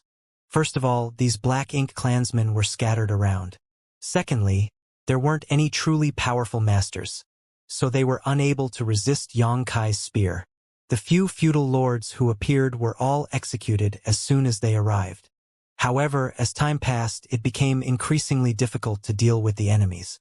An increasing number of Black Ink clansmen arrived at this place and were astonished upon seeing the intense battle taking place, thinking that the humans had arranged an ambush here. Nevertheless, when they had a clearer picture of the battle, they set their minds at ease. There was indeed an ambush, but it was just a squad-level warship.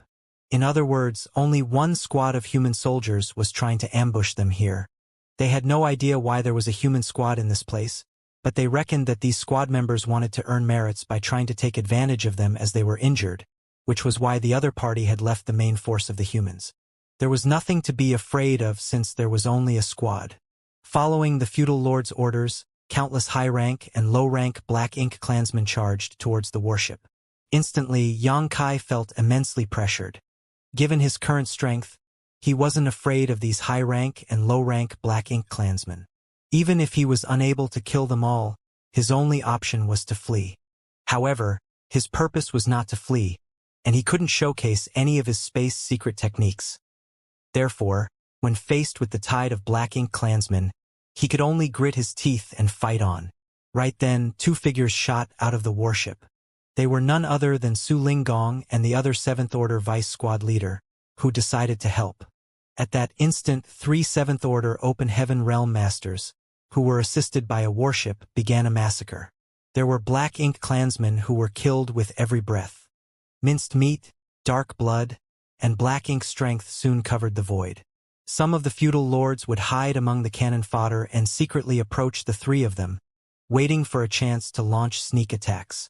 In such a chaotic battle, even a veteran 7th Order Master like Su Linggong was unable to detect such hidden danger. Fortunately, Xianxia still had some energy to spare as he continuously monitored their surroundings. Every time a feudal lord approached, he could instantly identify them. After some of these reckless feudal lords were killed, the remaining feudal lords didn't dare to move forward.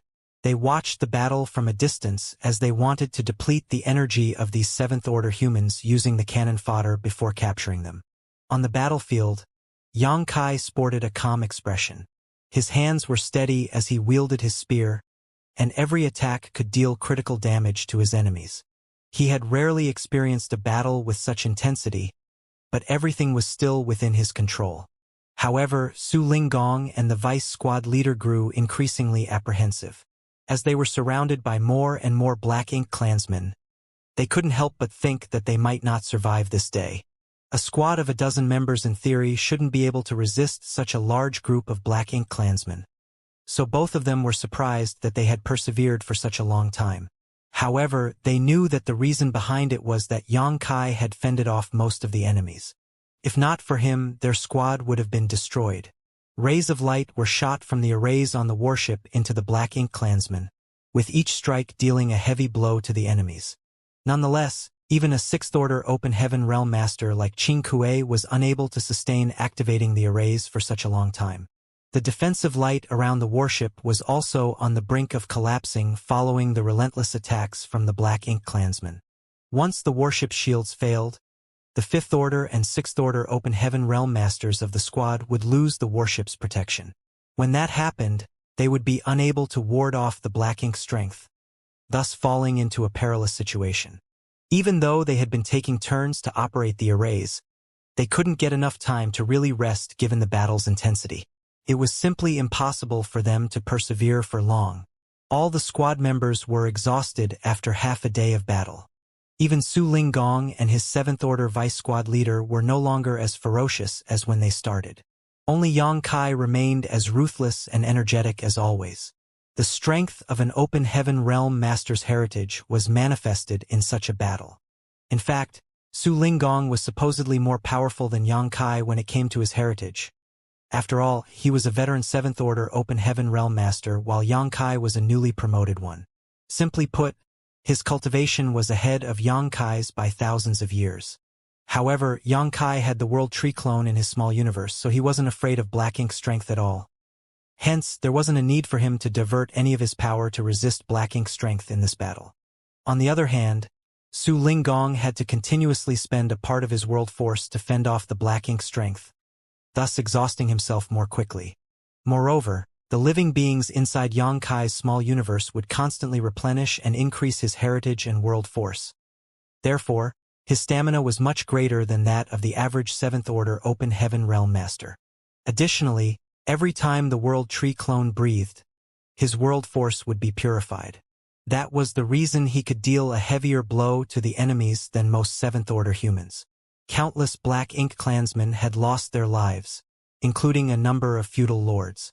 As time passed, an increasing number of Black Ink clansmen were killed, but this epic battle didn't seem to be stopping anytime soon. 1,000 kilometers away from the battlefield, there was a large ship that was navigating through the void. On the large ship were defeated Black Ink clansmen. Many of these injured people were lying on the deck and groaning in pain. It could be said that they had suffered immense losses in the battle that had just ended. For some reason, the humans had gone mad and mobilized a lot more soldiers than expected, which caught the Black Ink clan off guard. Even the territory lords in charge of the battlefield were all badly wounded. One of the territory lords was even killed by 2 8th Order Open Heaven Realm Masters who had joined forces.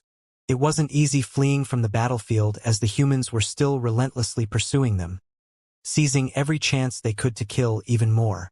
It wasn't until an hour ago that the humans finally stopped chasing after them, which allowed these Black Ink clansmen to take a breather. The pursuit also exacerbated the injuries of these territory lords. Other than He Yuan, the other territory lords had fallen into a state of deep sleep. They had to be immediately sent to Black Ink nests. Otherwise, their rank might drop from their injuries. They had already lost the battle, so if several territory lords saw their rank regress at the same time, He Yuan wouldn't be able to explain himself to Mu Guang. After all, the number of territory lords that a royal lord commanded was a direct measure of their strength. Therefore, He Yuan had to get back to his territory as soon as possible in order to send these unconscious territory lords into Black Ink nests. As for He Yuan himself, he was worn out as well. He yearned to get some rest inside his Black Ink nest, but he was the only territory lord who was still conscious at this point. As such, he had to persevere to prevent any accidents from happening. Unfortunately, what he dreaded most still happened. While he was lost in his thoughts, a feudal lord came to him quickly and reported, "Sir, there's a battle going on 1,000 kilometers up ahead. There seems to be an ambush by the humans." A shocked He Yuan rose from the large chair and shouted, "An ambush? Where did those humans come from?" The feudal lord was horrified, and faced with the pressure from his superior, he replied in a trembling voice, "I have no idea. Go find out then." He Yuan snapped. "Yes." The feudal lord left the place upon receiving the order. An absent-minded He Yuan started pacing back and forth. He wasn't even sure if he could survive since there was an ambush ahead of them. Presently, he was in a terrible state. Even though there were other territory lords on the ship, they were injured and had all basically fallen into comas. Their foundations would be damaged if they were forcefully awakened, and it was questionable how much help they would be even if they were. However, he couldn't figure out why there was an ambush ahead of him. It had to be noted that even though the Black Ink clan had suffered tremendous losses in the previous battle, the humans did not fare much better. Some of the 8th Order Open Heaven Realm Masters were horribly wounded, and if not for the human deploying more reinforcements to join the battle, the Black Ink clan wouldn't have been humiliated so badly. Nevertheless, the place in front of him was very close to the Black Ink clan's base, but the humans had arranged an ambush there. Weren't they worried that the royal lord would notice and decide to kill them? When that happened, it would mean massive losses for the humans, who were known for their cunning. It was inconceivable that they would do such a reckless thing. In fact, if there was an Eighth Order Open Heaven Realm Master in the battle ahead of him, He Yuan would have no choice but to make a detour. Given the state he was in, he wouldn't dare to directly deal with an Eighth Order Open Heaven Realm Master. He certainly had to flee. Soon, the feudal lord returned and reported, "Sir, I've gathered some useful information. There's only one human squad ahead of us." Upon hearing that, He Yuan sported a dumbfounded expression. "One squad? Are you sure?" The feudal lord nodded. "Yes, there's only a squad. I saw it with my eyes. There are only 3 Seventh Order humans while the rest aren't worth our attention. So there's only one squad." He Yuan was startled for a moment before moving to the deck to intently observe the battlefield. As a territory lord, he was able to see what was happening 1,000 kilometers away with ease, so soon he took in what was happening on the battlefield. Just like his subordinate had reported, there was only a standard human squad with a squad-level warship in front of them. There were 3 Seventh Order Open Heaven Realm Masters, while the rest were in the Fifth Order and Sixth Order. He Yuan's expression still darkened, though, as he asked, "How did one human squad kill so many of our clansmen?" He could see that a lot of minced meat and dark blood were scattered around the battlefield, which suggested that they had suffered immense losses.